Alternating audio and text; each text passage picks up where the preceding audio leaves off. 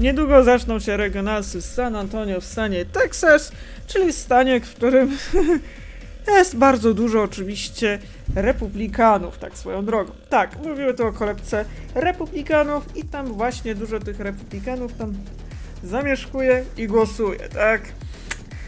No, jeżeli ktoś jest z Teksasu, to duże prawdopodobieństwo jest to, że jest republikaninem. Tak samo jak ktoś jest z Kalifornii, to dużo prawdopodobieństwem jest to oczywiście demokraci. Ale no tutaj trzeba to odstawić, to jest taka bardziej mniej istotna oczywiście rzecz. Bo warto zaznaczyć, że te regio będą oczywiście jeszcze w starym formacie. Zaraz okienko zrobię, tylko poczekajcie. No, mam już widok na czat. Tak, witamy oczywiście tym razem na mecie amerykańskiej. Warto zaznaczyć, że regio w San Antonio jest jeszcze na starych zasadach. Jeszcze będą występować oczywiście starsze karty, starsze buildy, bo dopiero oczywiście 31 stycznia, czyli na koniec stycznia, będziemy mogli legalnie grać oczywiście Prismatic Evolution. Chociaż prawdę mówiąc, większość kart już można grać na full legalu już wcześniej. Przepraszam, czkawka. Już wcześniej, tak swoją drogą. Bo nie większość kart z Prismatic Evolution to są reprinty, ale są dwie karty, które faktycznie będą mogły może zmienić metę. Jedną z nich jest oczywiście bardzo kontrowersyjny mały szczyl Badew, który oczywiście jest no naprawdę potężny. Rzecz jasna. No a drugi to oczywiście taki detal mniej istotny, ale będącym w niektórych przypadkach game changingiem dla Lugi i Lostboxa Regigigas, który może one-shotować nawet Charizarda.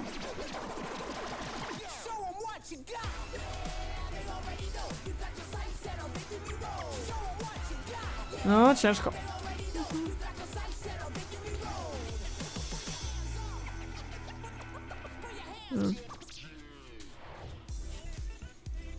Tak, San Antonio. Tak, nawet są kozaczki. No widać, że Teksas pełną gębą.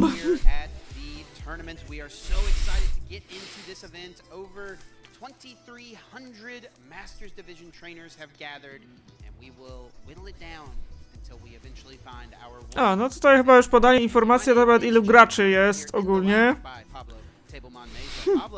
Ale z czego co się domyślam, jest dużo. Kurwa, pierogi z...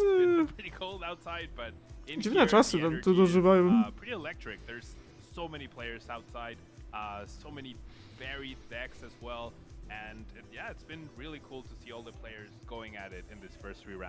Definitely. We are working our way here through the season. This is our first tournament of the calendar year 2025. Tak, tutaj no, prowadzący mówi właśnie o tym, że to jest pierwszy turniej właśnie w kalendarzowym dniu, jeśli chodzi o Stany Zjednoczone. Następny oczywiście będzie UAC w Londynie. I potem mamy Vancouver, Atlantę i Milwaukee. Tutaj jeszcze przed Nowym Orleanem jeszcze nie ogłoszono, co to będzie za miasto w Stanach. Ale też przy okazji będziemy mieli... Tutaj nie jest pokazane zapewne Meksyk, a konkretnie Merida w Meksyku. No bo to tam będą właśnie budewy się tłukły i robiły antymloki. No ale to pewnie dlatego, że w innych zakątkach, no niestety, świata nie organizuje tego Pokémon Company. Najprawdopodobniej w UAC zobaczymy ich bardziej w akcji. No, to jest przypomnienie klasyczne o punktakcji. Oczywiście to jest wszystko na podstawie Champion Points. Warto zaznaczyć, że też pierwsze miejsce dostaje Invida i on wtedy, no właśnie, nie jest tak brany pod uwagę w tych rankingach. On ma już po prostu bezpieczną podusię, delikatnie rzecz ujmując, na której może spokojnie spać, a nawet nie uczestniczyć w turniejach.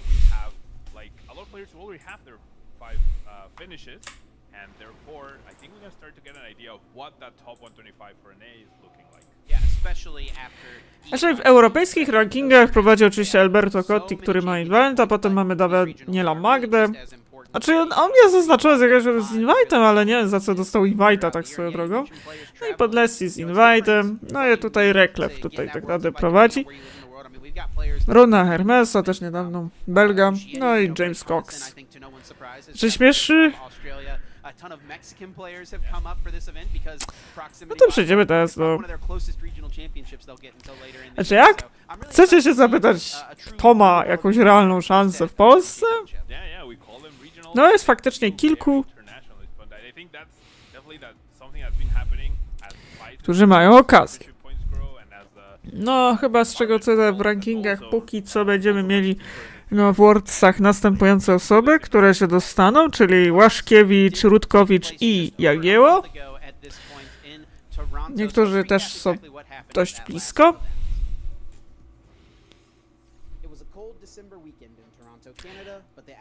A! Tutaj warto zaznaczyć, że tutaj już przypominają to, co było w poprzednim pakiet.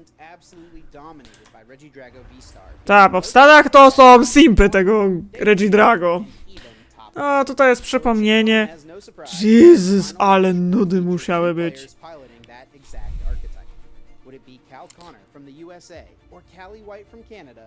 Właśnie, Kelly White i Kelvin Connor tutaj się bili. No tutaj przypominałem, co tam było. To są ciężkie turnieje do oglądania. Też tak jak w poprzednim całego pewnie nie obejrzymy.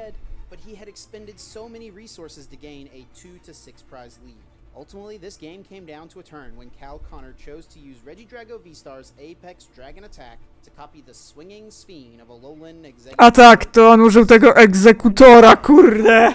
KO his opponent's active Cleffa, only taking one prize card, meaning that Callie would likely have the resources remaining to reverse sweep their opponent. No. Z czego co zauważyłem, sporo Regidrago to już wywaliło.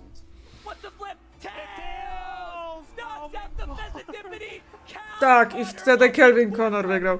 Wiecie, że to był kiedyś gracz Snorlaxa, ten Kelvin Connor? Tak. No, tym samym Kelvin Connor też ma już invite'a, więc może sobie spać spokojnie. No, czasami niektórzy gracze, którzy dostaną tego invite'a, to nie są, więc to jest akurat to, co było poprzednio. Wygrał Kelvin Connor, Mirror. Mam nadzieję, że tym razem może nie będzie Mirrora. Chociaż ostatnio w Birmingham tym razem nie było Mirrora, bo tym razem był Palkia kontra Charizard. A populacja Regidrago w top 8 skróciła się do 2 sztuk. W tym właśnie znane nam prowadzące chyba ogólnie Brennet Torrison.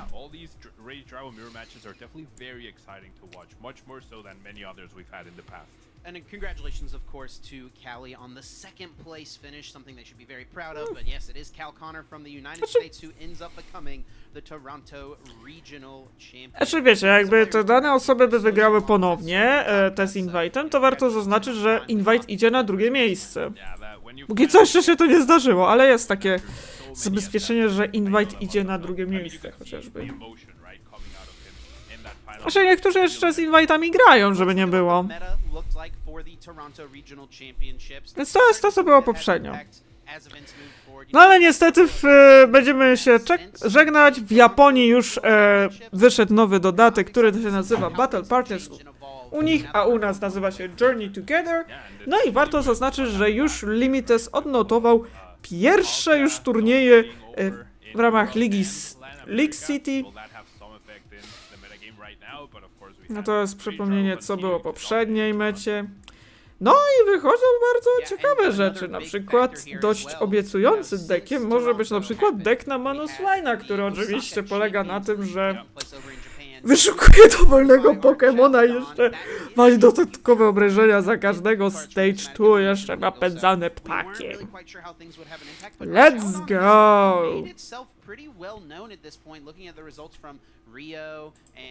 From Birmingham just last weekend. I mean, that deck performed pretty well and had a solid place in the meta. It feels almost like the new Goldengo, right? Goldengo was not very expected. It came out of nowhere, it got that top 4 in Sacramento in that brand new format. And we have our Chaladon doing well in a new format, but it didn't play any of the new cards, so it's pretty relevant right now and a lot of the decks are also similar. So yeah, I would not be surprised to see our Challeran up there this weekend. And it's pretty wild in just a month, right? This is from Toronto a month ago. Decks like Goldingo, Cloth, Miraidon, they have really kind of fallen out of favor in the meta, but the other three decks here on the graphic, Regidrago V-Star, Charizard EX, and of course Raging Bolt EX, have remained mainstays here in the formats. I know you're a big Raging Bolt fan, Chip, but yeah, I mean, Raging Bolt went from very high to very low. It's definitely been decreasing in popularity. It hasn't had that big finish. After Caleb won the regional, it all but disappeared though. Let's look at what happened in day 2 of Toronto. Which decks converted well into day 2? Which ones struggled a little bit? I think it's no surprise that Regidrago continued to dominate, and especially when you look at what ended up making top 8 of that tournament, it was 6 Regidrago V-Stars. I think that'll be a big question for this event. You know, is this going to be another Regidrago dominated event? It seems like NA really attracts, or Regidrago is really attracted to NA. Like the top NA players keep playing Regidrago over and over, and I think that definitely has to do with its performance. In the other regions, we've had a little more variety within the top players trying to perhaps play something that can beat Regidrago.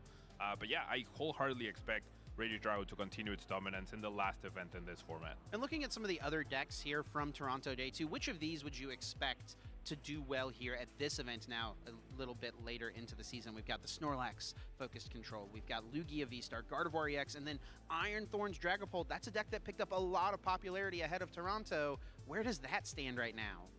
I think that deck has a lot of potential in the right hands, but it's not a very straightforward deck to play because, of course, you have Iron Thorns to deny other players' abilities, but you in turn don't have abilities to help yourself set up until you get to that Dracloak, right? So it's very dependent on that system. It's very dependent on that technical machine evolution.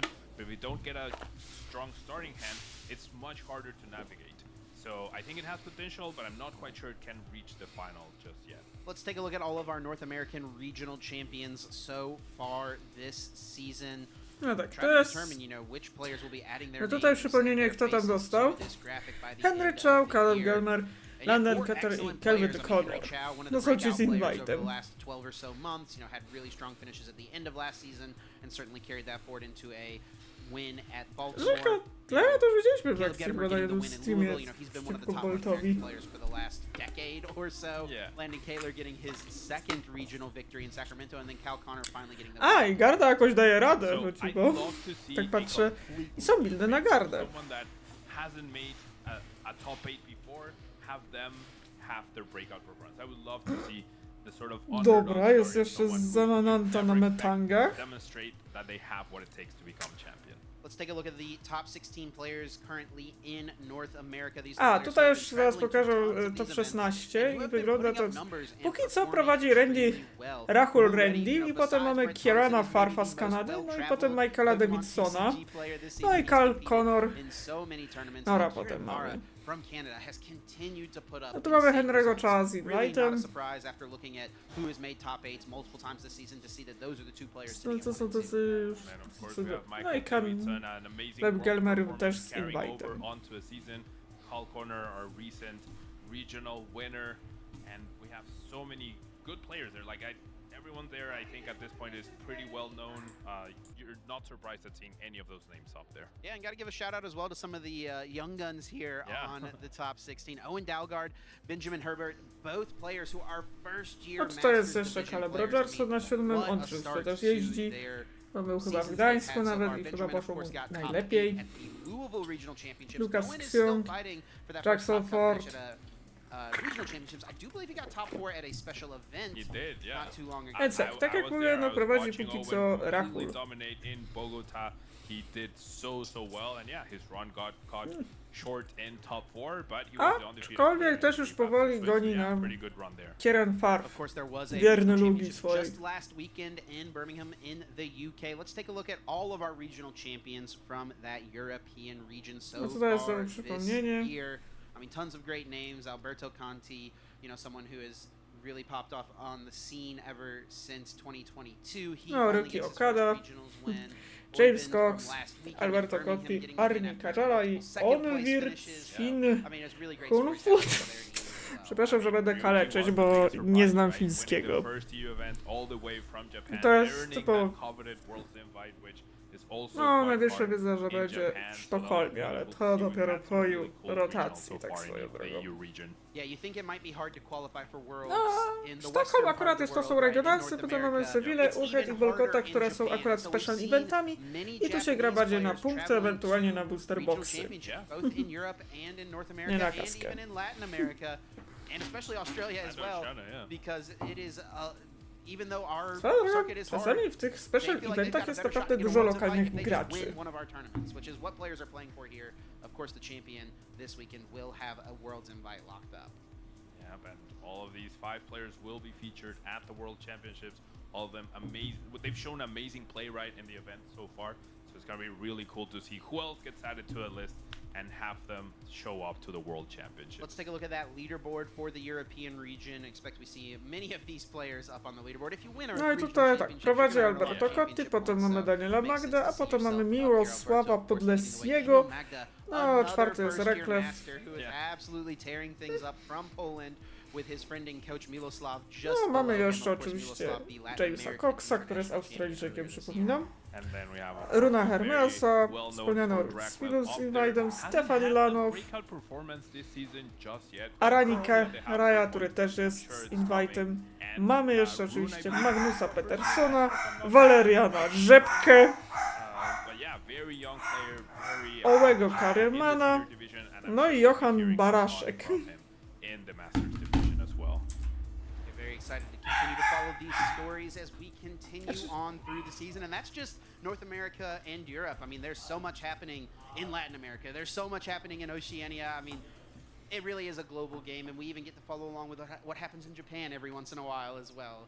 Very exciting, and I can't wait to see how it all culminates at the end of the year at Worlds. Oh, me neither. Yeah, and all the other Asian countries as well. There's such an active Pokemon community everywhere, right? It's a worldwide thing, and it's really cool to see how the metagame varies.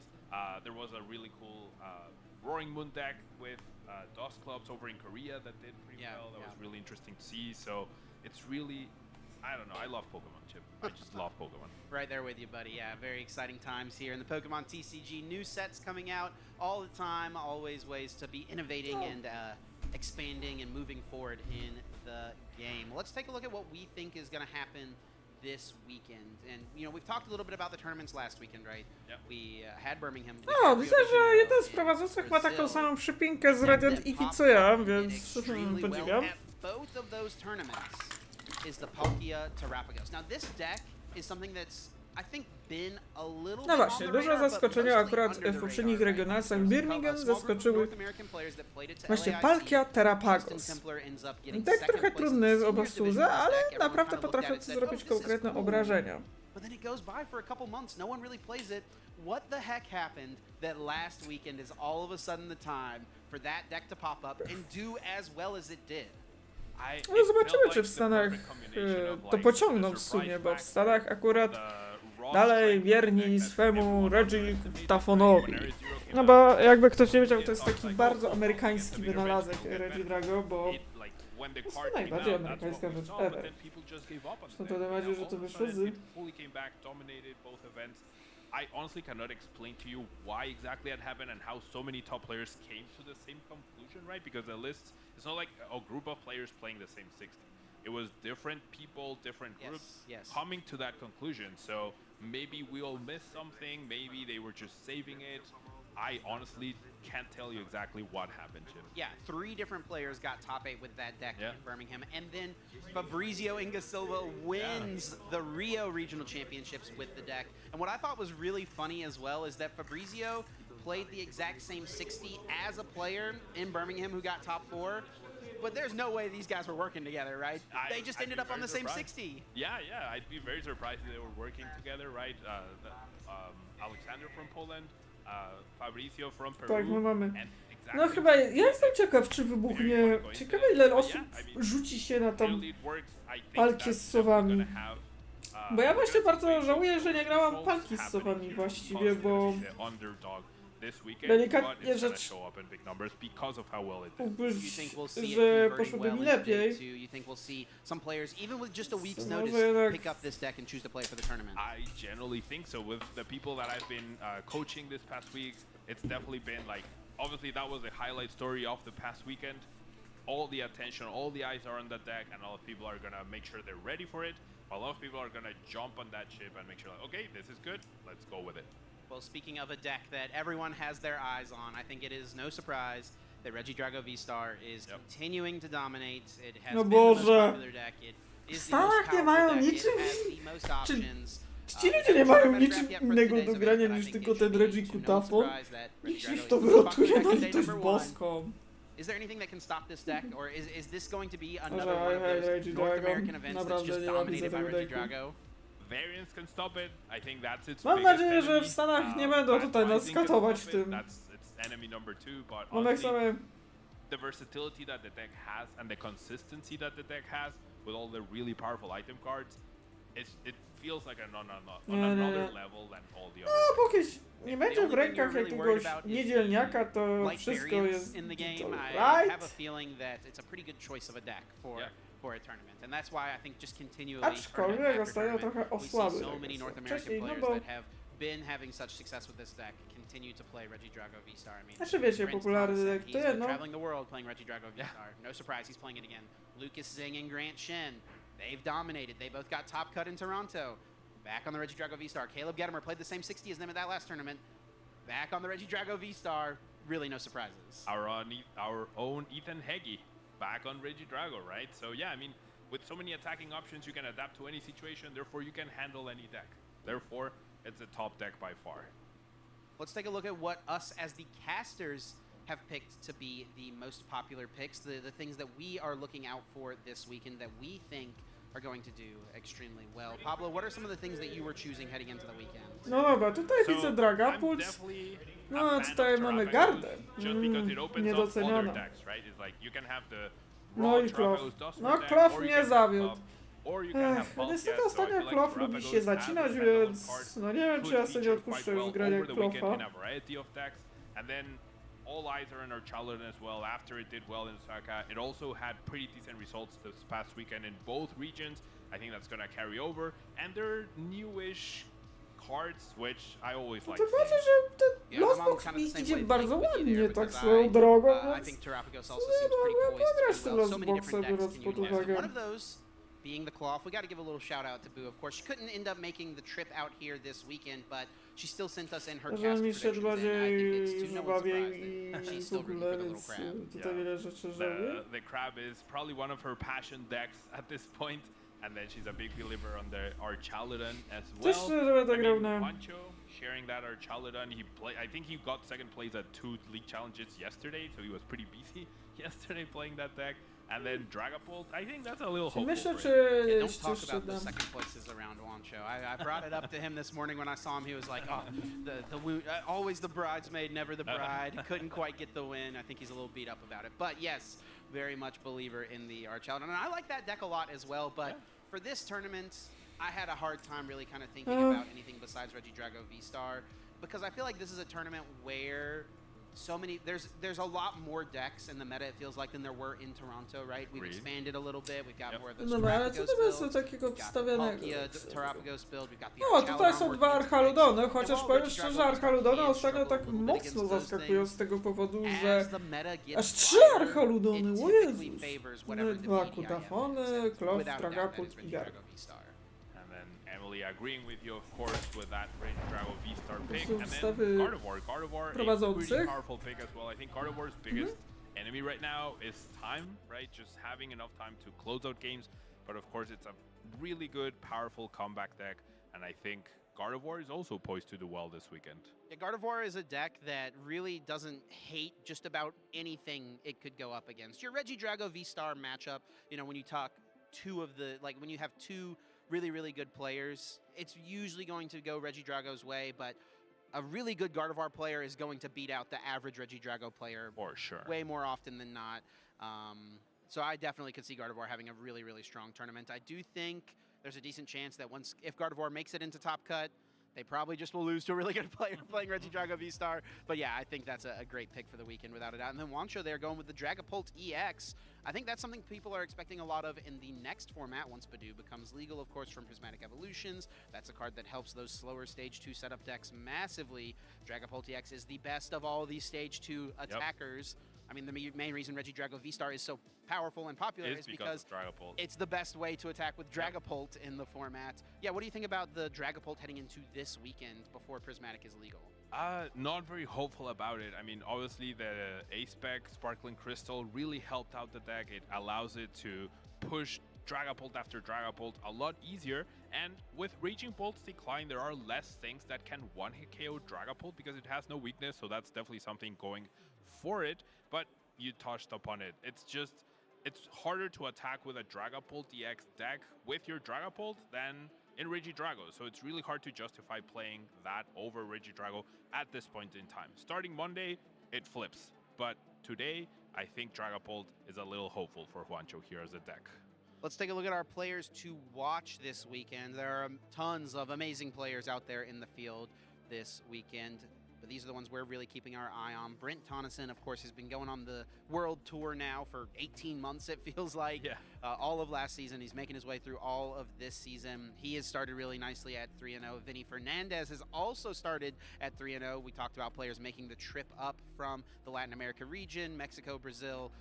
And Vinny is one of those players coming up from Brazil, and he won the Charlotte Regional Championships last year. And then the person who won the Charlotte Regional Championships 2 years ago, Aiden Koos, a San Antonio local playing in his local tournament. He has also started, I believe he was 2-0, not sure if he got that third round or not, but all three of these players have had excellent starts to the tournament, and definitely people will be keeping our eyes on throughout the weekend.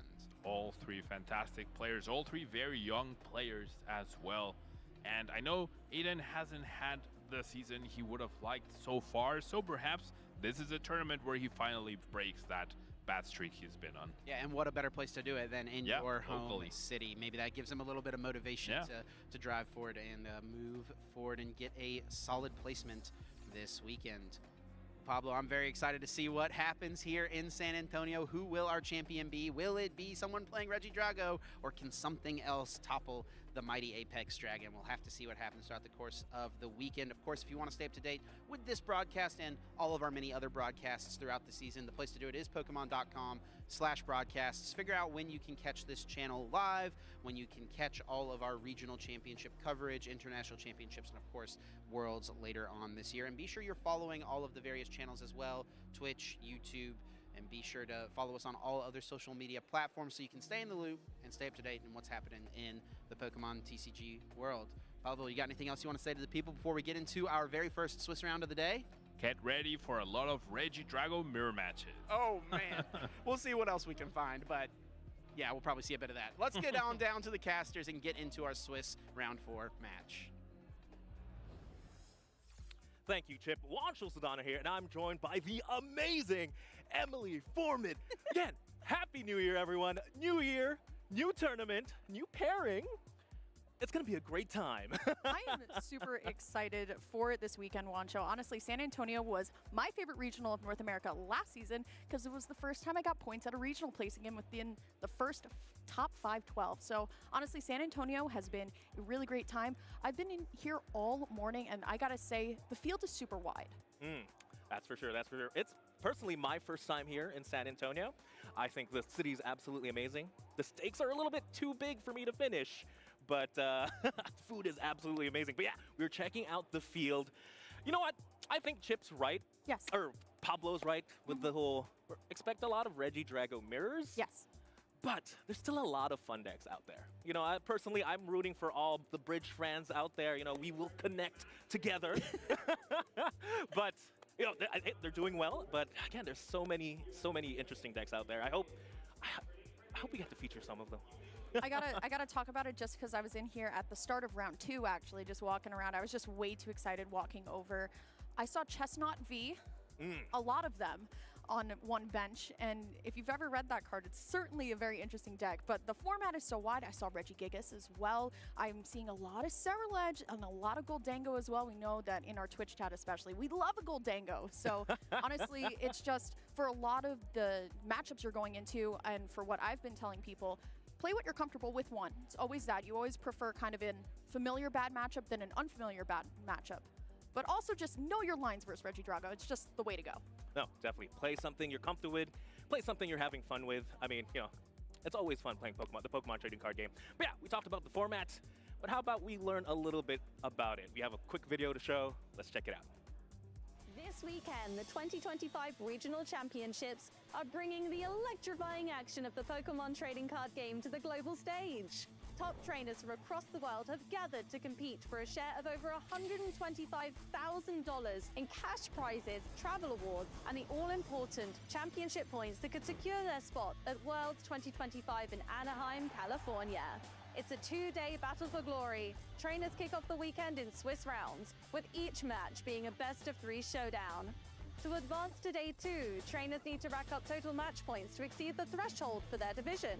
On day 2, the pressure intensifies as the remaining trainers face off in more Swiss rounds to determine who advances to the top cut. After all Swiss rounds are completed, the top 8 competitors, plus all competitors with the same number of match points as 8th place, will advance into an asymmetrical top cut single elimination bracket. Win and you move on. Lose and your journey ends. Only one trainer will rise above the rest to claim the title of regional champion. Who will etch their name into the history books this weekend? And who will punch their ticket to Worlds 2025 in Anaheim? Don't miss a minute of the action. Stay tuned all weekend long to watch the battles unfold live. To stay up to date on future Play Pokemon events, visit pokemon.com/play. Definitely, this could be you, ladies and gentlemen. That's the biggest thing I took from that video. And you know what? What are we all playing for this weekend? A lot of points, Juancho, but I think we're also talking about a lot of money. You can keep your points. If you win this, I'd be glad going home with $10,000. And, if you're a master, with some booster packs too to boot. Not to mention that fancy medal. Okay, not gonna lie, I don't know if I had to choose between $10,000 or the medal, it'd be a tough choice. Are you sure? Yeah, no, yeah, definitely. But luckily, the champion, again, of this tournament is going to go home with everything. And, oh boy, what a good time to be playing the Pokemon trading card game. Again, you could go home with thousands of dollars, going up to even just top 32. Yeah. I think it's definitely a big pull that I feel like a lot of people get rewarded for even just staying in the tournament for 9 rounds as a whole, right? Even if you can't make day 2, you can still play for like that 5-3-1, right? And still walk away with some points for the regional. But of course, I love also the champion mat as well. You still have that beautiful Latios and Latios mat that we got going on this weekend. There's just tons of things to win. But yes, the money is a big pull, but of course, your glory moment as well is just the biggest one. Oh, 100%. And man, yeah, you're right. That Latios mat, I wish I was a competitor right now, not gonna lie. But of course, also, if you win the regional championships, you just get an invite to the World Championships. Absolutely. That's definitely the biggest one. That's a tough one. If you had to choose between $10,000, the medal, the booster packs, or an invite to the World Championships. That's a tough one. Well, I think I'd take the invite. Well, luckily, if you win, you get all of it. So, honestly, it is super exciting to be back. We have an electrifying first match as soon as we get to it, too. But, Juancho, it has been such a fun season to watch across, all of the regions. And like the guys were talking about in the lounge a little bit earlier, this event itself has a lot of international representation. Brent Tonneson just came from Birmingham last week and is already back here in San Antonio. I mean, I just love the fact that you can play Pokemon essentially anywhere. I know for me, my deck is always on me. I just, I always have Regidrago or Raging Bolt with me. Just, you never know who's going to be playing Pokemon cards. Oh, no, 100%. I feel like if you walk down the hall here, you can literally challenge anyone to a battle. And again, honestly, is it even a regional tournament if we don't see Brent Tonneson? No, but yeah, how about we go ahead and take a look at the metagame, actually, for this tournament. That's going to be something interesting. Spoiler alert, Regidrago. Yeah, there it is. Regidrago V-Star at 17.96%. No surprise there, but seeing Charizard right behind it. I mean, Charizard did win the last regional in Birmingham, so seeing it up there, honestly, I feel like this has to be the tournament for Regidrago, right? If Charizard just wins the last one, let's play a good deck that beats it. And hey, it just happens to be the best deck in format. It's such a strange kind of process that you have to go through when you're choosing a deck for regionals, right? Because you have to consider, okay, well, this one last regional, but you know, Regidrago is going to be around, so maybe I'll play Raging Bolt, but then Raging Bolt loses to Gardevoir, and then, you know, you have the people who are very still strong on Lugia V-Star as well, a great deck. Honestly, to hit into our Chaladon EX, who is joining us on the day one graphic right there at the back end. But I know a lot of people are hyped about this deck. They love this deck because it's big, bulky, and you constantly get to kind of reset yourself at certain points. Wancho, I know you were playing a lot of our Chaladon yesterday. How do you feel about where it is in the meta right now? Oh, I think it's in a great spot. I feel like it's the exact type of Pokemon we needed. Honestly, I've been enjoying the deck so much. Because to me, you know what makes a good Pokemon card is it's a card that can break the rules, right? Sure. Imagine you can only attach once per turn, but that's why Rain Dance is so good. You can attach as many water energies as you want. When you knock out a Pokemon, you take a prize. Yes. But then Iron Hands cheats that a little bit. You can take one more. But I think the most broken type of breaking rules attack has to be take another turn. And with Dialga V-Star, with Dialga V-Star Star Chronos attack, I think it's absolutely beautiful, and it's paired perfectly with an Archaladon. You can literally come out of nowhere, Thornton one out. It's just so much fun. I played a ton of it yesterday, you know, just to test my caster prediction, and again, it did pretty well. But hey, you know what, Lugia V-Star up there as well, you know, near and dear to my heart. Makes me really sad just because these are a lot of the decks that we're going to be losing in rotation. It is very true, Wancho, but I think we can agree. And I heard this last week on the European stream, and I just want to reiterate the point here too. The format's wide. I think you can really, as long as you have that really kind of strong understanding of how to beat Regidrago V-Star, I think you can honestly just come to these regionals and play whatever you want. But Wancho, we are going to be moving on into some of the notable matches. Mamy Regionalsy Santana. This round Reggie coming up Kutafon here, prowadzi. and as you can Co ciekawe, będziemy widzieli starting us na... off, the Don Będziemy mieli Turnera Harreya on the versus Don, which I Jesse Parkera. but I also have to give a big shout out to Sebastian Okej, White też widzę, że jest. who I actually both know. They're both very talented players. I'm so excited to see where No, they będzie go. Jesse Parker. Also Ja! on this screen, and we know Callie from that second place finish back in Toronto. And of course, we can't forget Vinny. A ja Archaladonu widziałem, że jest dużo. Vinny's just that type of player. You really did get to see him grow up. Nie miało? Honestly, like, you can watch all our recent tournament videos. No zobaczymy. See Vinny in almost Jesse Parker most jest of them, oczywiście really. Really did grow up playing gość, Pokemon który ma na It really koncie does show that he does have so much talent playing this game, and it's just amazing. Top He's 4 my w Worldsach. favorite players to watch, to be honest. But of course, No i the one Turner we're gonna be showing Harley off is będzie. Archer against Tanner Hurley. Czym? Ooh, are you excited again? Reggie Kutas versus Miraidon! Tak, Jesse Parker wierny swojemu Miraidonowi. Championship. This is what he got top 4 with, and this is, you know, the World Championship, his World Championship deck. It's about to come out. But of course, he's gonna have to face Tanner Hurley, playing the best deck in format, playing Regidrago V-Star. This is the deck to beat. How do you feel about it? Well, if you know me, you know that I was a Miraidon player and still love Jesse'ego Parkera możecie kojarzyć chociażby z z kanału Tricky Game i czasami można go zobaczyć.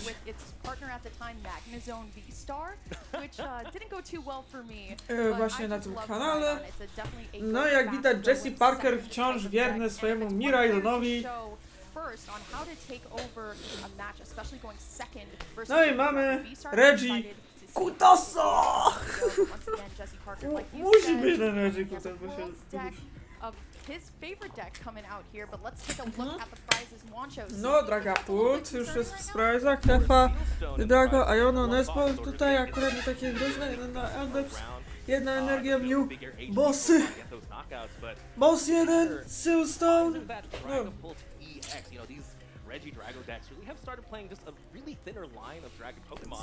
Price po obu stronach nie są one tragiczne, więc nie są to jakieś prizy, żeby coś kurwa nie wiem, było 3 generatory albo 3 energy switche, więc prizy raczej nie są bolesne. Oboje mają nie najgorszy price trend. I'm curious to see what Tanner has faced down as we are gonna start the match here again. Ladies and gentlemen, the first. Choć Mew, powiem, nie jest potrzebny w tym matchupie. And what we see right now is No dobra, mamy tutaj oczywiście Latiasa, który powoduje, że mamy free retreat dla basiców. No nie, bo tutaj chyba jest coś It's true niedopasowanego. though, but we know just from Reggie Drago V-Star that it does want to go first. It wants that first evolution right into Reggie Drago V-Star. But let's go on ahead and look at the hand O, right now. teraz. With a couple of Dobra. Ultra Balls, we do have some earthen vessels to start thinning out that energy as well. But it's all about sequencing here. Tanner does Ty, have nie ruszyli access czasu! to the prizes. We do have that access No to mama, jest the Ultra extra, Ball. so we can easily Nie, go and akurat w tym refresh the hand, matchupie. and it looks like we're gonna start going for it right now. We're definitely gonna start doing that prize check as well. It's super No, important oczywiście, to check klasy the check, prizes. price I check. think for a lot of players when they're getting into the Pokemon trading card game, it's definitely a great skill to learn right off the bat. Nie to, nie to, nie to, What to. am I missing? What do I need? So Ultra Ball already, we can see that there's that. Dużo Kieran jest tu there jest as tych well. kutasiarzy, nikt się nie przekonał, że tak Matchup. Palkia Also potrafi going the end wspierać. with it, but What? also seeing that Pheasantipity as well, one of the best cards I believe that we have in Standard right now. But we were talking about how one Dragapult is prized. It looks like there is going to be No a właśnie, second Dragapult one. And został honestly, sprezowany. Wancho in this Gościu matchup, widzę, że it's gra a really Gudry. nice card to have Warto. because if you're able to get that first swing, you could do 200 to the active, but you can also put those damage Więc jest to counters trochę back sedowe. That's for sure, but first things first, we gotta find our key Pokemon. It looks like, we gotta find that Regidrago V. A ja sobie patrzę w międzyczasie troszeczkę, co tam się dzieje. No na przykład mamy Pikacza na hut-hutach, chociaż widzę tutaj coś nowego, czy tego bloka? Again, this is a board you typically like to see as Regidrago. You got your turn one attach, you have your one Ogerpon with the energy as well. This is gonna be a big Ultra Ball as well. It's gonna be, that's right, you're right, the Squawkabilly EX. We're gonna be squawking and seizing. No, 6 fresh cards. We need to find a single prize Pokemon to hide behind. Absolutely. Tyle I think czwarty it's jest also just kind całkiem of nieźle unique radzi as sobie well. ten Yes, Zorak, na obviously którego Squawkabilly tak is myślę. weak to lightning, but it's also really important to be able to establish a second Regidrago here, right? Your plans as Regidrago V-Star can be thwarted very easily. Jest nasz patafian z energią, jest skłok z 6 If he is able Jest to ten make things Drawer. happen, we could potentially see something along the lines of a boss, and only on your first Regidrago, it's a little bit tough. Że So jest I boss do see that od Tanner has a Manesta? second wand in hand. So we'll see Jessie? what is going to go down here. Obviously going to be placed on the bench here, but I think you're right, Wancho. I don't know if this Ogerpon has anywhere to hide. Oh no, I did Co? see a Będzie couple się of z- best balls in Tanner's hand. Maybe try and find Radiant Charizard. Ale on ma but Lumineona, dobra, widzę, że on ma Lumineona akurat. Więc to jest zajebista nowina. Patrzymy, co tam ma. No, teraz on wyrotuje absolutnie, ale Lumineon zawsze pomaga w tym matchupach. No właśnie, to patrzę. Ciekawe, że to jest jeszcze ten Hops Cramorant, który możemy wali jebnąć. Very, very powerful ability. Great for consistency. That's the beauty of the Miraidon deck, right? It's just a bunch of basic Pokemon that have so much utility. No i chyba Miraidon finds pójdzie more Pokemon. You have a Arwen minion that gets, po... gets O, you mam supported. gra You have Secret Latias Box. that has free retreat. And, it's like Regidrago has so many tricks because it can A, copy bo so many teraz different types widać of Dragon Pokemon. idzie bardziej While po Miraidon does one setuping. But it does that one trick very, very well. I have to say, No, I love więc the raczej Pokemon jeszcze nie here, będzie especially onto the bossował. Super Box. Now, if we look at Jesse's hand there, that's a very typical Miraidon hand with a lot of Widać, energy że in it. autor już... Now, in order to activate Secret Box, we can go on ahead and discard all of those lightning energy because we actually need it into the discard to get Magneton's ability Overvolt Discharge to come on out. So we'll see. Jesse has a lot of decisions to make, though. He has to obviously just dump the hand. But are we going to go on ahead get Nest Ball for something like Squawkabilly, or are we going to get Miraidon? How do we go about this? Ooh, we're grabbing that secret box right off the bat. Again, the ace spec of choice for Jesse Parker. Gonna have to discard 3 cards. But it gets you a trainer of every kind. A stadium, a tool, a supporter, and an item. Looks like 3 cards gonna be those 2 lightning energies and that counter catcher. Again, counter catcher not quite live yet. And we're grabbing the Area 0 Underdeath. Just, talk about tricks. You have so many good basic Pokemon. Now you have the potential to fill up to 8 if we have a Terra with that Pikachu. Let's see what else Jesse's gonna grab here. I think it's going to be really important for Jesse to find the Raikou play as quickly as possible, especially knowing kind of the hand right now isn't really giving us much to technically work with, that we want to just go on ahead and expand the bench, like you said, with Area 0 under depths as much as possible here, and Okay. then try and work around it. So it is going to be placed Ultra down. Here comes that Ball. Ultra Ball. Trying to decide what we're going to discard here, but I do love the Bravery Charm edition that Jesse has. I believe I was talking to him yesterday, and he said it was a little bit for the math on Trifrost especially. So if you're able to make your Squawkabilly a little bit more brave here. But speaking of Squawkabilly, it is going to drop down to the bench, and we're going to see what these 6 cards give us. No, definitely, definitely. Again, Bravery Charm, very powerful. No dobra, widzę, że tutaj Jesse idzie w tak stronę setupingu akurat, czyli nie idziemy jak na razie w stronę ataku, tylko bardziej lecimy w setup, żebyśmy właśnie mogli oczywiście lepiej, bardziej That's pretty good as well. We're gonna need to właśnie find some Pokemon, and we're gonna need to find some generators. Absolutely. Honestly, with none of them in the prizes as well, we'll see how this one is going to go. Do have 2 tools in the hand. We are going to make that Squawkabilly very brave here with that Bravery Charm. It does plus 50. Also attached to the rescue board as well. Latias does have free retreat thanks to its Skyliner ability, but might as well just attach it. It's in the hand as well, but I am not seeing anything that we can really work with, Wancho, because we've already supported this turn. tak. Oh no, we do see a Magnemite. That's gonna set up future turns, that's for sure. It's good to get your basic, your one evolving Pokemon in play, but this is a Miraidon deck without Miraidon. That's not gonna work out really. And again, the rescue board on the O! Latias. Widzę, że tutaj się bawimy trochę w Motivator. I actually really like this play, Wancho, because we are going to be able to motivate here. Now, with Miraidon, we do also have that Raichu as well. 280 is kind of a tough number for Miraidon to be able to hit without the Area 0 under depths in play, so we kind of do have to throw it to our friend Raichu V, but we are going to motivate for 20 damage, I believe, and we are going to be able to attach some of the lightning energy into No właśnie, to jest coś ciekawe zagranie. or was just a pass. Interesting. Interesting here, but you know, keeping the energy on the Squawkabilly. I think the Squawkabilly is pretty buff right now, 210 HP thanks to that Bravery Charm. But that is still something that the Regidrago can potentially deal with, or even just getting an attack off right here. Again, attacking with that Dragon Ball, you can even knock out that Magnemite potentially. But it looks like we're gonna start with a Nest Ball, grab another Teal Mask Ogre Pawn, more potential energy, more No potential właśnie, no draw. trochę nie wiem, czy to nie Always jest good here. przekombinowane. Mark needs the rod as well. Do you see a supporter in hand actually? Do we have a way to refresh a little bit? We're running low on cards in hand. We are. I think one of the things I did see was No nie wiem, czy taka nie jest przekombinowana, albo Jesse wie doskonale, co chce zrobić. If we are able to Phantom Dive, O, ciężko we are going to be able to powiedzieć. get that knockout here.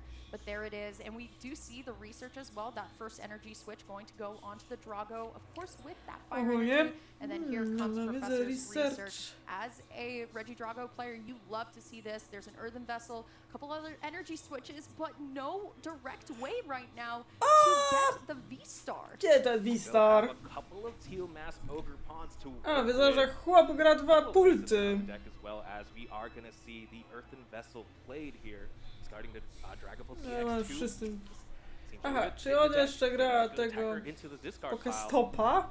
Ooh, we did discard a Regidrago V-Star earlier as well. So it might be a little bit tougher Nie, to coś call. zauważyła się, bo jeszcze Tanner, grał it does play Alucha plays- Egzekutora. plays A three teraz Regidrago. chyba jesteśmy na większej poziomie biedoty, jeśli chodzi o ten deck, jeśli chodzi o atakerów.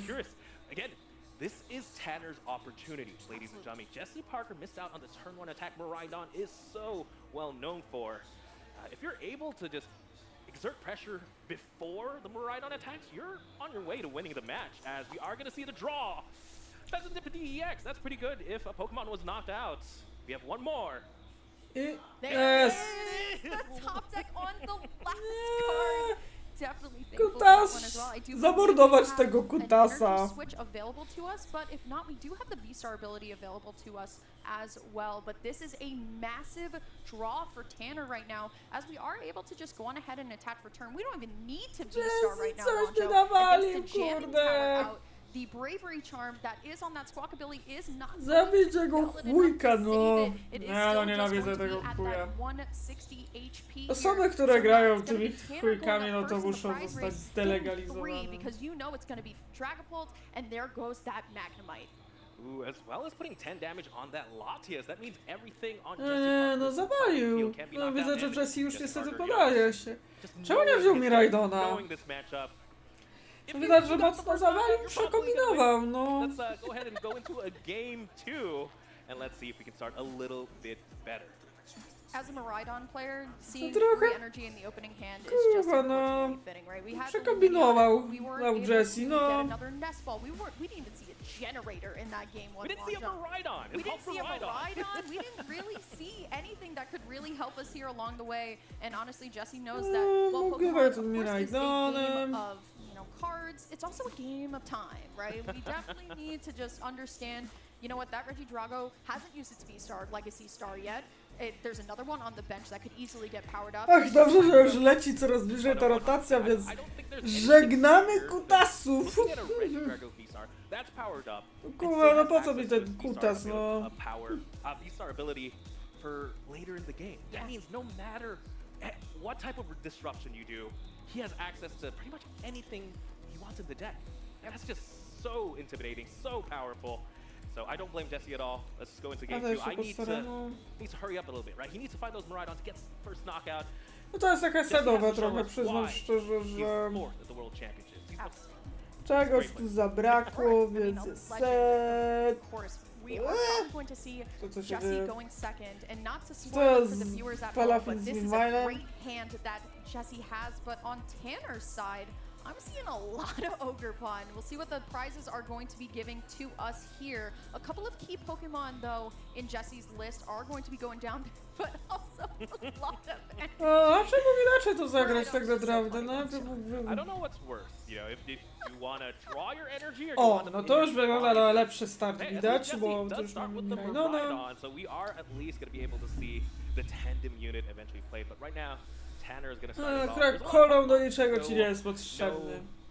No threat of being donked Aż whatsoever. fakt, że cieszy fakt, że nie ma kolona, co oznacza oczywiście to, Here's że... the problem, Wancho. I see a lot of Ogerpon, but I don't see a lot of Regidrago, and there goes the chance to refresh that hand a little bit with the Squawkabilly as the first discard off of the Pokestop. Not exactly my favorite, but we do have an Ogerpon as well. We have a way to thin the deck at least a little bit with this Earthen Vessel. We do have a couple of teal dances, but the real question is, Wancho, are we able to get out of this hand now?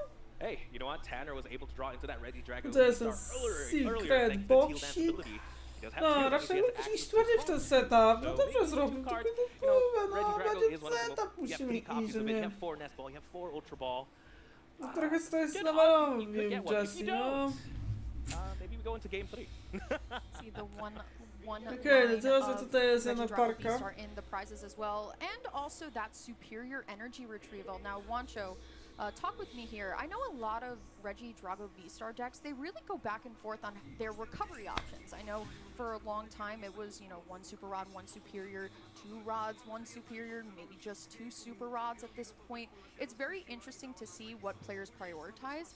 I know for a couple players, at least I know on my local level, they've completely ditched the Superior and started playing things like, for example, Iron Bundle in their Regidrago V-Star list. So we'll see how it is going to turn out that the prizes are going to come into play here, but it really comes down to some of these teal dances because Jesse's hand is everything that he could ever want. Yeah, definitely 2 cards here, 2 very important cards. Yeah, again, this Dobra, superior dobra. energy retrieval. No co tu I'll się talk about that in a dzieje? bit. Tildes, It's just a great coś card. dobiera. Wait, let's see what we got. Another one. So let's keep talking about the superior energy. Da, ma retrieval. jeszcze One more. jednego kutasiarza. No. That's a dragon Pokemon. Not quite a dragon Ale Pokemon. we're Dragon, looking for. ale nie ten! And just a couple of Ogerpons. No, Ogerpons can Jessie attack. ma już Again, tam granted, lepszą Leaf Shower does start, 30 jest plus Miraidon, 30 Tandem energy Unit. attach. And maybe Jeśli Jessie's partner has Hex, a little bit slower to start, na pewno just like zrobi Tandem the last Unit. game, but let's see To jest here. pewne. Tandem Unit, again, Że zrobi. ability Jest to Pikachu! turn, Yes! look for 2 basic lightning Pokemon. It's basically a battle VIP pass or a buddy buddy pop-in for any type of lightning Tak, Pokemon. to już 3 energie, Pingwin, Really nice stuff. Nest Ball for Casting i free jeszcze on Magnet. Pokemon. That's also one of your attacker. Let's see what Jessie can find here. Again, do you get to see the hand? Does he have supporters? Does he have? Well, he has Secret Box, and Okay. that can give you support. Że on ma ręce akurat już tego Secret Boxa z tego co widzę. Top of the prizes, definitely not where you want it to be, especially because we know when and if Jesse takes these first 2 prizes, you know, he's going to be trying to a little bit more energy here. But the Magnemite is really important for that end game here. But we will see the first tandem unit, of course, for another Miraidon. You've been talking about it, Wancho, that you want to just expand the bench as much as possible. Iron Hands in this matchup, not usually what we use, right? Unless, you know, it's coming out for something a very small secret like box. Cleffa, but there's no Cleffa on the bench, so we don't really technically need to worry about it. But here comes that secret box, a spec. Grabs you a item, it grabs you a trainer, it grabs you a tool, and stadium as well. So we'll see what supporter he's going to be able to pick up. It's probably going to have to be that Arven. You definitely want a tool here. No, But of course, Jesse now just gets to grab, honestly, whatever he wants out of the deck. No, definitely. Again, area 0 underdepths. That means we have access to so many Pokemon we can bench now. Charm. We're still grabbing the Bravery Charm, but the Force Seal Stone is in the deck. Key item. Yeah, but we don't have a Pokemon. A razie. No i generator Grab oczywiście. the electric generator again. Pretty standard cards to grab there. Just, can we get lucky though? Can we hit those generators? I believe. Really smart by Jesse, honestly, to just grab something to discard, right? You were a little, it was a little interesting to see the Bravery Charm come out, but honestly, just using it as a way to just discard Ultra Ball there, really smart by him. Here comes Area 0 Underdepths as well, and a Nest Ball, and we still have the second tandem unit thanks to the Miraidon on the bench. We're going wide here, Wancho. Lot chest every that last. That's something you can't grab with tandem units, but that's right there. Again, now it's just a matter of can we get those energies. Raichu hits the Raikou as well. So we have our V Pokemon just in case we still draw into that forest. No i Arven. And looks like we are thanks to the Arven. Again, Arven able to find Generator numer 2. Now we have 2 generators, a Seal Stone. już We're będzie. gonna be hitting this. We're probably gonna draw some energies, right? Yeah, I'm just doing the math in my head right now for Lightning Rondo because, of course, we just love a very easy power-up. Gives the generators a little less of pressure. Sometimes they do like to break under pressure and draw you nothing, especially when we know that we have 3 lightning energy within the prizes here. So we are probably just going to have to go on ahead and use Miraidon's attack. There's only one, but the good news is we still have that Forest Seal Stone, but a lot of, you know, the Miraidon player question sometimes is, do I burn my Forest, or not my Forest Seal Stone, never mind. Muszę wytasować, tak, no jest jedna. Do I burn that Forest Seal Stone for another electric generator and, you know, burn that really early to get ahead? It might be worth it right now. Yeah, if I remember right, we do have the I second drugi generator, modlić się mu trzeba. Są 2! No, są 2. Nie trzeba. Turn as well. We still can Squawk and Seize. We still have our Forest Seal Stone. We have so many resources to work with. While Tanner has absolutely. No, widzę, że Miraidon leci i zaraz bierze dupę. Silstone, no i oczywiście skłok na spustą ręczkę. Dużo tych energii jest. No, jest Heavy Ball, żeby móc wyjąć tego Magnemite'a. Jessie przekomiła pierwszą, ale tutaj już gra bardzo ładnie. Raidon, weź moją pierwszą miłością, więc nie zawal mi. No, czyli to też jest to... Full setup. Now we do have to say, Jesse wasn't having this great of a game last game, but now I feel like it's Tanner's turn to start not having just the best game possible here, but it is going to be the manual tap onto Raikou V, and here we are going to see Photon Blaster for that first knockout. Jesse Parker. No to teraz... 220 damage, 2 prizes. Czy będzie jakiś Nest, czy jakiś Reggie? O, widzę, że teraz tutaj Harley skupnął. No niestety festiwal skupu będzie. A niestety Reggie Drago uwielbia się ciąć czasami. Mój ulubiony moment jest to, że się zatnie w momencie, kiedy wystawię radio, do którego nie da rady wycofać. I najgorsze, że nie będzie miał żadnej opcji. Tak, Jesse już wygrywa drugą rundę. Więc wiem, jak na razie mamy tutaj festiwal poddawania się. Może... First game we got to show off the Reggie Drago V-Stars. I did get to show off a little bit, got to attack with the Dragon Pulse the Dragon Pulse attack. And then for the second game, we got to see Jesse Parker show off a little bit. I mean, full board really shows us what the Miraidon is known for. So how about for game 3? If they both just work at the same time. It's the only thing we could ask for at this point, right? No zobaczymy, jaka będzie ta gra trzecią. Jesse's list, just because I have it right in front of us, and something that's very interesting, he is playing a switch card in his list, and I think we've learned that some of our decks out there, like Lugia V-Star, for example, is playing that Wellspring Ogre Pawn. Mamy 1-1. Gardevoir EX is currently playing Wild with that tempting trap where you just can't retreat. So I like how Jesse is essentially giving himself an escape route out, even if Skyliner ability from Latias EX isn't on the board. He's very smart. That is fair. That is fair. Might as well just cover your bases. And you know, Jesse Parker definitely knows the metagame, is an expert in the Pokemon trading card game. So, you know what? One switch card. Might have to slap that in my own Miraidon deck now. Something I do want to talk about as well is, you know, Miraidon decks in the past, I've known them to be, you know, very explosive.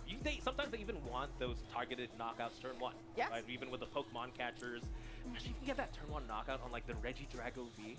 Yeah. That's absolutely amazing. But I think Jesse Parker's No ma właśnie, zobaczymy co tam się dzieje. If I'm not wrong. Well, you know, there's one thing, Wancho, and it's an extra card for Jesse Parker, as Tanner is going to mulligan there. And honestly, the hand was actually looking pretty okay. It did have a research in hand for the upcoming turn. It had Goodra in hand as well, which we haven't really seen yet, but it did have 2 Nest Balls.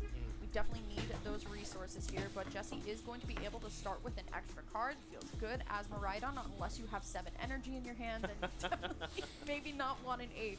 We'll see what Tanner is going to be able to behold here. But I think it's really important to talk about, Wancho, the fact that a go second deck versus Regidrago V-Star is kind of a good play right now. No, definitely. I mean, if majority of the field is Regidrago V-Star and they want to go first, and you want to go second anyway, hey, then you're both happy. Right. But then you're a little bit more prepared for that matchup. So, no, definitely good. Sometimes it's nice when you don't have to depend on a coin flip to think that, oh, I'm going to have a good game, as looks like Tanner was able to draw a basic Pokemon. Now it's just a matter of what are we going to start with. Yeah, that's a big question, Wancho, because the reason why I kind of got a little nervous here is because there's a certain single prize Pokemon you may not want to start in your active going first here, but I do believe there is also a Regidrago V in hand that we can work with, as well as a Nest Ball. So if the hands are, you know, a little bit better here, I hope to see a better game, but it is going to be Jesse starting on Raikou V and Tanner starting O on kurwa! Jest! Mamy to! Mamy to! Game 3 with 27 minutes left. Yeah, we're gonna see a complete Mamy to! Dong na Charizardzie! Może nie taki dong, ale kurwa! Mamy to, mamy to!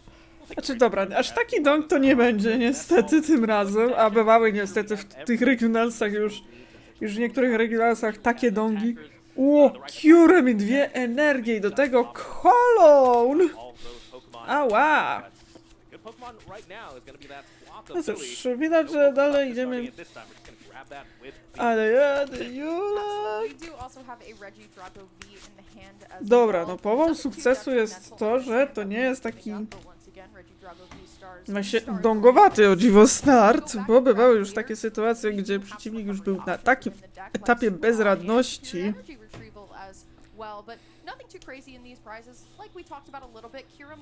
Znaczy dwie już to dużo, aż za dużo.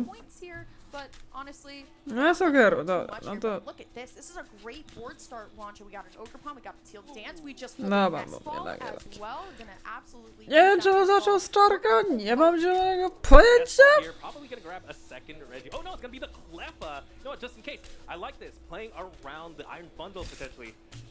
Just getting 2 single prize Pokemon in play, but still needs to find potentially a second Regidrago. No to teraz wycofaj tą krowę. Ja wiem, że pewnie gra Switcha, domyślam się, ale wycofaj tą krowę, tak? Zawsze będzie bossik.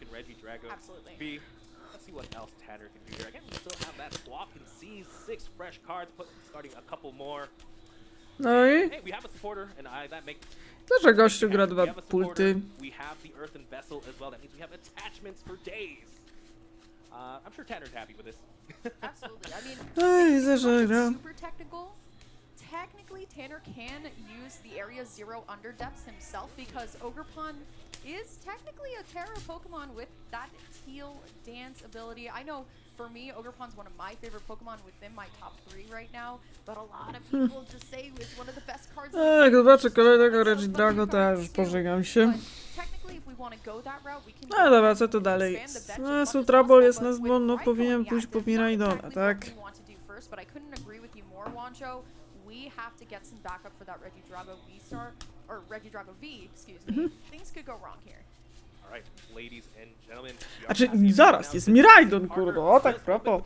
A jak o wilku mowa, to i on jest. Jest i on, jest i on, jest i on. No, widać, że Jessie jest trochę bardziej przyzwyczajony do obracania kart. How are we gonna take a two-prize turn? That's always the question here for Jesse Parker. How does he put it together? It's a little bit interesting here because we have to talk about Jesse's prizes as well. The bottom 2 prizes. No jeden generator. Nie tak źle, były 3 bywały 3 sprajzowane, więc to jest z kategorii mogło być gorzej. I did see that we had a lot of kind of cards not for first turn in the hand. There were Ja jestem ciekaw, łoty mordę, Mikiu na szympansach. Try again here. We could also go on ahead and grab Arvin off of Luminous Sign if we Ultra Ball for that Luminion. Dziwne. We do have a couple of routes here. Działa, ale nie. See Jesse though find to- a way to get to that Regidrago V. To because co, ready if na he is able walkę to, z it's deszczu? going to be absolutely devastating. Uff, Definitely, as we do see just jakoś wolę dwa Crispiny mieć niż jakąś mele. Our bench. We can now bench 8 Pokemon. Well, both of them can. They both Yes, are both of Terra. them can. But again, No with the second kto mi Rhydon zabroni? EX tandem unit, Parker gets the No tylko wiecie, co to znaczy klefa. Kuszące amp you very much. Iron Hands EX. Again, we were talking about earlier. How does Jesse Parker take 2 prizes? That might be the way. This is actually an insanely smart move from Jesse to go get the Iron Hands. You know why? Because I believe To jest kusząca opcja. Jest pingwin. You know what? I'm not going to put any of my 2 prize Pokemon up front. I'll just kind of go on ahead and throw you this Cleffa, but now you have an Iron Hands on the bench. Now, granted, Wancho, it's going to take a little bit to power this up as well. We do have access to double turbo energy this time, but it is going to require a big decision here, especially with Iron Hands looming here. So we are going to go on ahead, put forward Cleffa. We'll see what's going to happen here, but regardless, you know Jesse Parker is eyeing up 2 prizes this turn. Definitely. Again, Iron Bundle, Hyper Blower. Tanner does have Niech skłok chyba będzie za chwilę, tak, skłoczek. Catch-22, Jesse Parker doesn't mind at all. Anything in the bench there, any of the 2 prizes, but Cleffa now in the active forces Jesse Parker with the Iron Hands. Does find the Squawkabilly EX. We're gonna refresh the hand, draw 6. Again, we're gonna need 4 energies on this Iron Hands. Looking a little bit tough, but No, again, czy there's to... so many resources to use. Chociaż nawet z double turbo wystarczy. We can draw one more card with a fleet-footed as well. A lot of cards. It's just a matter, can we put things together? Ma, Interesting to put the klasyczek. Bravery Charm onto the Magnemite, but I think what's also interesting is we haven't played a supporter yet. We still haven't seen that Arvin, so it is going to have to be the Squawkabilly No i going chyba robi for gold skłoczka. right now, but I think it's also very important, Wancho, to talk about, yes, we need 4 energy onto that Iron Hands. We can attach that double turbo energy, but this requires us having Latias Jest EX boksik, with that jest Dragon Arven, jest double Arven turbo, does jest That's a wszystko. great card. That's a secret boss, and that's good news here for Jesse Parker. You just love drawing. They don't Tak, just no hard na draw pewno. into your ace spec. Plus you have the Arvin to work with as well. Looks like we're gonna start with that. Znaczy jest i deseczka, bo tam nie ma jeszcze Latiasa. Znaczy tak jakby on ma 3 generatory, Miraidony grają 4 głównie. No i jeszcze Forest Simpson jakby jeden był niewypałem. Is going to have to go onto that Raikou V, probably to grab Nestball to get Latias to make Znaczy on ma też deseczkę, która pozwoli na wycofanie tego Raikou. A very big electric generator coming up here for Jesse Parker. Yeah, there are options still. Again, the Force Seal Stone might be the only way to really search your double turbo energy as well. You know, special energy are a little bit hard to find. Maybe we just find the netball. Dobra, mamy dodatkowego Rajku, mamy Lumineona, no to robimy sobie... O, no zawsze musi być modlenie się. Ja!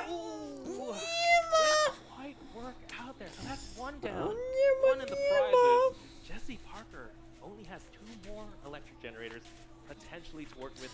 Who has power? No, ma drugą. Iron hands. Ooh, what do you see here?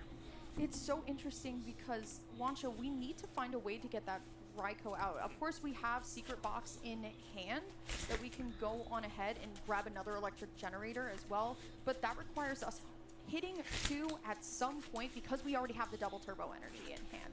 So it's just a little bit... No masz energię. It's definitely a very hard choice, but Lumineon coming down to grab Luminous, or to use its Luminous Sign ability, to grab Arven. We are going to use the Forest Seal No, Stone here. musi być I think po we're just trying to kolejne, keep czy them może as much trafi? as possible.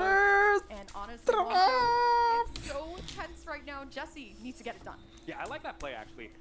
Putting down Luminion, even if we've already used supporter, Yeah. just leaves the tool active on the Raikou. We do know Jesse does play the Fair? the skateboard. The Rescue board, The rescue rescue board reduces the retreat cost by 1, and you know, Raikou just happens. Teraz jest jedna. Jest jedna. Another one down. It's starting to kind of go out of way, but like you were talking about, Wancho, honestly, I completely forgot about the rescue board as well. So we could grab that tool too, but we have done so much. We've thinned a lot as well.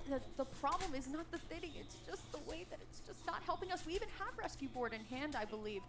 Jesse playing a very blinged out deck here, but maybe we're just gonna kind of go for an attack return. Niestety musi zrezygnować z Honestly, Ampa. it's so sad to see this go down. A niestety nie będzie palił kolejnego. Magnemite, very interesting attack. Just trying to protect the energy. Ooh, magnetic charge is an attack Jesse can use. Attach 2 basic energy cards from your disc pile to one of your bench. Kind of like the swap ability. To w sumie nie taki głupi pomysł swoją drogą. And that's something Jesse definitely needs. We need some energy on play, in play, as we do see the rescue board is being attached there to that Raikou V. Honestly, I think this is my first time Dobra, to jest całkiem dobry pomysł, no bo widzę, że używamy pierwszego ataku, co pozwala nam na naładowanie, czyli mamy jakiś plan B, co ciekawe. You can probably guess where it's going, Wanjo. It's probably either going to go on Iron Hands itself. Like we said, we don't have access to Raichu right now, so we could also try and maybe put it on Miraidon as well to kind of go around, maybe hit an Ogre Pond, for example. But To jest jakiś plan B, czyli Magnetic Charge. Big threat here as well, because the Squawk ability, or the Squawk ability, is there still too. So Jesse just trying to decide where these lightning energy go. He's tapping the Miraidon. It's going to stay there. It's going to pass on over to Tanner's turn here, and he just drew a Regidrago V-Star off the top. Not too bad. Again, Jesse Parker just, again, with so many good lightning Pokemon, I don't blame the... No, niestety pechowo się tego szkoda. I'm gonna teal dance first though, draw 1 card. I think Tanner's Jest i nasz. Regigutas, Regigutas, Regigutas. Największy kutesiarskie śmieć jebany. W Stanach takiego świała na nim punkcie mają. Ale pewnie też nie tylko, ale to Amerykanie. Wszystkie gówno mamy.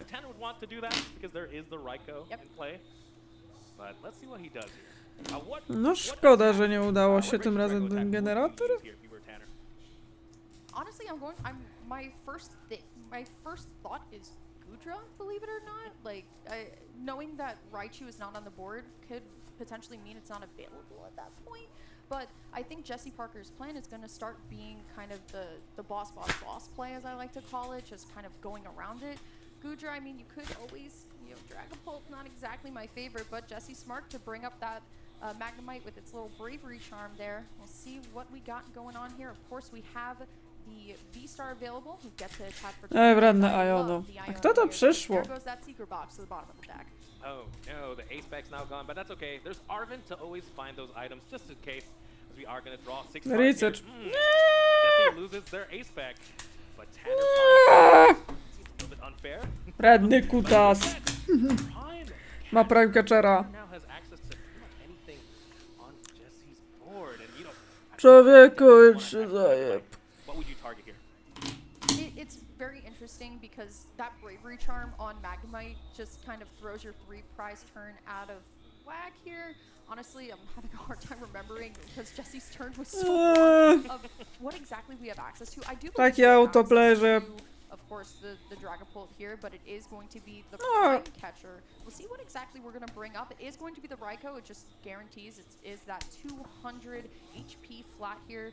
Could potentially be the Goodra. We could start spreading around damage counters as well. We do have the Pikachu that is on the bench with that Resolute Heart ability where if it gets knocked down all the way to 0, Kutasiarz jebany. it does get to live by 1 HP.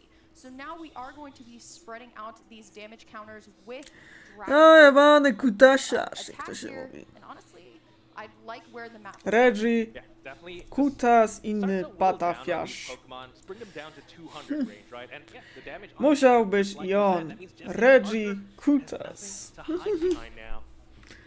As we Ech, move czy on to back jest to nagle his jakiś turn. przegrywów? That's with 2 energy. Has energy in hand. Dobrze, He że- can put things together. We also have a switch card in hand as well, just in case we want to heal the 20 damage. It's a very smart idea, and it was definitely something that I noticed off of the draw here, off of the Iono. But here's the problem: we're once again drawing into all of our energy. Watcho, it's not exactly my favorite thing to do. But the problem is, how do we get this Regidrago V-Star out of play? It's interesting because I believe that's a boss's orders in hand, but could be anything. Here we go. No to though. będzie boss Another electric Squawka? generator. Jesse is thinking about playing it here. And he will. We'll see what we're going to be powering up here. Czy jest jedna There's one. energia? Can we find a second? Unfortunately, no. Yeah, it's just 1 energy here. And again, that's going to be the last electric generator that Jesse Parker has access to because again, 1 is prized.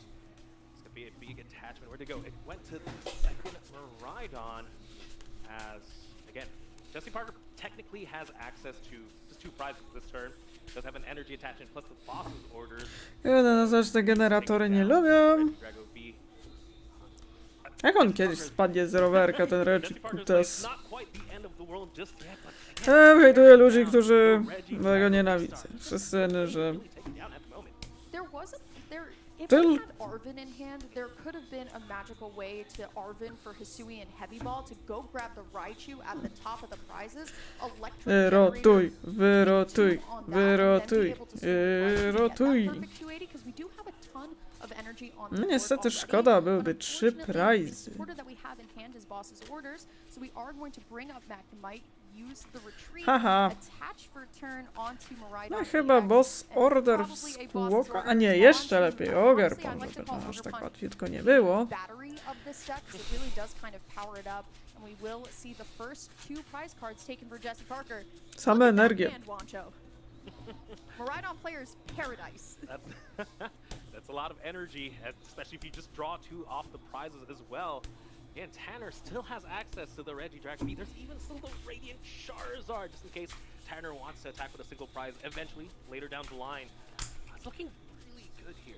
Again, this is why Regidrago V-Star is just one of the best decks in format to really keep up with such a Ja chyba na mnie trochę tej... Miraidon EX. Right out, we have Cleffa in the active. Tanner thinking about what they're going to do here. Well, we do have access to everyone's favorite Pokemon that they love to pronounce wrong, Fezandipity EX here, with the Flip the Script ability, where we are able to draw 3 cards. Now, we did see a couple of Professor Researches in hand, so we'll see what is going to be the draw here. I did see a Giratina V-Star, though, coming down here. Now, here's the problem, though. We can absolutely lost impact for this knockout here, but we don't have access to an Ogerpon, so that means we are going to have to use the No co nie? on the Regidrago V-Star to kind of throttle that down. We'll see what exactly is going to be the play, though. To jest taki problem. I could see us using the nest ball that we can off the Flip the Script to grab an Ogerpon. I mean, the Area 0 under... Oh, wait, no, we can't actually use it because it's not on the bench anymore. Oh, no. So now we're kind of locked into this. We may just have to use the Lost Impact. Yeah, Lost Impact sending 2 energy to the Lost Zone. Wouldn't be too bad. Again, we still have the attachment for turn to work with. That would still leave Regidrago Kurwa, with no. 2 energies. Another Za attachment away. patafiarz. Yeah, so I think it still works out here. Plus, we still have access to Radiant Charizard if just in case our Regidrago does go down. again, Tanner still is in a good spot. Maybe we don't quite need the battery. I think maybe the battery has done its job. But yeah, there we go. Extra attachment on that Reggie Drago V-Star. It's gonna be the lost impact. Unfortunately, the switch Ten kutas wszystkim zepsuje życie.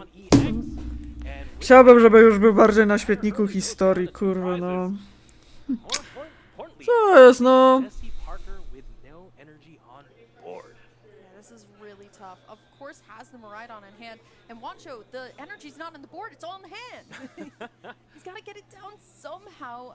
This is just such a precarious situation that Jesse's in. The one card is Tiffany. Yes, fast. Flip the script into 3. It's heavy ball, yes. There's the Hisuian heavy ball, but you know what? There is also Wancho. There's the Magneton as well with that overvolt discharge. So we are going to Hisuian heavy ball this turn for that Raichu V. Jest Raichu, dobra. But the problem is we don't have a way to disrupt Tanner's hand, and we know that that Radiant Charizard is just ready to go. Yeah, I know, this is tough. Again, Jesse Parker. Znaczy wiecie, no coś próbuję. That top deck was the world. Finds the Raichu V as well. Pop the Magneton. No i będziemy używali. Does it all go onto the Raichu? Do we knock out this Reggie Drago V-Star? Is that the play though? I think it is. It has to be the play, right? I mean, we don't play the other energy required to Topaz Bolt from Pikachu EX, so it kind of has to be, but you know Tanner already lining up the fire energy within the hand here, just going to bring forward No trzeba. that Radiant Charizard. Oczywiście, że ma, ale próbował, widać. Chłop. Winning the first set on No, jakby generatory wyszły, no to już by był do przodu. Ale wiadomo, ja mnie to jest śmietnik historii. Bye bye Reggie Drago, nie chcę cię tu widzieć już nigdy. Żygam tym dekiem. Bo ile można go już oglądać. Ale widać, że się... Jesse przynajmniej się starał. When you think of Maridon himself, you think of the Don, and you think of Jesse Parker as well. But a very interesting. Chyba szkoda, że nie był to taki Don Gradient, bo byłoby tak bardziej zajebiście, a tak to jest takie set trochę, że... Czemu nie było Donga? Sometimes you just don't need that extra resource as let's just go ahead and recap here. And those teal dams came in. Taki set. We'll find the Reggie Drago V-Star, and again, Reggie Drago V-Star leads to Co za gówno. attacking with the Dragapult. But this time, let's go ahead and check out Jesse Parker's Maridon. And it's just the Maridon Barrage, you know, able to just attack turn 1. Doing exactly what the deck was designed for, and really leaving Tanner no option here. And as again, Jesse Parker takes that second game, but here in game 3, Tanner showing To jest takie set. why Reggie Drago Przynajmniej V-Star Dragapult is the best będzie. deck in format. Again, just able to keep up with the Maridon No, Barrage. dobre. Absolutely amazing. No i niedobre. What a great showing, honestly. This was definitely this game 3 Wancho. That one hurt. It was just so much that we weren't able to find it. Kurde, bo jakby faktycznie miał te... It's just all energy, but the flip the script, but it just came a little bit too late. Had everything that it needed possible. No właśnie zabrakło tych dwóch energii z generatora i byłoby naprawdę miodzio, a tak no nie było miodzio. Unfortunate couple draws for Jesse Parker is going to send him fortunately down to 1 loss. Yes, but again, very, very exciting game. I just love seeing Maridon move. You know, seeing all these pieces be. It just definitely feels so explosive. Really, just getting that turn 1 Maridon attack just feels absolutely amazing. But also being on the Reggie Drago player's side, when you get to do so many things, but still have access to your V-Star power. To jest takie sad. I think for a lot of players, they have to, when you go from like Reggie Drago V-Star level 1 to level 2, I think the big question is, how early do I pop this Legacy Star? How badly do I want this knockout? Because Musiałem zobaczyć, this czy... card, it's there. And sometimes if you V-Star a little bit too early, you're going to throw away some of your recovery options alongside with it. Like, for example, those really important Super Rods inside that deck. So I think when you're trying to pick up Reggie Drago V-Star, Okej, no to teraz sobie gadają. V-Star as long as possible, you definitely have a way out. No, I definitely agree. I mean, Zamknij there's nothing more powerful mordę. than really playing an ace back twice. Not to mention probably the most powerful ace spec in the game, which is Prime Catcher. A właśnie widzę jaki Yeah, błąd. again, showing us why Regidrago is absolutely amazing. And again, pretty standard list. I would have loved to see maybe some funny techs, those funny dragon techs, Haxorus, the Alolan Executor, just like Cal Connor. Alolan Executor would have been a really good card against the Miraidon matchup. I will say I did play the Haxorus in my Regidrago list at Toronto. Maybe not the best, but you want to talk to somebody who has a little bit more success. It is Oh, no, going that's to be true. Tanner Oh. in that lounge, ready to go for that. Sad! Thanks, Emily and Wancho. That's right. I'm here in the lounge with our winner from the last round, starting off at 4-0 here in San Antonio. Tanner Hurley, how you doing, man? How you feeling? Feels pretty good. Finally starting the tournament. O, zajebiście! Można pogrzeb... Koło pogrzebu Regidrago można pogrzebać fliperów. Is this something you've been playing a lot of? Yeah, I played Regidrago at Toronto, and then I ended up losing my win in, but I played it at Knoxville too, and it didn't go too great. So maybe third time's the charm. So you see the pairing this round. You see you're up against Jesse Parker. You know, he's pretty known for the Miraidon. He's played a few different things. Did you have kind of an inkling of what he was playing going Yeah, I into this figured game? he was playing Miraidon, so I was definitely pretty scared. I knew I had to get pretty lucky to win that match. Yeah, I mean, it's one that can feel a little precarious, right? All those aggressive decks can be really good into Regidrago, but there's a reason it's the best deck in the format. What were some of the keys for you in that game? You know, game 1 and game 2, obviously, game 1 doesn't go very well for him. Game 2 doesn't go very well for you. Game 3, though, like, what were some of the big strategies you wanted to employ, and what were some of the things that you think really helped you get that win? Well, I figured I had to get lucky game 3 to win anyways. It feels like a pretty unfavored matchup, so I started the Radiant Charizard instead of starting the Ogre Pawn. And I figured if I could bench a Cleffa because he was playing the Secret Box, that he couldn't Prime Catcher, so he would have to do an Iron Hands play with Iron Bundle. And that was going to be pretty difficult for him to pull O, off. no. A ja So bez it kind of gave me an out fliperów. to winning the game, and I was able to Iono and draw into that Prime Catcher the turn after. Yeah, I mean, and that played out exactly like Exactly that, how I right? hoped it to Yeah. play out. Put that second one prize Pokemon into play. He uses the Arm Bundle. He goes for the Iron Hands, but it's a lot harder to get a turn 1 Iron Hands than it is to get off a turn 1 Miraidon or Raikou, something like Oh, that definitely, for yeah. a big one. Yep. KO. So, I mean, really heads up play from you to get to that point. Tell us about some of your other rounds so far in this tournament. You're 4-0. You just beat Miraidon. What were your first 3 rounds like? Round 1, I hit a Lost Box. It was pretty close, actually, closer than I thought it was going to be. The second round, I hit a Cerule Edge, and that went pretty well for me. They just didn't set up too well. And then the last round, I played against a Lugia, and it was actually a pretty close game as well. Kind of went like this round. You know, bad setup for both of us, games 1 and 2, and then game 3 was just a pretty good one. Yeah, I think that's one of the reasons people like Regidrago is because it is a deck that really can finish 3 games. It feels like a really strong deck for a best-of-3 format event. Well, there's a pretty wide meta so far in the tournament. You know, you said you played this deck for Toronto. Things have changed quite a bit, right? There's this Archaludon deck that kind of popped up into the meta. There's the Palkia Terapagos deck that did really well at tournaments last weekend. You still stuck with this deck. Why do you feel like it's still really good, even though the meta has kind of widened a little bit? I think it's just one of the decks I know better. I wasn't really trying to pick up a new deck, and like you were saying, that's the problem with playing a deck like Charizard or Dobra, jest są Gardevoir. You run wywiady. into those issues with time. You can't finish 3 games, and I think I'm a slower player in general, so I'm not able to finish 3 games with a deck like Gardevoir or Charizard. Sure. You said you've had a couple of unfortunate things happen in your last rounds of tournaments so far. You've tied some win and ends. You've lost some win and ends. 4-0 start. It's not over yet. Is this deck going to be able to take you into day 2? I'm hoping. As long as luck keeps treating me right, then I'll hopefully make a day 2 finally. All right, Tanner. Is there anyone you want to shout out or give a thank you to before I get you out of here? Yeah, shout out for my parents for helping me get here, and shout out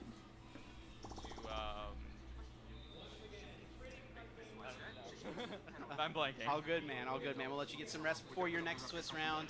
Keep up the momentum, and let's go back to the caster. Nice. No dobra. Absolutely amazing interview. I mean, if you're gonna thank one person, you really do have to thank mom and dad first. Especially when they help you get to the regional as well. That was a really exciting round to kind of start us off on, because I think, and Chip was honestly capturing it in the interview too, is that, and especially as Tanner was going through his rounds, I mean, no mirror matches just yet. Severledge is starting to pop up everywhere, and you know, Archaludon, and talking about Guardy, like, when we say the format's wide, the format is pretty wide. Obviously, you are going to hit those Regidrago V-Stars, but you really never know what your opponent's going to flip in front of you.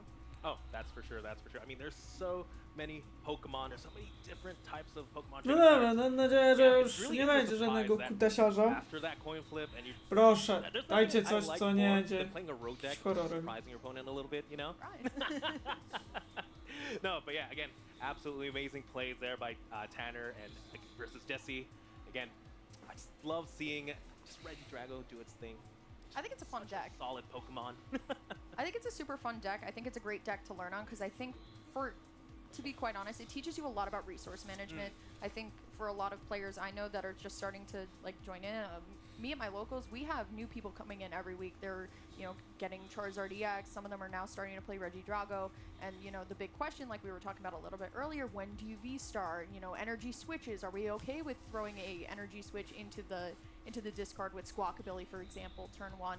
So, once again, it's just Regidrago V-Star all the way through. Aha, to but jakiś... Miraidon still has, legs to walk on. I think Landon Kettler really did kind of show us a list that is new and improved that can give us some more consistency in the deck, but unfortunately, as the electric generator gives, also takes, and sometimes all of your lightning energy is in your hand. No, absolutely. I feel like that was a great match to really just learn a lot about the Pokemon trading card game. Mentioned earlier, the Regidrago V-Star, that teaches resource management, and we got to see that perfectly.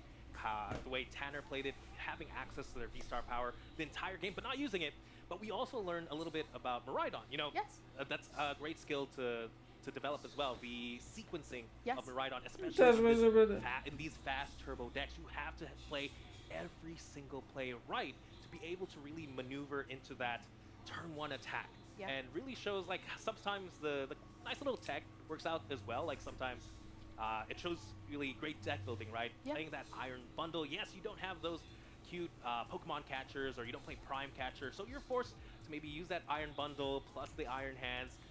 Fortunately, it doesn't come together sometimes, but there was the potential there. It was. The writing was on the wall, and unfortunately, we just couldn't get there. Yes. Sometimes, like you said, just have all the energy in the hand. I was a Miraidon player for a long, long time. I understand the pain. I lost my winning in at NAIC to 3 with generators, and it was Lone Monkey Dory, so I mean, know the pain real well. That's what happens when you play, 16 energy, not to mention plus the double turbo, but you're A, forced no to play tutaj those jest 16 gadka energies because, szmapka. again, generator is, not exactly the most consistent way to accelerate.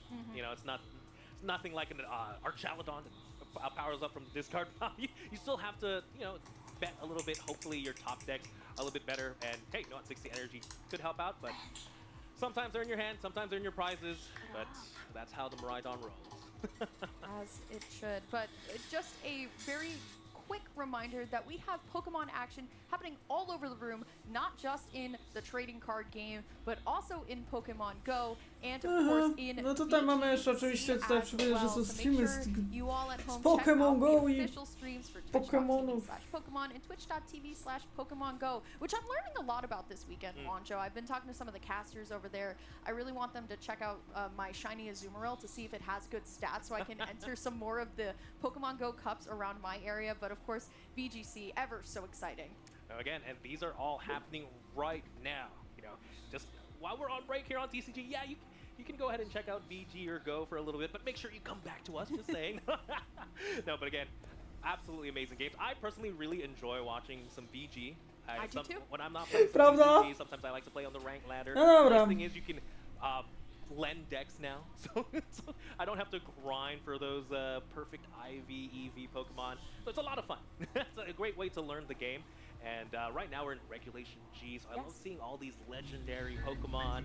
I know not that many people are fans of Urshifu, but I like seeing it. Or Zamazenta. I learned Zamazenta is also the big bad wolf around the corner there too. But yes, this is the first regional, I believe, in North America for this new regulation.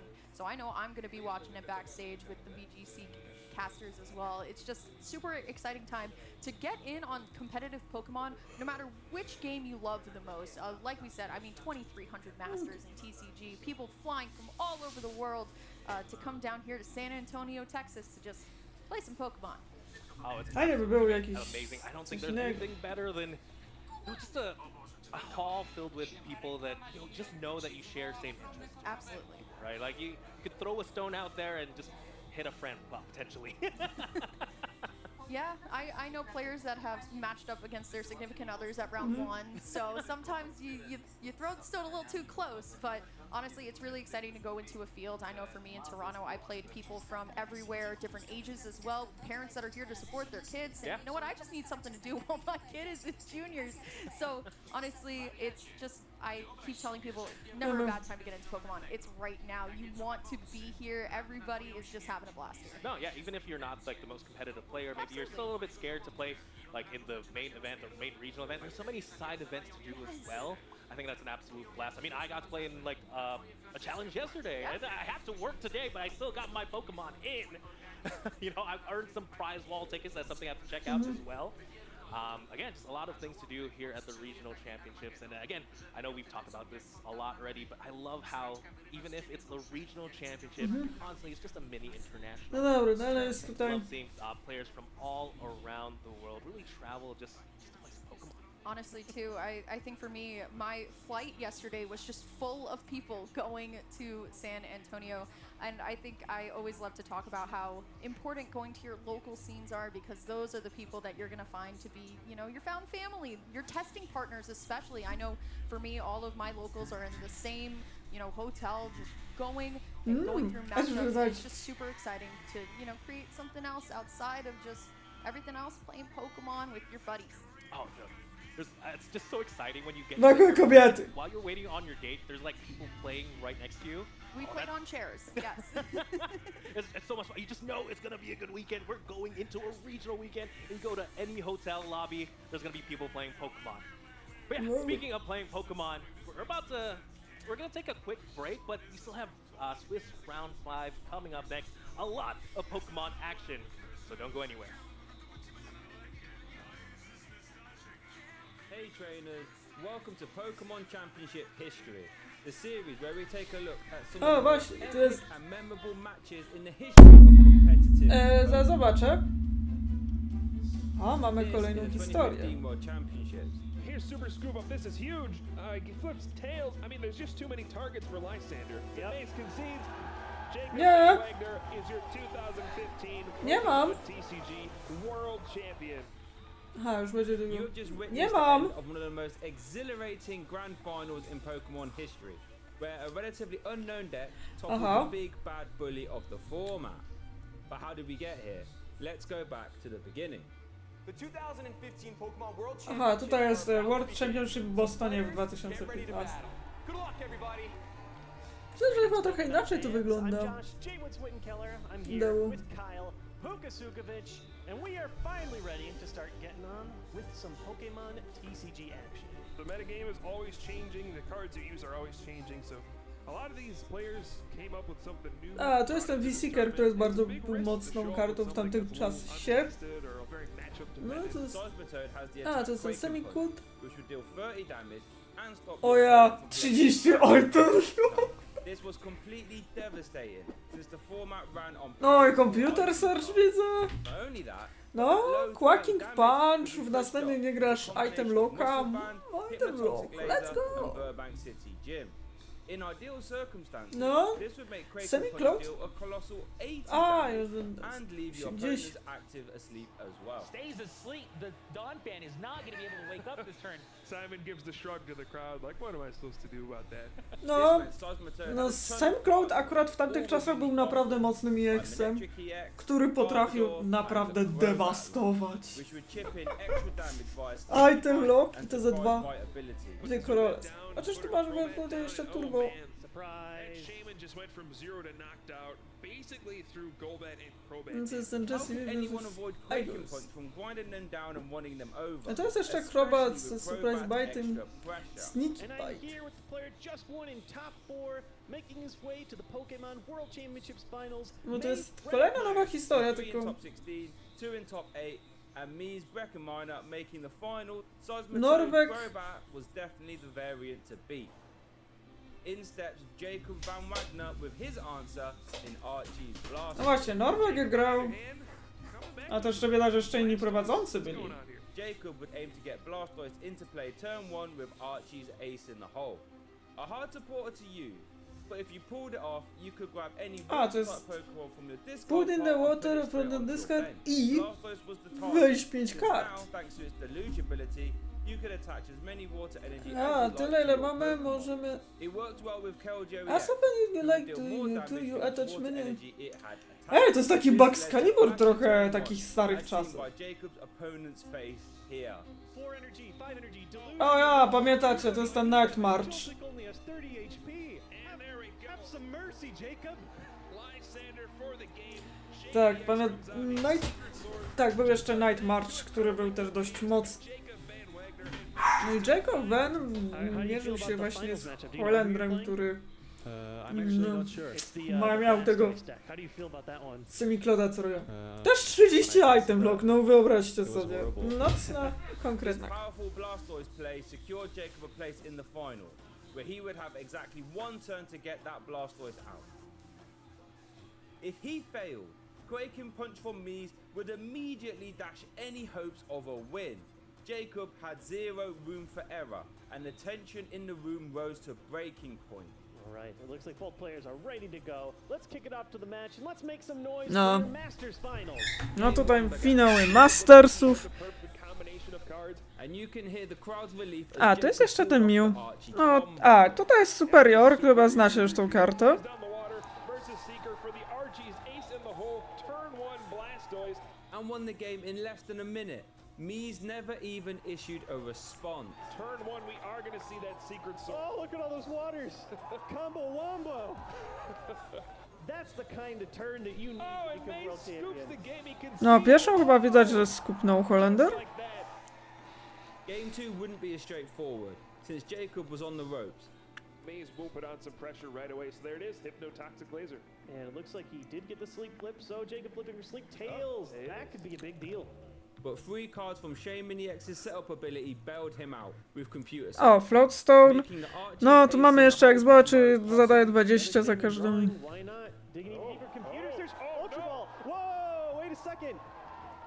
I spoke too soon. He's able to play his hand down to 0. We will see a Blastoise. which led to a monstrous turn 1 secret sword KO. 5 energy, plus a muscle band. Kidding me? He's gonna knock out an EX on the first turn with Secret Sword. Oh, look at all that energy. It's pushing the Mewtwo off physically just because there's so much energy attached to it. Goodness. All Mies can do is hope that Jacob didn't have another KO. I mean, you can see him shaking his head. Saying, Oh my goodness. what do I do now? I have no way to respond to that Keldeo EX. But he did, making a 6 energy Keldeo monster. And There it is. There's the water energy and the Secret Sword knockout. Mies was on the back foot, And here we go. This is the last turn for Maze. Can he put up a fight here? and Jacob was able to win on turn 4, There's just too many ways that Maze concedes. resulting in Jacob becoming our 2015 world champion. A, no właśnie, bo to jest jeszcze ten Catlock, który jest dosyć Thanks for mocny. watching. Swoją drogą można zauważyć pewną rzecz, że ten Blastoise jest trochę takim odpowiednikiem znanego nam dobrze właśnie Bugs Calibura.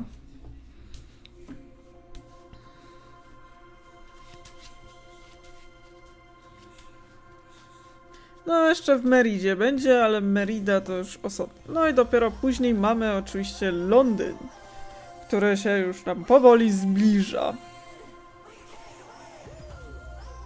No tutaj akurat UAC reprezentuje Whispering Ogrepawn.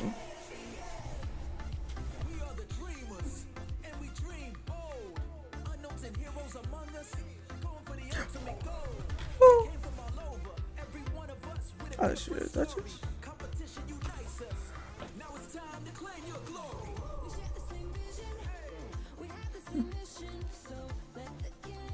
Tak, więc już się zbliżamy.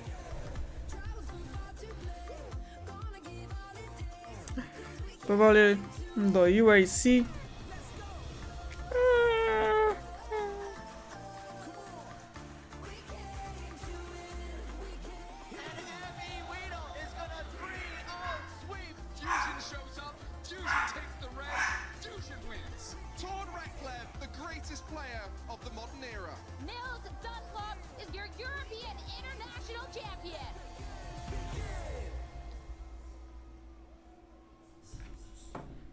Ale na 7.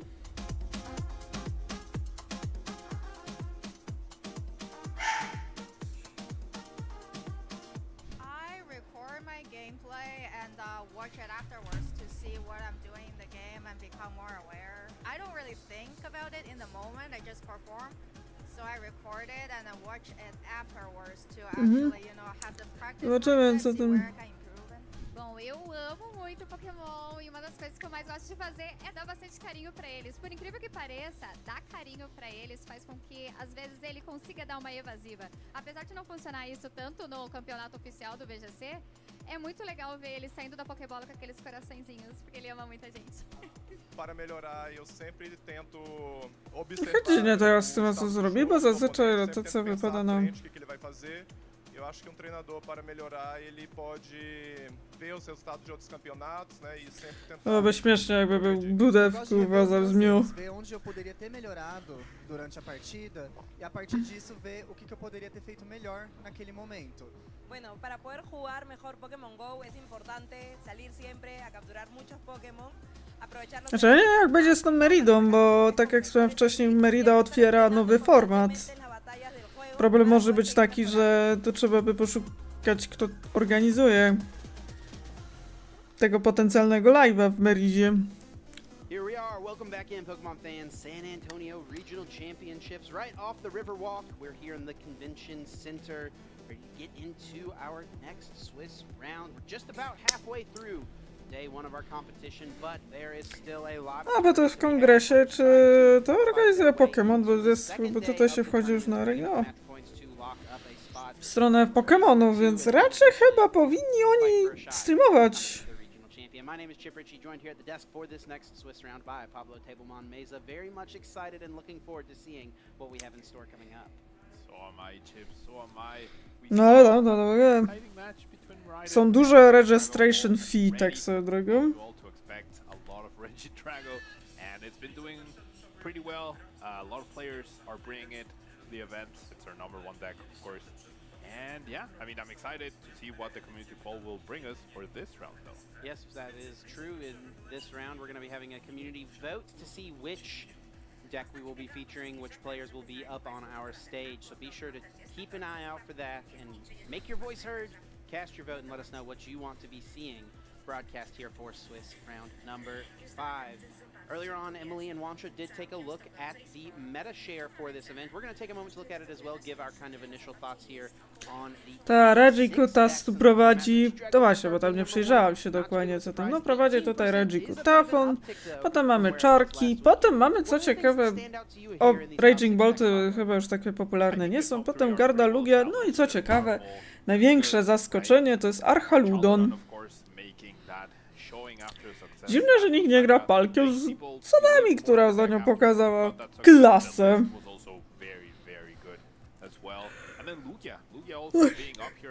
Jak stało z Boltami? Nie wiem, czyżby mała populacja Lostboxów spowodowała, że...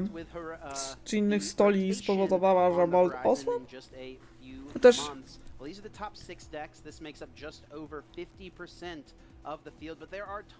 Ale już dużo tych Reggie Drago nie ma, bo jest 18%.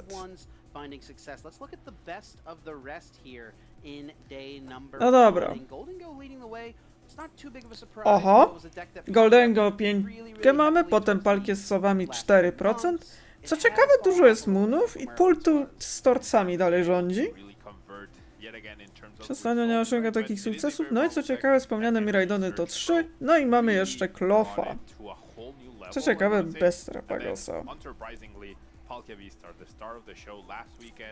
Is showing up in a much more bigger amount this weekend, and I expect good things coming from it. Yeah, definitely. I mean, it's a deck that we don't have the data for it exactly. We may back there somewhere, but I have to imagine that before the tournaments last week in Birmingham and Rio de Janeiro, that this was like a 1% meta share deck. So to see it go from a 1% meta share deck No, czasami lubię się Klop zaciąć. That's a huge boost. Niestety. Just 1 week that you really don't expect to see too often. Yeah, I mean, you wouldn't be surprised to see like Palkia Dosnar, right? That was a more community accepted better Palkia deck, if you will, and it got some pretty good results as well. Ja się ciekawe, że nie ma tak dużo palki z duchami. Co jest też o tyle interesujące, no bo ostatnio palkia z duchami niby się wydała lepsza, a tu nagle palkia z słówka. We got a couple of turbo decks here as well. We got that Roaring Moon EX, super fast, aggressive, aiming to take 2 prizes. Miraidon EX, we just saw it in the last round from Jesse Parker, super fast, aggressive, aiming to take 2 prizes every single turn of the game. And then really Cloth kind of fits that mold as well. You don't really think about it if you just look at Cloth and Brute Bonnet, but then if you look at the rest of the Pokemon that make out that deck list, I mean, Znaczy Klof on za chwilę też nie przetrwa zbyt dużo. some poisoning with, of course, the binding Mochi as well to boost the damage. Cloth has really become one of the more aggressive decks in the format. It has fallen off a little bit where it was back in Toronto. And all these turbo decks are aiming at beating Regidrago before it starts doing Regidrago things, right? However, all of these decks, Roaring Moon, Miraidon, Cloth, they tend to have a very bad time against Charizard, which is the number 2 deck. So no matter how much you try to counter the very top deck in the metagame is so wide, as you've mentioned, that it's just really hard to cover all your bases, and it comes down to which matchups you face during your run to determine how well you do in the day. Rounding out things here at the 3.1%, we've got the Iron Thorns Dragapult deck. This was pretty popular in Toronto. It's fallen off a little bit, but it's still hanging around. It's still being successful. What do you think about Dobra, jest Body Puffin. I like the deck. I like slowing things down so you can actually set up your Dragapults. So it's a good option. We'll see how far it can go. It did have that one standout tournament, and then it hasn't been too good afterwards. But it's a cool deck. People love messing with their opponent's side of the board, and that's where Iron Thorns really shines. A great way to try to set up your Dragapult EX as one of the most powerful attackers in Dragapultowy deck jest zdecydowanie underrated. Chyba chłop myśli... Ale czary.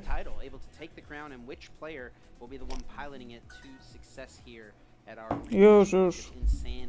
You got a favorite so far based on what we've seen in these first few rounds?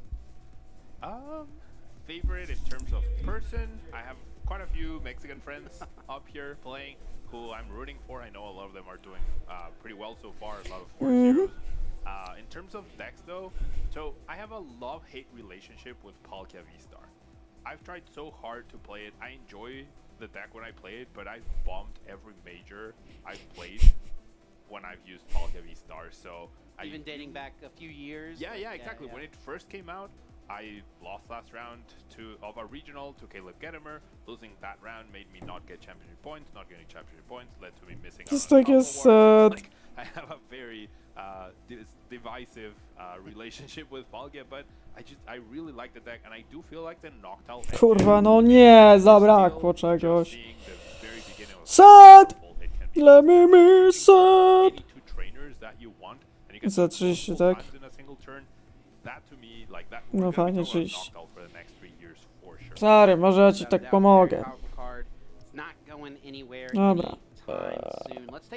Brakolak, Zakolak. O, Candy, nice. Henry Chow w formie.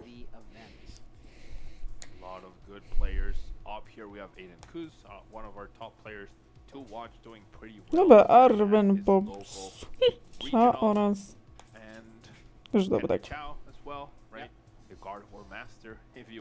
Yeah, several former regional champions here on the list. Aiden and Henry, 2 of them. Maxwell Johnson as well, and Parker Lish.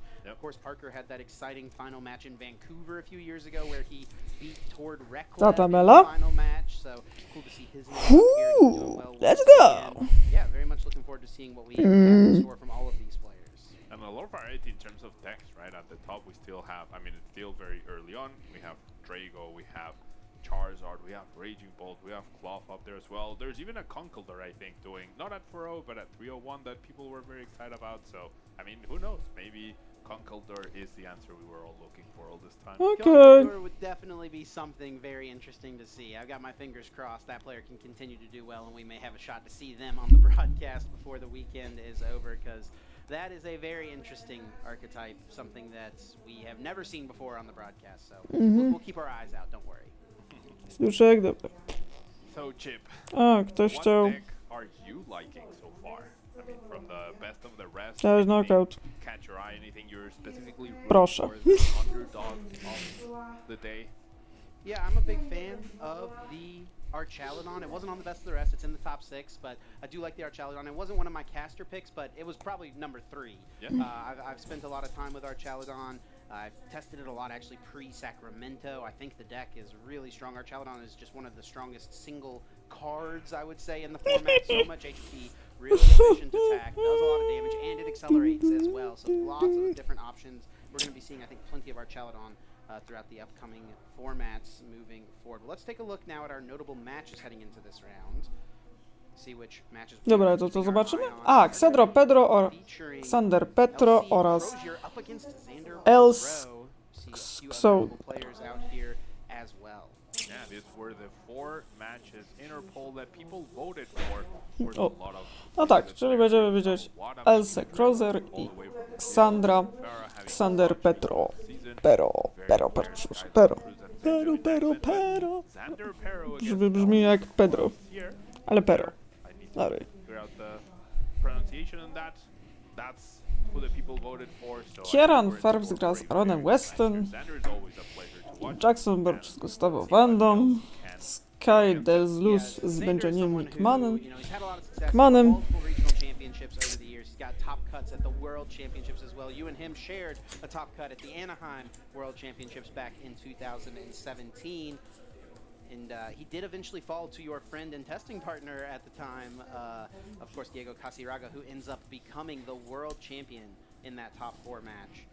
So Xander, someone I'm very excited to see. He always brings something unique. He's always got his own unique flavor. He's always, he'll play a popular deck, but he'll play it with a little bit of a twist. No to mamy jeszcze widoczek. He's definitely known as an innovator, right? He'll play MUVMax and then bring Excelgar, which I assure you, a lot of people were digging through their bulk to find that card. I think he was one of the originators of the Aerodactyl in the Mew VMAX deck as well, which became a staple way to play Mew VMAX for a while there. So yeah, I'm excited to see what he's decided to bring to this event. The Dreepy as well, right? To lock opponents yes. as well.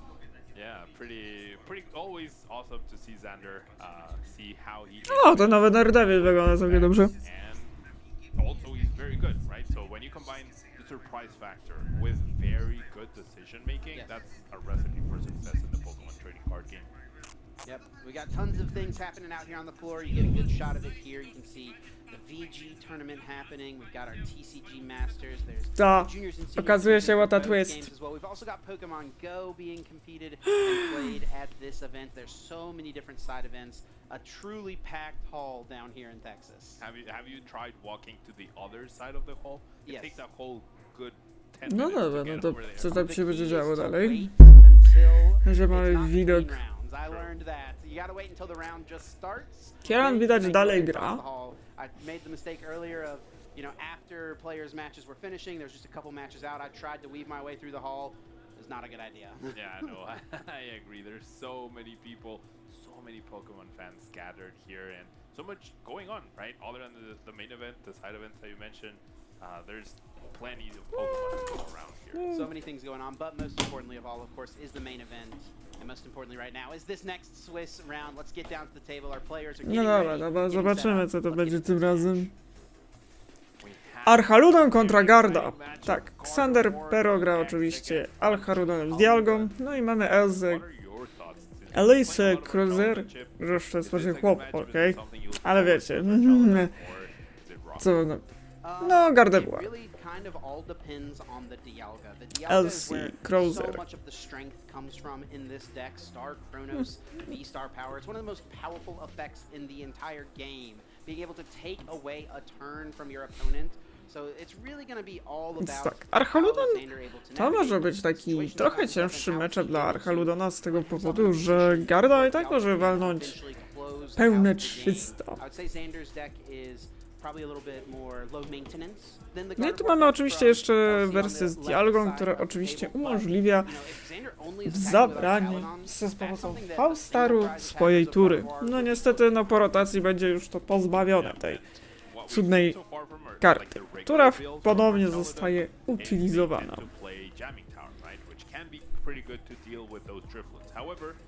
no jamming tower here. Xander, once again, bringing a very unique build of our Widzę, że tutaj mamy do czynienia z Archaludonem bez Jamming Towera, co może być o tyle ciekawe.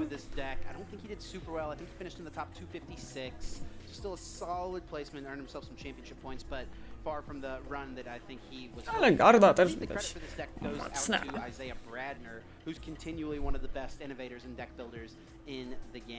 So yeah, very much excited to see this. It's our Chaladon, the Alga, but with the Pidgeot EX. Nie mamy tak. Ale przynajmniej dla odmiany nie mamy tutaj Reggie Patafiana. W końcu pokazują inne deki, no bo też można się przejeść. Z czego co widzę już LC ma już Pokemona.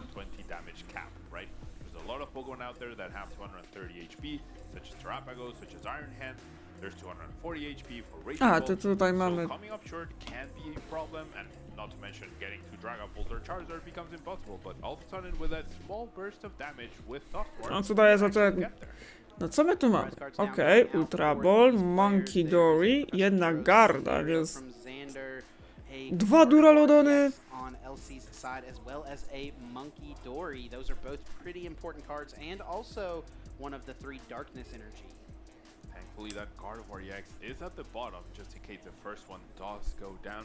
Double Duraludon is not ideal for Xander, but Znaczy to jest to cieszę, że no Shadriflun może wykręcić faktycznie 300 HP-sów. 300 HP-sów właściwie. 300 damage'a, żeby to znokautować.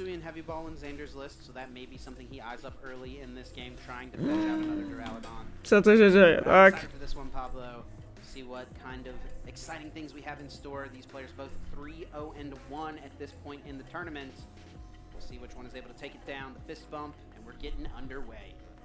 Getting things started now. We're talking about. Dobra, o, zaczynamy oczywiście flasherem. Tutaj.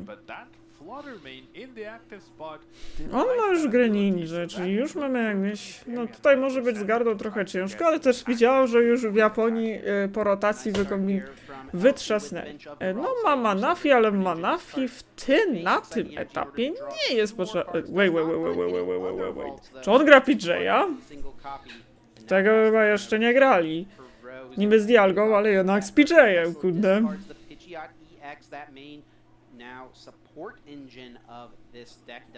Jezus, tego to jeszcze nie grali. Archaludon z ptaszkiem. Czemu by nie?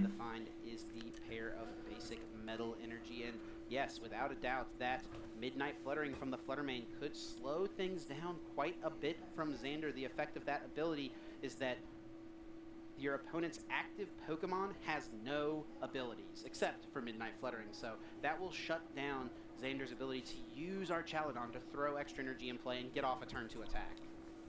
Shutting that down, and with only one backup Duraludon available before you even have Pidgeot, yeah, I could see that perhaps making Xander miss. No i też oczywiście ma swojego Greninja.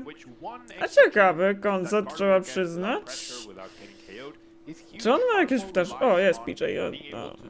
No to jest, powiem szczerze, mnie to zdziwiło. Trochę muszę przyznać. Bo nie widziałem jeszcze Archaludona z PJ-em. Bo tego, powiem szczerze, nie gra.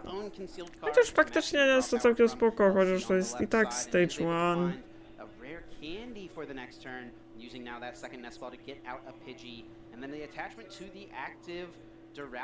No niestety.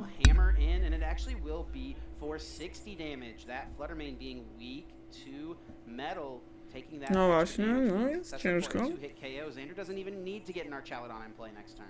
I guess that solves the issue of not having your ability, right? Now, something very interesting to highlight is this 50 HP Pidgey. We definitely don't see that very often. It's usually the 60 HP. That 10 HP actually makes a huge difference. Dobrze, że Garda gra jeszcze więcej niż Xander choosing to go for the 50 HP, which is more vulnerable to Dusclops, but it definitely has a much better attack. Call for Family, one of the best attacks on an evolving basic Pokemon, really in the history of the Pokemon trading card game. Anytime an evolving basic has that attack, it usually finds its way into people's decks. Now, Elsie will start off the turn with an Artisan. putting that stadium into play, searching the deck for any basic Pokemon without a rule box, and putting it onto the bench, and that is the only play here. Getting out the Kurde, no rolls, niedobrze, no bo widzę, że energy Ksander control, just a Dariusz pass. oczywiście Xander rozkręca takes it off ptaszka. with a rare candy into Pidgeot EX right away. Oj! What? A chyba widzę, że Icepackiem jest chyba Scramble Switch, tak mi się wydaje? Znaczy Scramble Switch nie jest jakimś zdziwieniem ogólnie, bo czasem Archaludą gra z Scrambla. Couldn't get that going, and we see Sander now running on all engines. The first Pidgeot got discarded. We have the second one set up, and no need for a Charlton, as you mentioned, because of that metal weakness on the Flutter main. Does have quick search still to work with, searching the deck for any single card, adding it to the hand, and Boss's orders is being eyed as the supporter. Whenever your opponent is in a situation like this where they're obviously not drawing very well, what are the things you want to No niedobrze, że tak. No niestety Elsie ma kiepski draw engine, ale wiesz, jak takie długie gardła, jak się rozkręci, to rzeczywiście nie ma zmiłuj.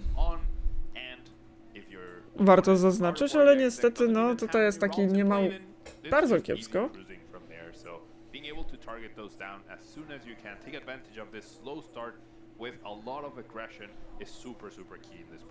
So Xander was debating the boss's orders, but actually chooses to go with the nest ball in order to get an origin form Dialga. Znaczy mi się wydaje, że gra Scramble Switch. Znaczy widzę, że dość mniej...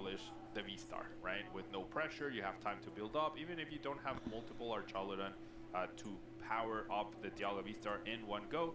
Your opponent's not threatening anything, and once you evolve it at 280 HP, it's definitely not going to be very threatened until Elsie gets something going. No wiecie, trochę problem. No o, jest w końcu, nareszcie, Kirlia. No gdzie ona była? Able to find something on the top. It is that Kirlia. Now Refinement able to be used, discarding a card from the hand. No gdzie była ta Kirlia, ja się pytam. No w końcu jest. Good two cards, as you mentioned, Chip. Now we can get that Earthen Vessel. We can get more energies, not only into our hand, but also into a discard pile. We get to conceal cards for extra No widzę, że tutaj. cards as O, widzę, że chyba zawrócili do takiego widoczku innego. Should be able to get two more Kirlias into play. It looks like those will be the pieces grabbed off of Arvin. TM Evolution and that Earthen Vessel. There's another Ralts in the hand. Also even has another TM Evolution in the hand, so Elsie's free to discard this one. You're not going to use TM Evolution usually twice in a game, so send this one to the discard pile. Grab yourself the pair of energy cards. I actually could even see a concealed card still before the turn is over. Yeah, we still have the Artisan to be used. We have the two energies to be able to utilize concealed cards. Yeah, looking good here now. No extra rolls. O, to chodziło. There's one in hand, alright. So we will have the triple Kirlia. And there's another technical machine that I saw in there, Chip. What was that? No, widzę, że się rozkręca tam. Copy of the technical machine Devolution. It's not the most surprising card to see in a Gardevoir list, but it's definitely not common at this point in the metagame. And that is something I feel like actually could play a pretty big factor in this game. You know, the Pokemon on Xander's side have a ton of HP. So if you can put a lot of damage on them, use Technical Machine Devolution, you could sweep a multi-prize turn and also combine it with an Iono to get rid of the Pidgeot EX. Like, there's a lot of potential here for Elsie in this game. Things are looking pretty solid for Xander, but this one is certainly far from over. It's crazy to think how one card, right? One card can completely change the course of a game, can completely change your mam to takie... Elsie was looking in dire need of anything, and all of a sudden, their board is now gonna look so To jest takie sad. Xander could potentially get rid of two, right, by evolving into Dusknoir, using that Curse Blast on one, then ghosting up at another one, but even widzę, że się rozkręca. I love this. Yeah, go ahead and get that stage 2 in play. Don't worry about finding it Rotom. later on. And now it's established to start using the Psychic Embrace later on. Now Xander will start off his turn by using Artisan, searching the Właśnie widzę, że Ails się rozkręca. A już się rozkręcił. A no ma gra Candy. So Xander's got some options here. Elsie's definitely stabilized a little bit. He's in the lead. What does he need to do to ensure he keeps the lead here? What does his prize map look like at this point? So you probably are going to No rely dobra. a lot on Star Chronos Vista, right? Hopefully using it to take a prize Yeah. on anything that's on the board, and then building up to perhaps one KO, a God of War EX, for a triple prize turn. Now, we just keep up the aggression. Eventually, LC is going to be able to trade 2 for 1 with that Drifloon, and that's where things could get tricky. I actually think with the hit of Kurwa! the scramble switch off that Pokestop, No Xander kurwa could mać! pull off Wszystko the jest. Star Chronos this turn if he wants to, and that is a No, jest big tak. deal with this deck. Mać! Deciding what is O tak, correct o właśnie, turn. bo to... A, dobrze myślałem, że gra Scramble Switcha tak swoją drogą.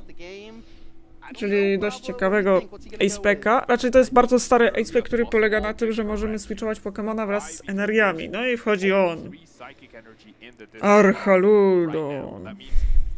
The likeliness that you get responded to after your opponent finally gets a turn is Gdzie jest droga... Gdzie jest energia? Skitrały mi się wszystko. Get anything he wants. I don't think we've seen a supporter yet.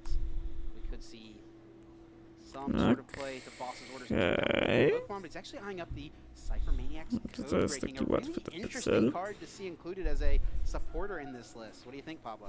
It goes really well with Greninja, right? It helps you get your Pidgeot set up. It obviously finds you anything else. I mean, it's definitely stronger with cards like Pokestop as well. So I like it, yeah? Like No. cards are very powerful right now. Okay. Definitely several things that he can use in order to combo with that stacking of the deck, moving the 2 cards to the top. We will see Ultra Ball discarding Counter Catcher and Pokestop. And when you see Yeah, Counter there you go. Catcher hitting the discard pile, I think that's definitely going aggressive. He's assuming he No can żeż use ty Counter kurwo Catcher, jebana. and it is Dialga V-Star. Is it time for Star It's been a while since we've seen a Star Chronos on stream, right? We saw the Dialga Metang deck win a few months ago last season, but it's been a while since we've seen Dialga actually feature. Kurwa mać. Now, I do remember back, I think it was a couple seasons ago, shortly after Dialga came out, Xander was one of the early adopters of Dialga. It wasn't incredibly strong, but he recognized how good Star Chronos was. He tried his best to make it work. He had decent success with it. Didn't have any incredible No dobra, widzę Cypher Maniac. Jeszcze ciekawy widać build. In this tournament, Yeah. he can piece it together, and he is Jest, piecing it together Scramble into Switch. Scramble Switch, the rarely used A-Spec, moving the Dialga V-Star into the active and No, moving all czyli those co oznacza, gears że... from the Aha, Archallodon mamy into oczywiście it. Star Portal, Star czyli ma Chronos dodatkową flips the V-Star turę. marker, 220 damage. To jest Xander set. gets another turn, and he gets to draw the card he just stacked on top of his deck with the Cypher Maniac's Code Breaking. O, What a play. Pokestop. Which was a boss's order, and then gets to Pokestop for that rare candy as well. So now we have access to Czy some aż tak źle? cards. We can take down one Kirlia boss, KO the other one. Okej, The Backlog. field very, very Dawać low. mi energię. And with only O, 3 psychic energy in the Arwen. discard pile, even finding a way to discard 2 more psychics to respond Jest Garnets, with Drifloon jest will Garnets. be very difficult here for LC. This almost feels unfair, the board that Xander is setting up here. He's going to put himself in a really strong position. LC is going to be having a really difficult time to try to respond, but it's certainly not impossible. Xander is going to take 2 more prizes now. There's the Curse Blast. Down goes the Curlia. 1 more prize card to Xander. 1 prize to LC, which is not too bad. Chyba masz 12 kali jeszcze. Nic nie wziął. Arwen. Turn. Have to imagine it's going after Curlia. Star Chronos lets you even quick search twice, technically. That's how broken it can be. So O, Xander just no, dobra. on all cylinders here. I think if LC doesn't immediately respond with Drifloon, they're definitely out of the game. And even if they do, Xander just needs 1 energy, 1 draw done, you're ready to go, and now they need to find another Drifloon and another Bravery. No widać, że tak, Sander dobrze idzie. No i rzeczywiście, no tak, wykorzystuje tę dodatkową turę. O, Ksyra, Sajajno. Previous turn, the last time that he was able to get a turn. Mm. But now, I mean, all of Xander's eggs really kind of are in this Dialga basket. He's going to try to establish himself a little bit more here. I would think there is that other Duraludon in play, but that Archaludon with no energy on it, it's not going to be able to do anything next turn. So, yeah, Xander's really kind of putting himself really focused on this Origin form Dialga V-Star, so if LC can respond Jest to ten. it, things may get a little dicey. If you're Sander at this point, you want to now play as safe as possible, right? You have a huge lead in this game. You basically need to just keep attacking and you're gonna be fine, right? However, you see the extra power-up take down the Gardevoir EX. Those extra energy, the Metal Blast will be dealing enough to one-hit KO Gardevoir No, EX. niestety LC widzę poddaje się. Z pierwszą rundę wygrywanie z Xanarem Pero. No, widać, że przeciwnik nie miał jak co zrobić. O, strasznie tanki. I think as LC, you've probably, in order to prepare for this tournament, you've played a lot against the Osaka build, right, of our childhood, but definitely not this one, which is just flying through the deck with Pidgeot grabbing that specific card. I think a lot of versions we saw from this past weekend were playing extra Thorntons, perhaps, to do the Dialga play, but if you're playing Pidgeot, No niestety to się tak. especially with that scramble switch. Let's take a look at the highlights from that game, number 1, and from Xander's side, there were certainly plenty of highlights. He was able to take this first prize with the hammer in, had a pretty reasonable board at this point, and LC was able to establish things really nicely, but this turn, I mean, this is what ended the game. We get the flip of the V-Star marker, we get the Curse Blast, and then the boss's orders to KO Gardevoir EX. What a devastating turn. Jak nie ma Turo, to będzie zajebiście. And LC just saw the writing on the wall. And you have to wonder, was it perhaps overdoing it with getting that Gardevoir EX in play? Could you have reasonably made a comeback with Też mi się cudownie. 5-2 deficit as opposed to 5-1? I mean, I probably don't think it would have changed the outcome. No kurwa ma Turo! Do put that to prize liability, which Co za chuj! the immediateness of the game, it was like you didn't think your Gardevoir EX was actually threatened, but turns out that scramble switch completely changed what Xander could do. Yeah, the scramble switch is really what opened up those plays there for Xander.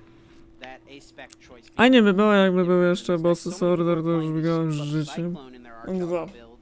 No dobra, tutaj widzę, że zaczną od Dialgi. LC is going to go first here in game number 2, starting the Manaphy. Not really useful here. To jest takie sad.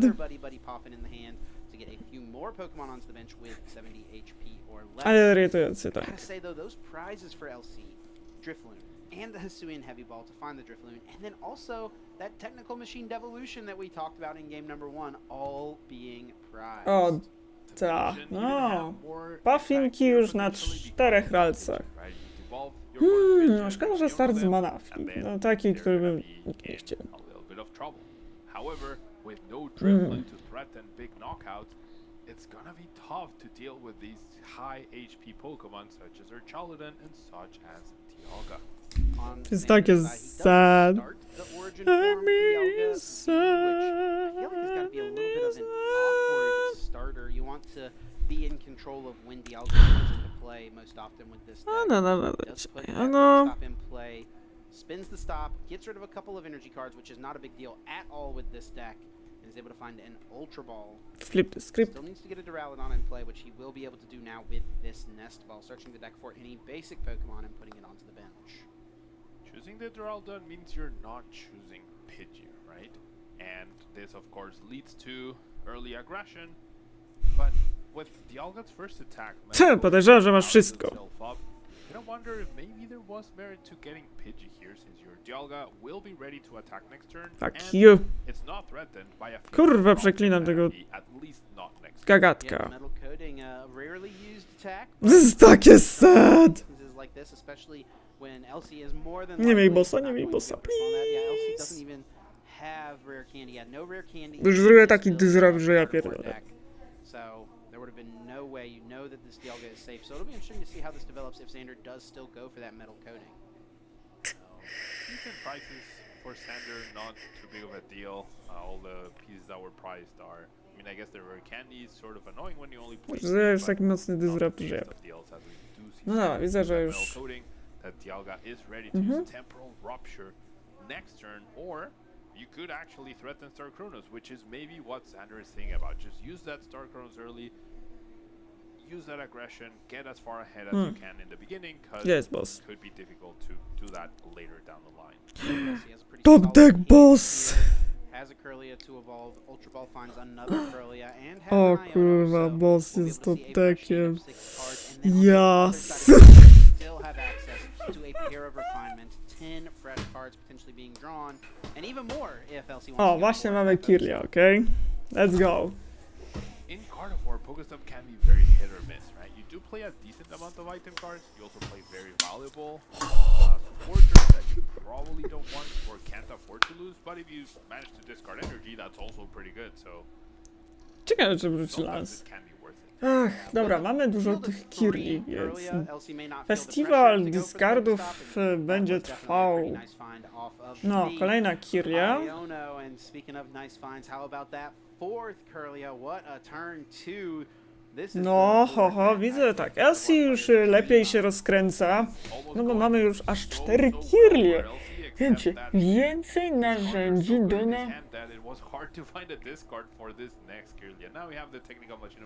No, lecimy. Once again, this next Kirlia, I think it would be okay not to use it because all the cards in the hand are so good. Maybe you can afford to let go of an Iono, but that would already be 2 down out of the 4 being played.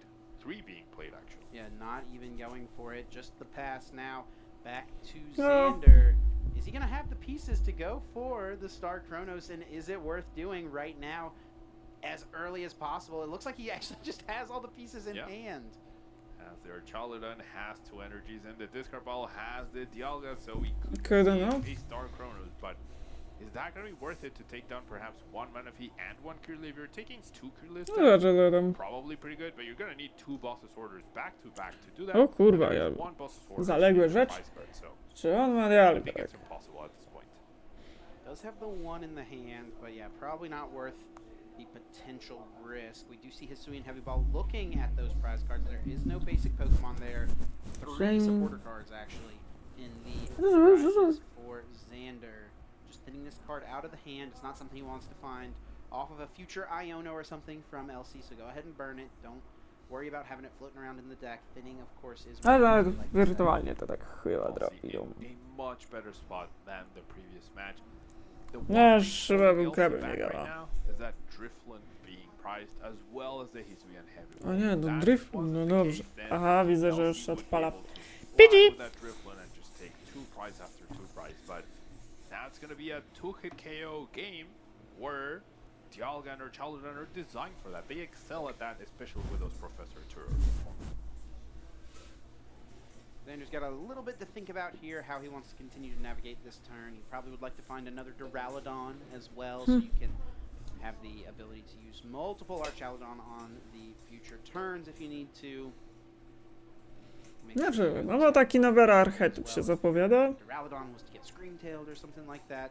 No tak, jest ta Dialga, tylko gdzie to nie działo. A, jest, ja. Symbol alloy attaching those metal energy cards. 2 more energy onto Dialga V-Star.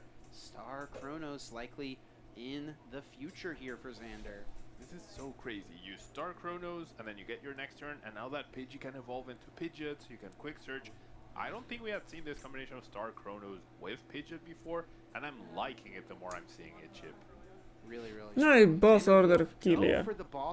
Czyli Cutthroat leci. Target down the Curlia, playing the 1 out of 6 game, looking to take another boss off the prizes. Did he somehow manage to do it? Doesn't look like it. Grab that Professor's Research. This is still pretty good, but now it's definitely the Manaphy that's gonna go down. Unless you somehow do Thornton into Rare Candy Dusknoir into knock out the Manaphy into attack the Curlia. Sure, that is possible, I guess. I mean, any play really is feasible and accessible through the power of No, Pedro to już wie co robi, no. No tutaj leci Ultra Ball z Researcha i pewnie Ptaszek. No kto by tak się spodziewał, że będzie to bardziej Inquisition z PJ-em. I co zaskakujące, to działa.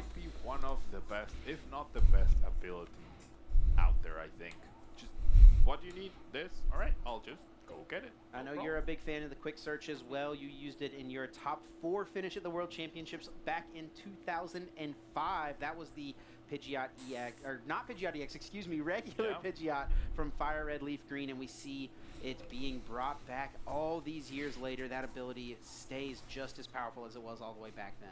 20 years later, we're still seeing how powerful that quick search actually is. And I research na pustą łapę. No high five, but running pretty well now.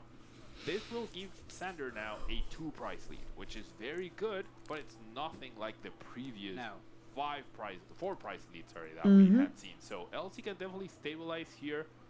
However, the issue still remains. That Driflin, that's the biggest issue No right i now for LC. Pokestop. No Nesball. possible one-hit KO response to this 5 energy Dialga.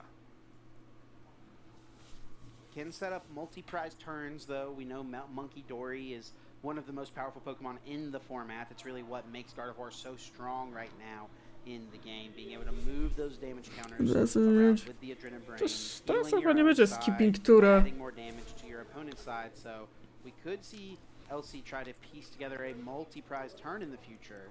No zauważy, że ta Dialga się tak utylizuje. Evolution being prized as well makes things a little tough and awkward. If that was available, I mean, that would be really, really strong.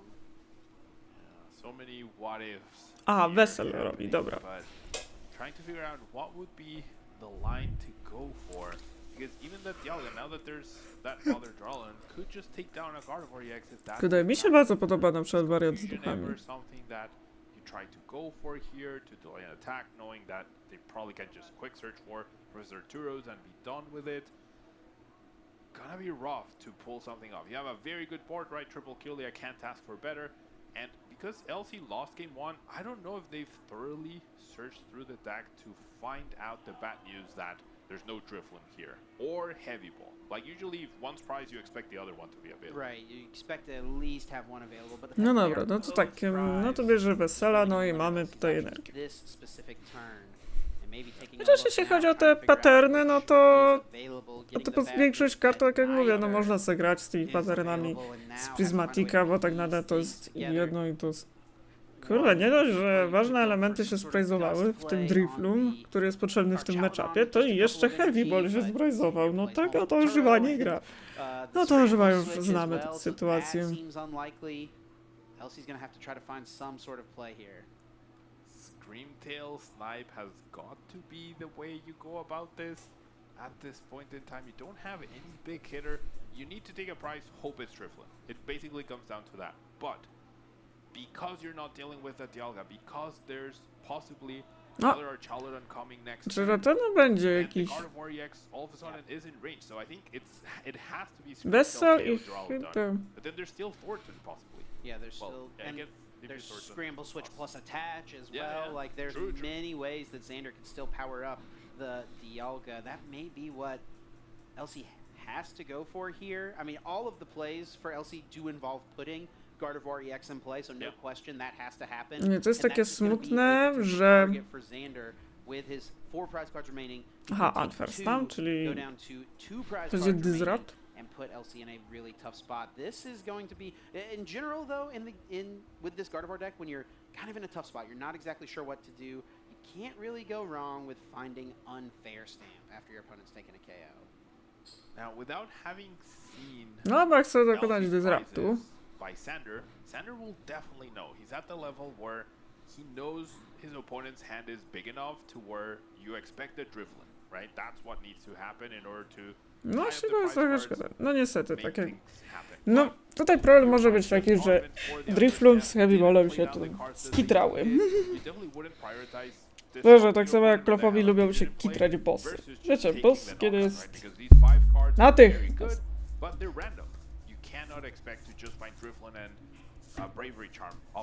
O, jest Artazo.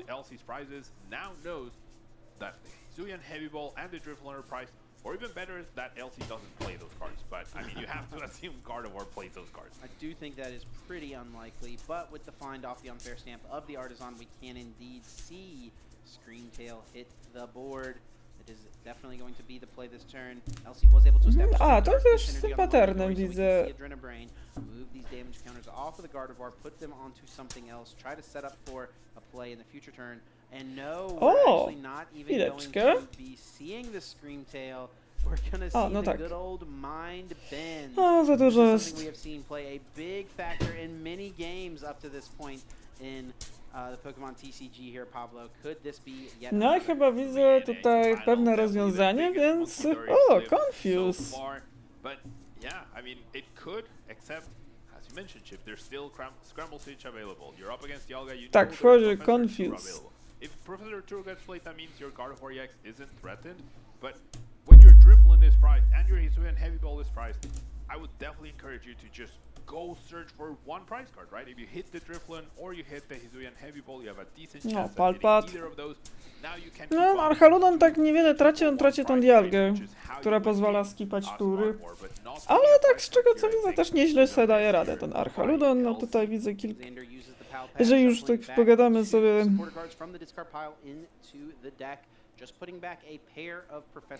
To co się dzieje w City Ligach.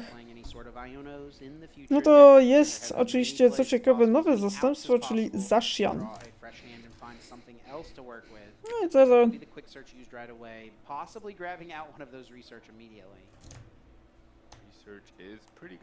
Dochodzi ten Relicant.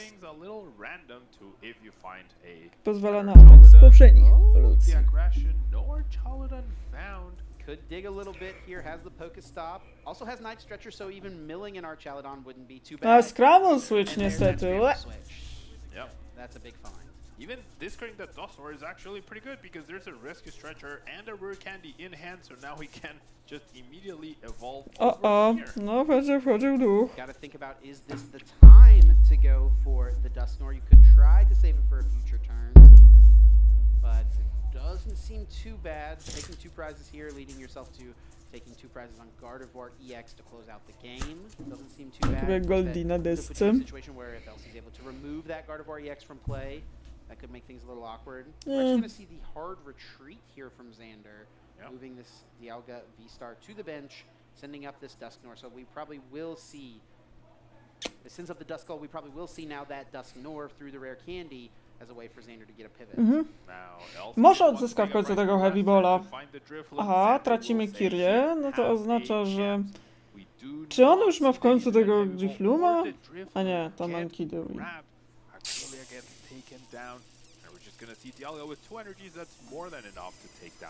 Ajajaj. Yes, Metal Blast, 40 damage for each energy attached to the Dialga, plus that 40 base damage, 120 enough to take this KO.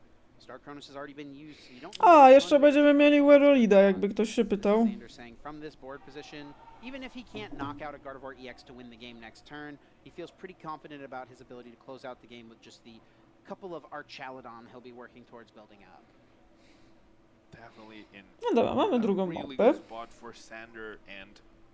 Still no Drifloon. We can try another confusion, but there's the Scramble Switch, and that's what I really like by Xander, doing this hard retreat into Dusknoir, into removing the confusion. By not going for the coin flip, you remove variance, right? Jeszcze będzie się kombić z Baxcaliburem. Mamy Turo, mamy Charma. Oh no, you discard the Turo for the Pokestop, but you still have this Scramble Switch as a way to get out of another potential confusion later down the line. Artazon comes into play for LC, bumping the Pokestop from Xander. Gets rid of that piece. So LC does have a map set up here nicely on this Dialga, 190 HP remaining, so that does mean that Gardevoir EX could just KO it. It does put the Gardevoir down to 230 HP remaining, which is actually nice math as well because it keeps it out of range of the Archaludon to just close out the game. And then also No i tutaj jeszcze... with the Night Stretcher able to bring back a Darkness Energy. Myśli, gdzie to dać? Gdzie my damy tę 30? Tutaj warto zaznaczyć. No, zastanówmy się. Tak, no... Czyżby byłby atak... gardą? Definitely far ahead though, so LC might need to do the Archaludon strategy of trying to Turo up that Gardevoir, tank another hit, use it again and try to pressure that. Tak, oczywiście warto zaznaczyć, że Gardevoir ma już weakness na... dla mnie na mroczne, więc to nie będzie już taki one...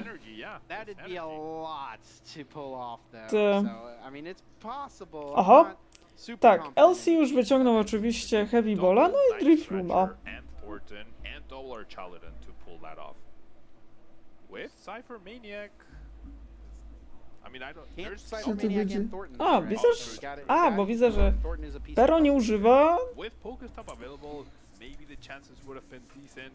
I mean, you don't have to do it right now in order to win, but... Warto zaznaczyć, że Pero nie używa Relikanta, co oznacza, że też to jest build bez niego.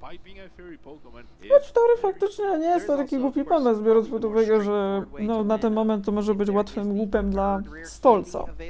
Xander could Thornton into the Dusk Skull, grab out a Dusk Nor, and then take the KO. But actually, that last rare candy is in the prize card, so that takes away probably. A tak, no tak. Przecież zostanie... O, candy w prizach, no niedobrze. No, spaliliśmy trochę tych candy. On gra 3.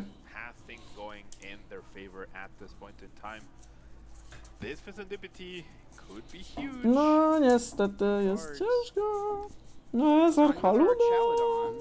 And a research. It's like a Pokestop as well. Yep.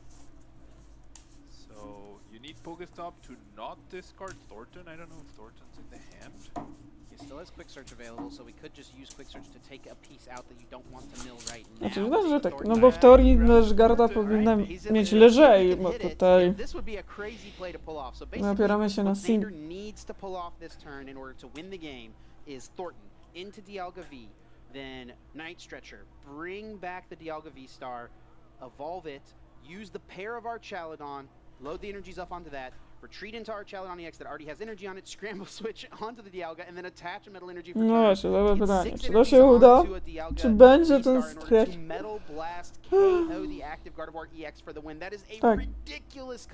Tak. A, no jeżeli się to uda, to Pero wygrywa, ale jeżeli się to nie uda, no to będzie kłopot. What pieces is he missing? What does he need to hit off the Pokestop to pull that play off? I think it's the Night Stretchers. I think he needs both Night Stretchers to get back the Dialga and to get back another Archaladon. Already has Thornton and Archaladon. No to, o, jest stretcher i nawet 2 stretchery! As long as he has a metal energy in the hand, that could be the last piece. Does he need that 6th final metal energy or a 3rd Night Stretcher? I think we're sure. Tak, nie dość, że nie jeden, a nawet 2 się odnalazły. No coś czuję, że będzie gotowanie. Będzie gotowańsko, powiem. Siemanko, witam w mojej kuchni. Pero pokaże nam tu, jak się gotuje. Tak, będzie gotowanie. But now this is kind of an awkward position for Xander. He can attack into this Gardevoir. He can do a decent amount of damage. 220 into the 270 HP remaining. But then LC has an opening to just use the Professor Turo, get this Pokemon out of play, and put Xander in a very similar situation with 2 prize cards left, and leave no 2 prize Pokemon in play. I think Xander might have also gotten a little ahead of himself in terms of that Palpad, like not putting back the boss when the other one is prized. I think that might have been a big miss because now LC could just retreat this Gardevoir. There's no way for Xander to bring it up. Now LC doesn't know this, of course. Yeah, LC doesn't have any knowledge on Xander's prize cards, and especially if your opponent doesn't Palpad back the boss, I don't know. Suspect that they have access to the other one. But that's something going for LC here. We do see Iono from Xander being played. It's hard to think with this long turn that Xander has not played a supporter yet, but that was indeed a supporter of the turn, shuffling both players' hand, putting them on the bottom of the deck. Xander gets 2, LC gets 3, and that's a lot of damage being laid onto this Gardevoir. Just 50 HP remaining. Now can LC clear this Pokemon out of play to eliminate any potential threat of Xander taking 2 prizes next turn? O, też ma We're no. so excited, Chip, about the Znaczy ma Arvena. that we completely missed that LC now has access to Drifloon. LC can now take down the Archaladon if he finds Drifloon plus Bravery Charm. And that's not too big of an ask. You have Kirlia, I see an Iono, I see a Counter Catcher. You could potentially take down the pitch at this turn, though I do like just taking down your opponent's biggest threat. To jest ryzyko. Dobra. Jakie piękne. To już takie korzyści. Nie no, Pokemon Stop, same korzyści. No, w sumie tutaj w tym przypadku to faktycznie jakaś korzyść, jak są dwie psychiczne, no to jest The profit. problem though is like if you use the Arvin, you can't Turo.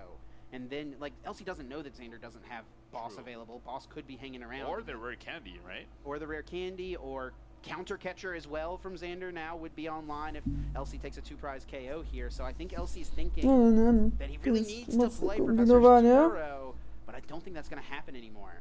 Right, but then eventually you have to come to, like, you don't have access to the card. You cannot access it. So then you just go for it, right? Okay, if you have it, you have it. Yeah, there's nothing I can do But about was it. at least leaving the option open with how the turn started off. Sure. But now at this point, off the refinement, not able to No find teraz the się Turo, so he's kitra. still in Wszystko się Arvin stało. as the supporter now for the turn. Can find the Bravery Charm.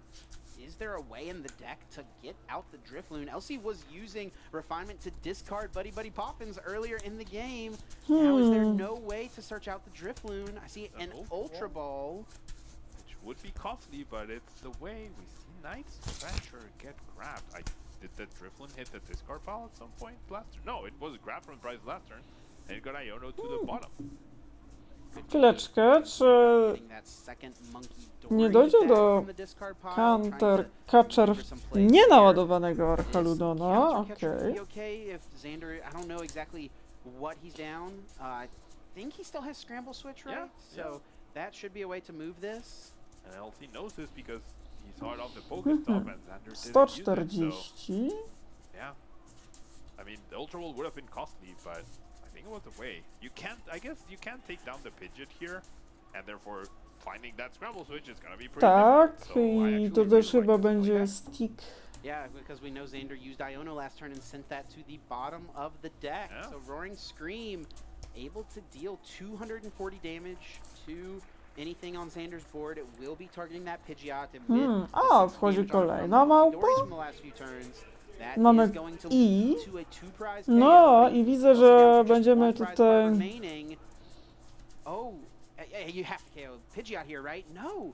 That was Monkey Dory. Yeah, that was second Monkey Dory use, and now we're gonna start. No i nokautujemy PJ'a, co oznacza, że Fero ma trochę trudniejsze zadanie. Find the way to close out the game. And there it is. Pheasantipity finds that Cypher Maniac's code breaking. We have not seen Pokestop be used. Well, this will only get one prize card though. How do we get the second? Does only get one prize. At least prevents. Oh, there's counter catcher. Yeah. So now can off of the Cypher Maniac's code breaking, put those two cards on top, and Pokestop will be able to discard them, add them both to the hand, and Xander Perot. No to chyba widzę, że mu się jednak udało. Tak, chyba widzę, że Pero już wygrywa grę.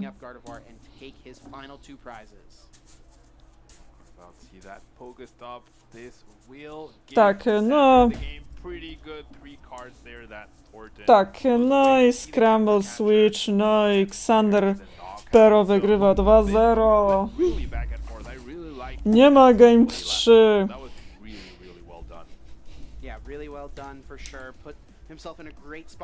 A, jeszcze będzie Wailord. Będzie to taka krowa, że będzie piękna. I to jest zwykły Pokémon, mający z ponad 200 HP. Being kind of the unique oddball card in this deck. It's the one that when you look at the list, it doesn't make the most sense when you combine it with the ability to stack your deck after a Star Crown. Cóż, Wailord ma... Że w ogóle ten Wailord, tak, to ma 240. Przecież to Wailord, kurde. Przecież Wailord ma tyle samo HP co Rage Bolt? No to zobaczymy jeszcze Archaludona, tak? Chociaż bardzo mi się podoba ten koncept w sumie, no, Consistence, że nie ma, że możemy się oprzeć na game'ze, czyli da się jeszcze wcisnąć tu PJ'a, tak? Usuńmy Relikanta i po prostu wsadzę ptaka i jeszcze zamiast Jamming Towera to wolę Pokestop.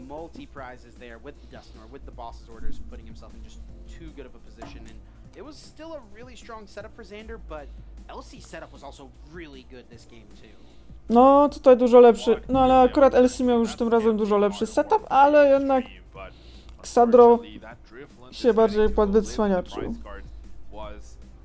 Był sprytniejszy.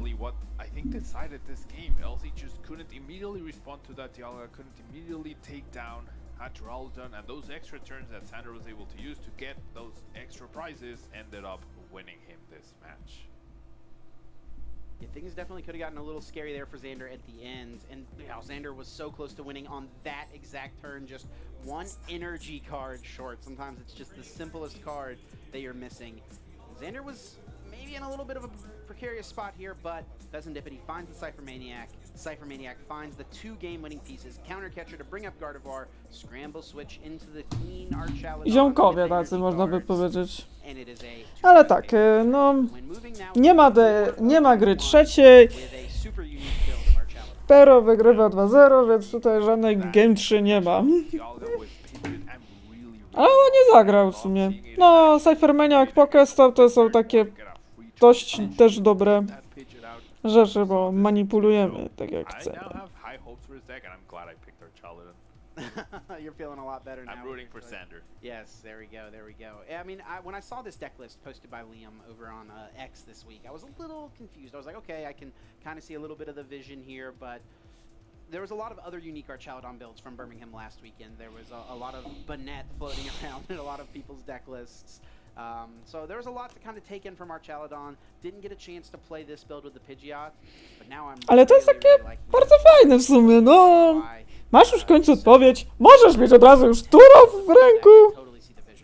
And that vision with the Thornton play we almost had, like that might have been like the play of the year already in the first event of the season for NA. Like that would have been masterful to see happen. I think Xander thought it was possible, and that's why like he got excited about the double Night Stretcher, but then when he went back to the hand to think about it, just as we did, we figured out we were missing one energy. It would have been a really cool thing to see. Yeah, I needed what, maybe one more Night Stretcher. Yeah. Or yeah, maybe like I think he milled a couple of Metal Energy earlier in the game with some Pokestops, so that just kind of decreases your chances to find them later on in the Czyli game. Pokestop, no raczej to na ten video już wyratuje. Znaczy, z czego co ja tam widzę, Archoludon radzi sobie dobrze, zaskakująco. Tak. Drifloon later in the game. I wonder if things would have been different if Drifloon was the attacker taking out that Archaladon EX. Possibly, yeah, eliminating your opponent's energy from the board, right? Don't just ask it. Like, Quick Search is great, right? But Quick Search doesn't win you the game in the sense that you're not taking prizes with it directly, right? So if you take down the Archaladon with the 3 energy, sure, your opponent can Quick Search for an Archaladon or the energy, but they cannot get both. So maybe that's how you make them win despite they having access to any. I rotacja no całkiem nieźle, bo tutaj chyba widzę skład zamiast gry. I was assuming there at the end that Xander probably has another boss available, but I have to wonder what would have happened if LC, instead of KOing Pidgeot, had KO'd a 1 prize Pokemon. Yeah. Left the game tied at 2-2. Countercatcher's not available for Xander. I don't know if LC ever would have gone for that play. That would be you like kind of playing to the fact that your opponent prize boss, right? I think taking out the Pidgeot probably has to be right there.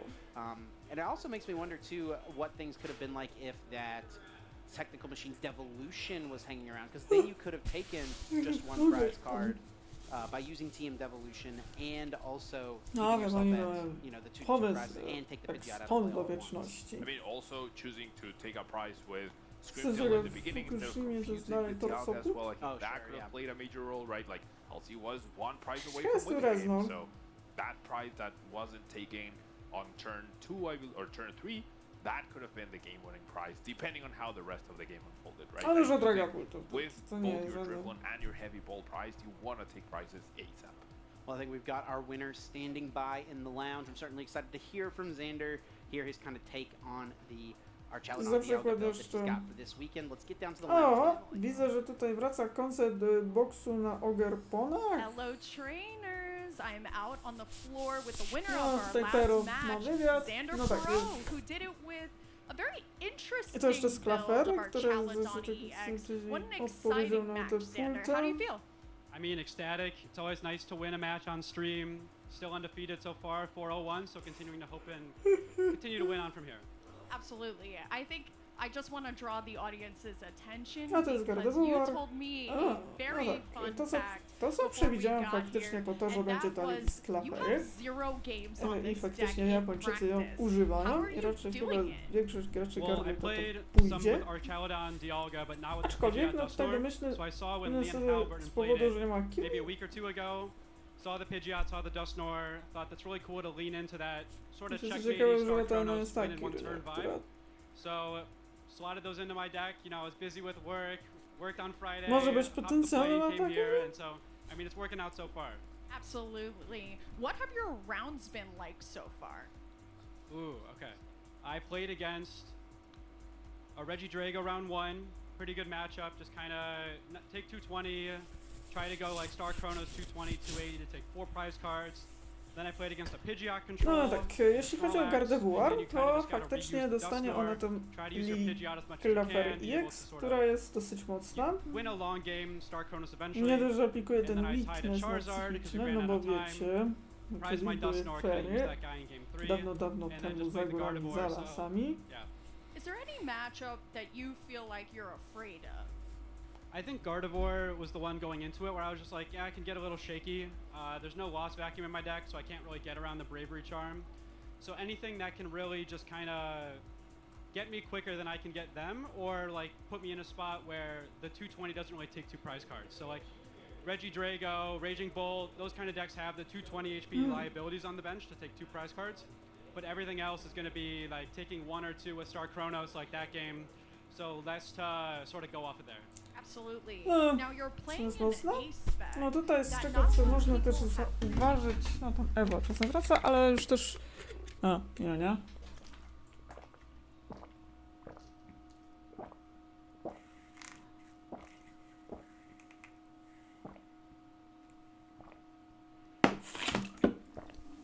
Jak już tak patrzę w listy. Już się zwalniam. Się zwalniam. Tylko nie mam Brandera. popular over here. It's a scramble switch. You want to talk to me about your usage of that, your preferred scenarios to use it? Yeah, so Scramble Switch is really just good for being able to load up that Dialga in one turn, either with Thornton or when you have Dialga V already on the bench. And it's the most powerful ace spec for our deck because we have Pokestop, we have Pidgeot, and those are the ways that kind of enable us to work on this combo. Other ace specs that would be useful, like Prime Catcher, Scoop Up Cyclone, and stuff like that, but Scramble Switch is really the one card that can take a board from Scramble nothing, Switch jest maybe trochę an nieoceniany Archaludon, i into like faktycznie a w tym full-on Star Archaludonie on Chronos, działa and i go spełnia. take the game from there. No. Absolutely. And Znaczy Xander, jest to of course, any shout no, outs? aspekt I mean, z tego samego you told dodatku, me you co... didn't have any practice games, so any A tak, group jeszcze testing patrzę przy partners you want to okazji. shout out? So I'll shout out my parents for supporting me, my friends in New York, Boston, and Chicago, testing group, Isaiah, John, Rahul, Michael, Sam, Mustafa, Keon, Eric, everybody, Reagan, To Cygaro, który Lucas, Grant, wyszukuje and Isaiah sort of gave me the list. Also the tweaked idea from Liam Halberton before, so without them there wouldn't really be the deck in the first place. Great. I Znaczy mean, I'm Hydragon ma super duży excited potencjał, to tylko see on jest where czasem this ciężki deck do goes. I naładowania mean, we were dosłownie. doing caster picks a little earlier, and it seems like everybody is a Jest big jeszcze fan nowy of the archetyp, bridge. co ciekawe, So, warto Des, we're zaznaczyć, gonna że throw jest it back to nowy you. archetyp Raging Bolta, oparty o Pokemony Iono, w szczególności Anambolipup. Lots of great players that he works with, Tak, and bo he's one of the great innovators of the game as well. Always teraz to Raging Bolt to dzieli się na dwa. We'll see how he continues to do through Taki this mało, tournament with Archaludon, jak what he ktoś can build. Electric Streamer, Very unique build, tak very długo jak, unique games, very unique decisions tak as długo well, w twojej very dużej... unique openings that we No, saw. że to, że dajemy Yeah, I like it. podstawę I like it. I'm elektryczną always energię rooting do for twoich Sander, pretty cool Iono guy Pokemonów, as więc well, tu mamy on a Polipa. personal level, so a big Czy fan opcję of należy, Sander. żeby nim atakować. Yeah, someone who you love I to see do tego succeeding and mamy doing jeszcze well tylko in the Pokemon TCG. And other people we're hoping to see succeeding and doing well jeden are z our players to kilowattu, watch. Let's który take a ma look at who Flash those Growa. players were this weekend and get a little You bit may of an use this update on how they ability are doing once. so far in the event. Of Nie, course, nie Prince oglądany Tonneson właśnie has been at the Torison forefront i of the Pokemon TCG scene for the last couple Torison of jest dosyć seasons now, często akurat traveling na across the streamach. globe. Wini Of course, he lives in Hernandez Australia, but he goes to events u nas już in tak Europe, in Latin America, and niekoniecznie. now, of course, here in North America. here at San Ale Torisa Antonio. ostatnio He's bardzo currently często 3-2. He started widzę na out at streamach, 3-0, więc but tutaj faktycznie had a dużo last was. couple of rounds that were pretty rough. it Nie seems like. zdziwię się, Do you know what the matchups were?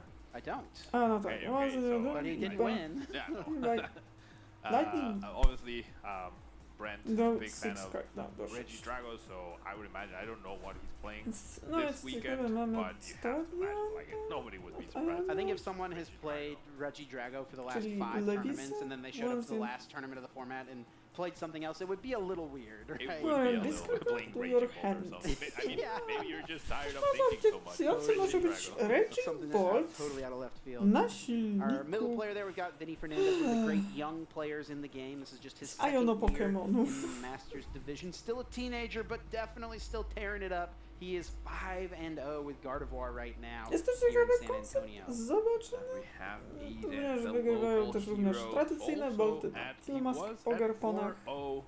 As we check the standings, I believe he was still playing as we finished out this round 5. Could be 5-0, would not be surprised at all.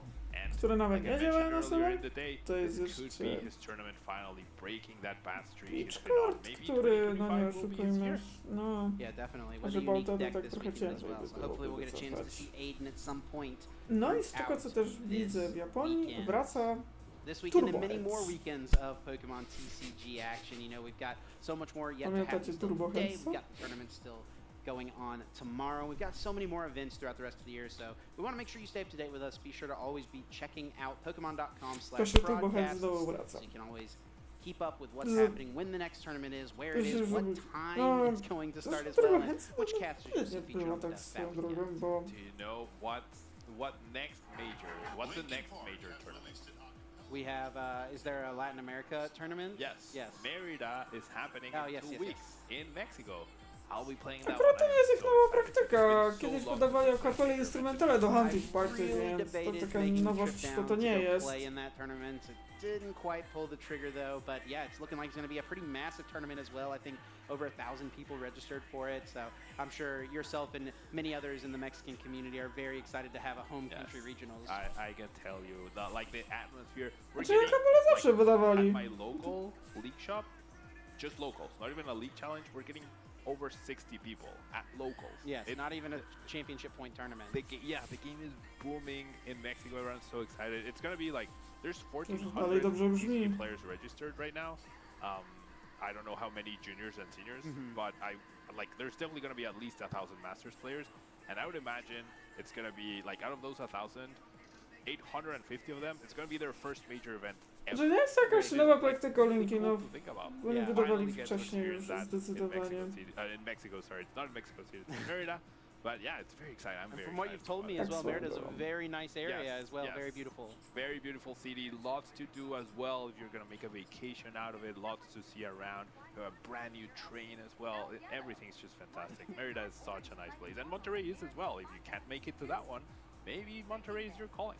Maybe so, yeah. I'm kind of regretting not going to Merida now. I've actually got a few friends that are making the trip down to that one. So I know.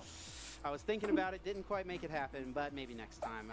Very much looking forward to seeing what continues to happen through the rest of the Pokemon TCG season. So many tournaments here and globally as well. We are going to take a little bit of a break before the next round. In the meantime, we're going to take a look at some players who had a chance to sample some of the local chili here in Texas.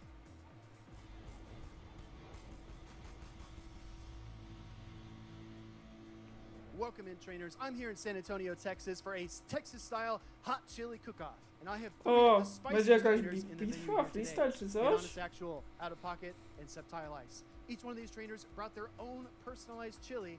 They're going to give us a taste and their hot take on the meta. Adonis, you're first. All right, so my hot take on the meta right now. Okay, first of all, actually, let me not get ahead of myself. My chili is called the catastrophically cooked Clodsire chili because, in my opinion, Clodsire is terrible in this meta right now. We have Diggersby, we have Annihilate, even Azumarill still taking super effective damage from the Sludge Bomb. You're taking super effective damage right back from Bubbles and Ice Beam. I just don't think it's good right now. If you want to choose a ground type, choose Diggersby, but don't hold it against me if I run Clodsire in the tournament tomorrow. So. Yeah, let's try a bite of this chili here, shall we? Yeah. All right, let's do it. All right, let's see. All right, grab a chip, pocket, and Septile if you can. My Clodsire. Yeah, you go for mine actually. All right, get a good scoop. It's not that spicy. Don't okay, worry. yeah. I'll not shy away. Here we go.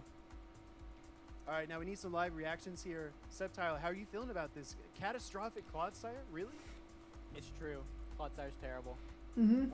All right. Pocket? Oh boy. What things I can say about Clodsire and how bad it is. I completely agree with Adonis here. Oh boy. It's just like we got two ground types that compete with it that both wallop it. Then there's a zoom roll, as you mentioned. For alligator, still very prevalent. Drapion of energy gives a lot of trouble. And even stuff like Annihilate there that now has Ice Punch as a better option. Can really terrorize it. So if you're running Clodsire tomorrow, or actually today, Jeszcze best brakowało, of że luck babka się to you. zdziwi, You że may need it. można Well, kupić I think we can agree that Clodsire itself is a good Pokemon. It's got good A to musi stats, być it's got jakiś good moves, bait. but in the current meta, not the best time for it. Not the best. All right, Pocket, you're up. What'd you bring for us today? All right, this is called the Pockets Pelly Pepper Hot Chili. And I'd say that my take here is that Shadow A to Annihilate musi być is jakiś way better. bejcior Not way better. swoją I'd say drogą. marginally better or slightly better than the normal because we got boosted shadow counters, Rage Fist add up way faster. And one very specific matchup that I wanted to talk about is the Diggers Tutaj się zadziwiam. with Jeszcze Diggers against a normal Annihilate. Ice Punch plus 13 counters do not No nie sometimes wiem, knock out, zastanówmy się, no. depending on the debuff from the Scorching Sands. Okej, which lets no. Diggers Może get two Fanta moves nie jest aż taka... against Annihilate for free if it has Ice Punch, or forces a close combat if they have close combat. But if Okej, it no has może nie Shadow jest, and then wiadomo, Ice ten Punch, kolor you just aż taki negate it. naturalny. It completely wipes it out. The Shadow counters Do natury. wallop. All right, let's give this chili a try, and then we'll kind of ponder about this point about Shadow Annihilate. I think Shadow Annihilate actually won in Birmingham. It did. Recently. Icelandic Lapras, right? Yeah. Yeah. Oh, So sorry. I'm curious. Shadow Annihilate, again, it's already a Pokemon that's maybe on the flimsier side in terms of stat product. So going Shadow, Tak, you no, might ci actually ludzie gain a się lot of dziwią matchups. na What do you przykład think, Septile? takich rzeczy, I jak to, że don't like mamy Annihilate. mniejsze czekoladki. Well, worst Pokemon ever. Wow. Okay. I've never used Shadow Annihilate. I would never use Shadow Annihilate, so I can't really put a take in here. All right. Adonis? Well, I'm kind of questioning what's hotter here, the chili or these supposedly hot takes. Because Normalnie? it seems like we're all in, well, except for Chociaż mnie to Sasha, dziwi, but fakt. I at least am in agreement. I think Shadow Whip is better. We saw Icelandic Lapras use it very effectively in Birmingham, and if I had one, quite honestly, I would probably be using it as well for that Diggersby matchup because it could get pretty uncomfortable. The normal type should be losing to the fighting type, but O, zdziwiona, że u nas tak są podatki, bo w Stanach nie ma. So I have the Seviper Spitfire Hot Chili, and my Yeah. hot take is if you are running Corsola, Diggersby, and Annihilate, you are bad at team building. This is Whoa. the new Noctowl Trevenant Lantern. It is terrible. If you are running this core, go home. Bo to jest normalny ser? Gosh. wow, All right. wow. All right, guys, No, try but it. that's That it. chili has me kicking. I don't think I can even try the chili. I have to go home. He leaked my team. Oh, your whole He leaked team. my line of three. Czy to No. musi być jakiś bait? All right, guys. Okay, Okej, no that's może nie interesting. jest I never pozyskiwany thought ten of kolor that oczywiście z chili przyrody, as, aczkolwiek no ta Fanta a jednak... line dependent, I should say, as Noctowl, Trevenant, in Lantern, because that was a tough matchup to be in if you were on the receiving pocket. No jest jednak. I interrupted my train of thought. I see the chili's getting to you. No, the take just oh boy. No, he's from Maryland, so. Like there's 3 words as like a phrase I could say in response to that. It's Zooey Mama. Because unlike the knocked out Trevenant Lantern core, there are so many core breakers. There's so many awkward matchups. And sure, all 3 Pokemon, very strong neutral matchups, right? You got the still very strong counter, Rage Fist from Annihilate, Diggersby, just bulky. And then Corsola, all 3 moves recently got buffed, very strong. But there's still a lot of iffy matchups in that for all 3. You got Talonflame, Mandibuzz, especially with Air Slash, as well as things that are very safe in all 3, like for example, Shadow Canto Marowak. All right, fair enough. Adonis, any final thoughts? Give me one sentence. What do you think? Said it best. He as in out of pocket, not Septile. Oh, okay. I mean, I'm a little offended because I'm running 2 of those Pokemon. All right, everybody. Well, Septile Ice, Pocket, Adonis, thank you so much for joining us on the Hot Chili segment. Back to the action. Stawiam zwykłego mema od razu ze sraniem. Pozbyliśmy się Brauna. I would say a great trainer is someone who's like willing to work with other people and willing to like, kolejny let mecz other people będzie, help them be better. And also just someone who's nice to everyone, because I think it's really hard to be good at Pokemon if you're not willing to talk to other people and help them out. I would say being able to be humble in your defeat. You can't win them all, and how you handle your interactions with your opponent, even during the match and after, are very, very important. I think what makes a great trainer is someone who's passionate about it and motivated enough to learn. You gotta enjoy learning move sets, learning matchups, learning move counts and whatnot. And then the more you play and the more you do, the better you'll be. I think a good trainer is someone who is kind and open-minded and willing to share their experience with newer trainers so that the game can be more inclusive for others. I think what makes a great trainer is a combination of a lot of different qualities. I think it's about being honest with yourself when you maybe make mistakes, right? When you get unlucky, looking for parts of the game that are within your control. And also you just have to have this like certain eye for the game, right? Like you can look at a board state and you can kind of analyze a lot of possibilities. I think what really it takes is like kind of looking at a bunch of different successful approaches, finding what works for you, but synthesizing the things that are really good to carry over into your own prep and your own skill as a player.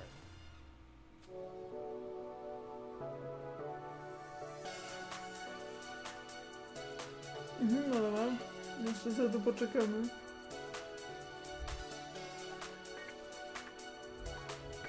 Ale rzeczy też w międzyczasie nie robić innych rzeczy.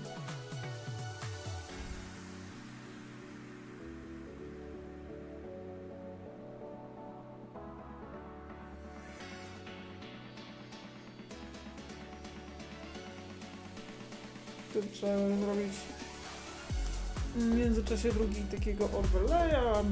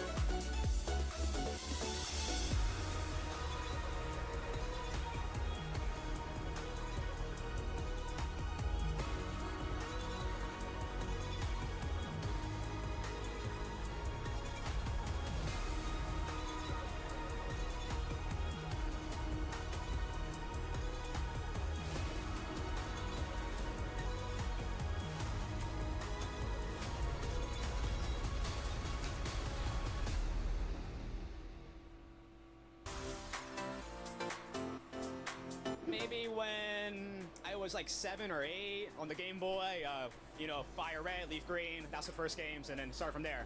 Mudkip was my favorite. It's just some guy back from Knoxville. In the competitive scene, I look up a lot to Aaron Zhang.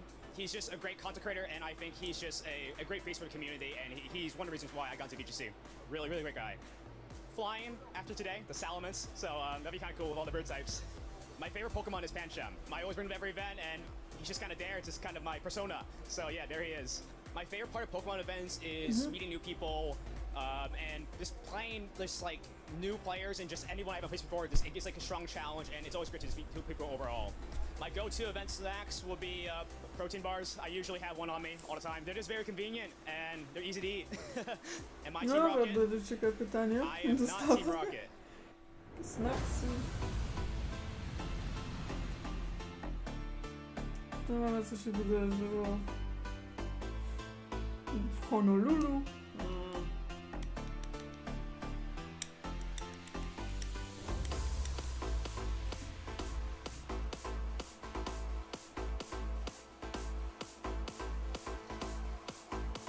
Welcome to the Pokemon World Championship 2024! No, a na hajsu jak to się dostanie.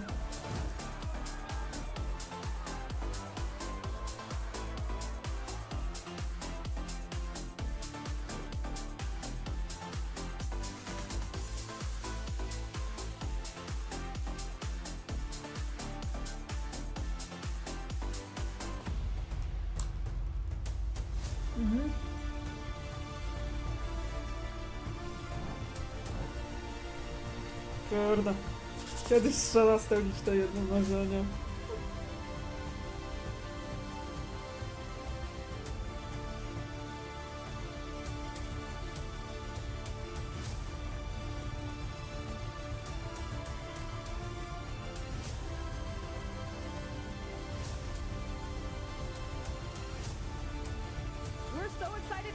and celebrate Pokemon. A w tym roku będą w Anaheim już bez kutafiarz. Welcome back in, Pokemon fans, to No dobra, the no San Antonio kogo teraz Regional zobaczymy? Championships. We've had some very exciting games so far. We're just To over rzeczy ze halfway Australii, no. through our event today. There's still so much more Pokemon action yet to be played. 4 50 more dali. Swiss rounds remain. These rounds are extremely important. Players fighting for as many match points as possible to try to lock up a spot into day 2 of the competition so they can keep on fighting for the title of regional champion. I'm Chip Ritchie, joined here at the desk by Pablo Tablemon Meza.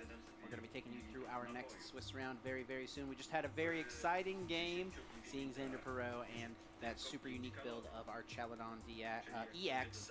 Can't wait to see what else we have in store today.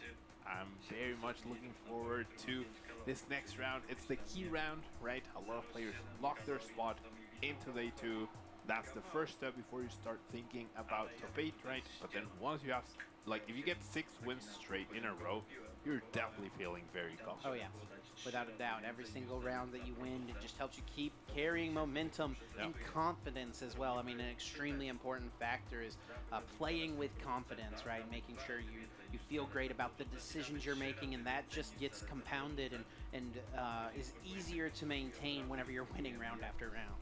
Ja zastanawiam się, czy to warto jest wydania 50 zł, czy lepiej pójść.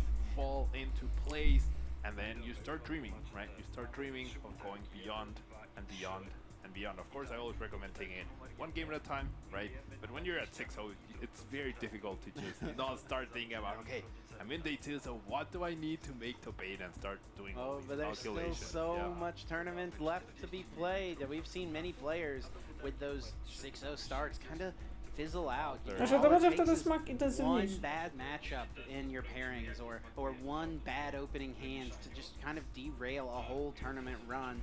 So I always joke that like every Pokemon players has that I should have won X tournament story. I'm sure you've got several of them over the years, right? But it's like that's just part of what Pokemon is, right? Everyone's tournament run gets cut short. You've also got your fair share of I did win X tournament stories, so you know they end up evening out over time, right? Yeah, over time, as you mentioned, like all that matters is you make the best decision possible to maximize your chances of winning. But even if you're a 99% favorite in any given situation, there's always that small percentage where things could go wrong and you end up on the losing side. And I mean, you try to strive for having checkmate on board, right? Getting to that 100%.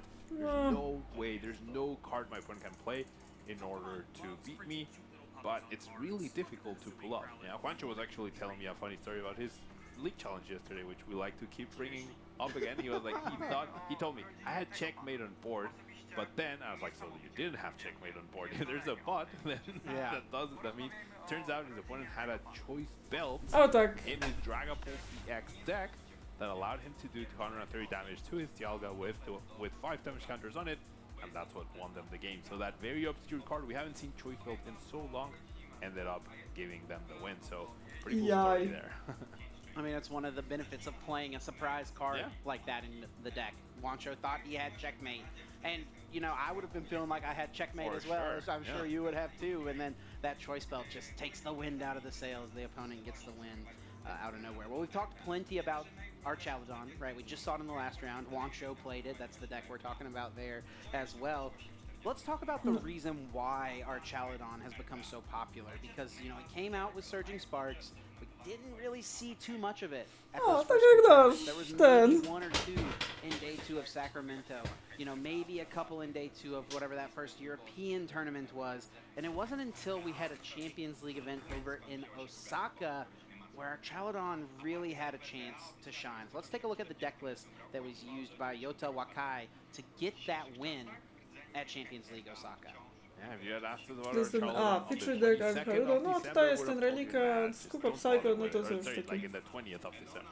But all of a sudden on the 21st and 22nd, Yota ended up showing the world how good our Chaladon is, combined with Yala. This very straightforward list, right? And it's what's crazy too is it's like this is not that different from what people were playing at the time as well. It just kind of maybe takes a little bit of a change of perspective, a change of pace, or someone to place really well with a deck for people to start respecting it as something they should potentially play for a tournament. Now, it is worth noting that the Champions League Osaka did take place in a slightly different właśnie, bo format to than the jest format we're właściwie playing to jest currently. deck They na had the cards that no we are gonna be Osace. getting now No in tutaj our dużo się nie Evolution zmieniło, set. ale There's rzeczywiście really osiągnął only ogromny two sukces. super competitively impactful cards I in to that jest set. There are a few Aharu, more, but to jest ten the deck. biggest ones without a doubt are No Badu chyba walczą and na the Ancient Regigigas. Boxa. And I think with Badu being a card featured in the format, that's one of the things that let our Chaladon kind of succeed. You know, Badu pushed some of these other decks out of the meta a little bit that our Chaladon could struggle against. Of course, Duraludon's Hammer In is able to just one-hit KO Badu very, very easily and super efficiently. And then also with the rise of Gardevoir's popularity over there, Origin Form Dialga V-Star and Jamming Tower is a pretty good combination into that matchup. We saw that being utilized very effectively in that previous game, that Star Chronos just being able to take out two of your opponent's Arculias or the Gardevoir and Arculia. That definitely comes in big. As you mentioned, that cute little body just completely turns things upside down in the metagame. And I think the biggest thing is it almost takes out Charizard from the equation in terms of it being this super powerful deck. It's still very good, but now it has to really make some big adjustments to the body.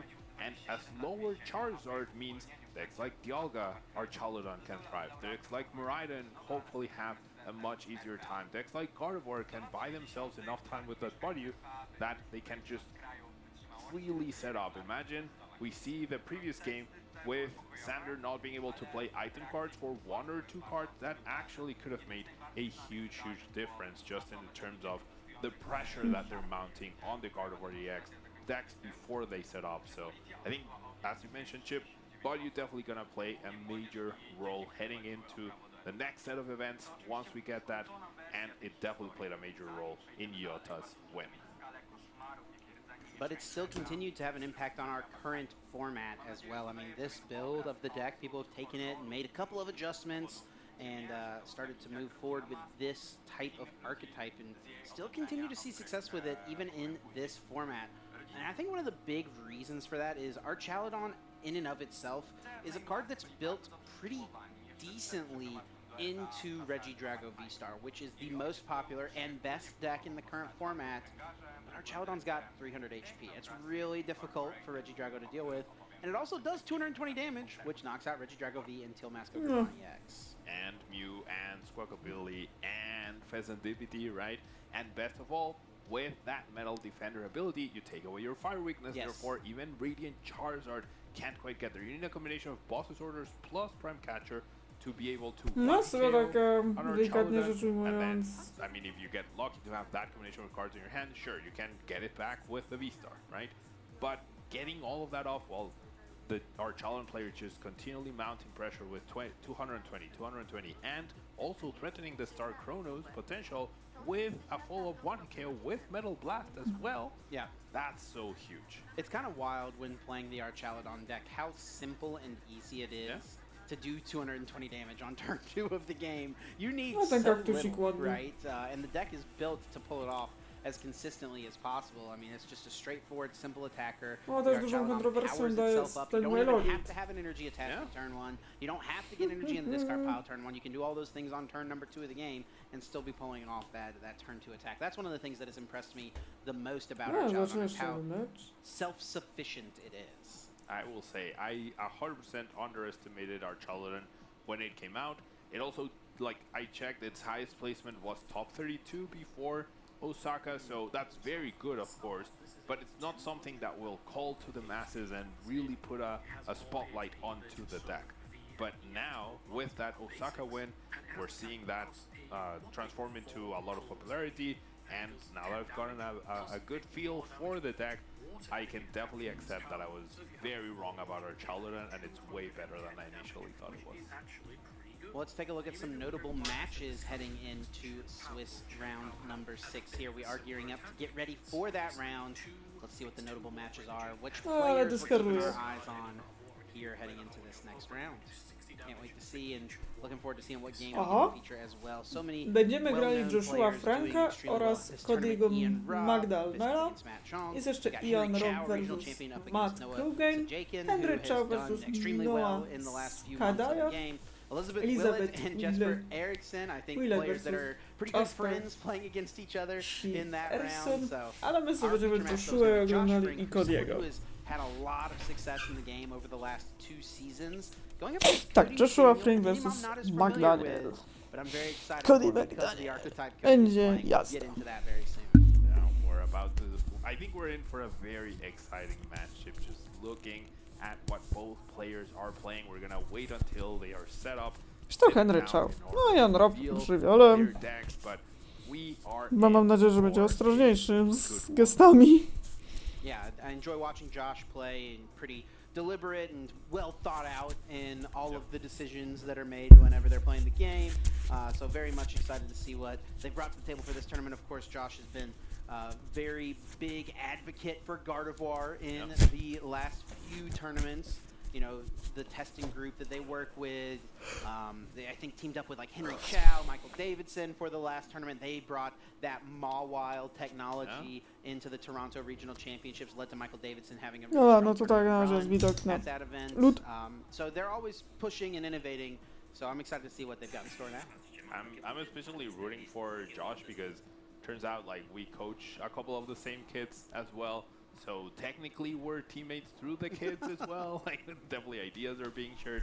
So that's pretty cool. So yeah, I'm very much looking forward to see what Josh has in store for us this round. Yeah, without a doubt. Look at all those players out there in the field. A sea of Pokemon players setting up for their Swiss round 6. And this is a very important round, like you said. Some players here getting to 6-0. They're going to put themselves in a very confident spot to make it to day 2. We do have 9 Swiss rounds, so you are going to need those 19 match points to make it into day 2. So they will still need one more match point, but if you get to 6-0, I think you're feeling pretty good. You haven't quite locked it up, but it's like you've all but locked it up.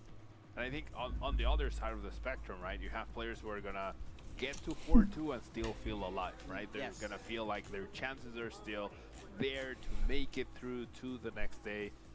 They can still make it mathematically. They can still have a very good shot at top 8 if they continue to win out.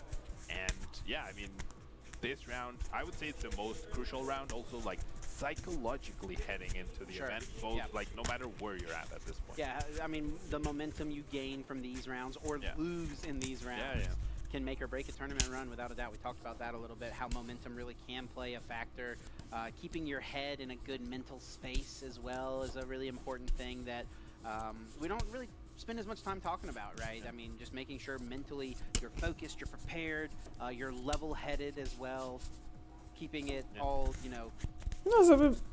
A, z nowego roku będzie... One game at a time. One game at a time, yeah. No jakiś... Wholeheartedly agree, and yeah, I mean, if you're 3-2, you Dobra, win, Tauron, you feel nowa very much muzyka, alive. You're wow. 4-1 and you lose, all of a sudden you feel like you have no more margin I zamieska for też error, right? będzie, With wow. more rounds to go, so. And it's amazing A, the difference there, right? mógłbym 3-2 pójść na into zamieskę, 4-2, bo you żeby feel great. przegapiłam. 4-1 into 4-2, it's like the wind gets taken out of your sails, for sure.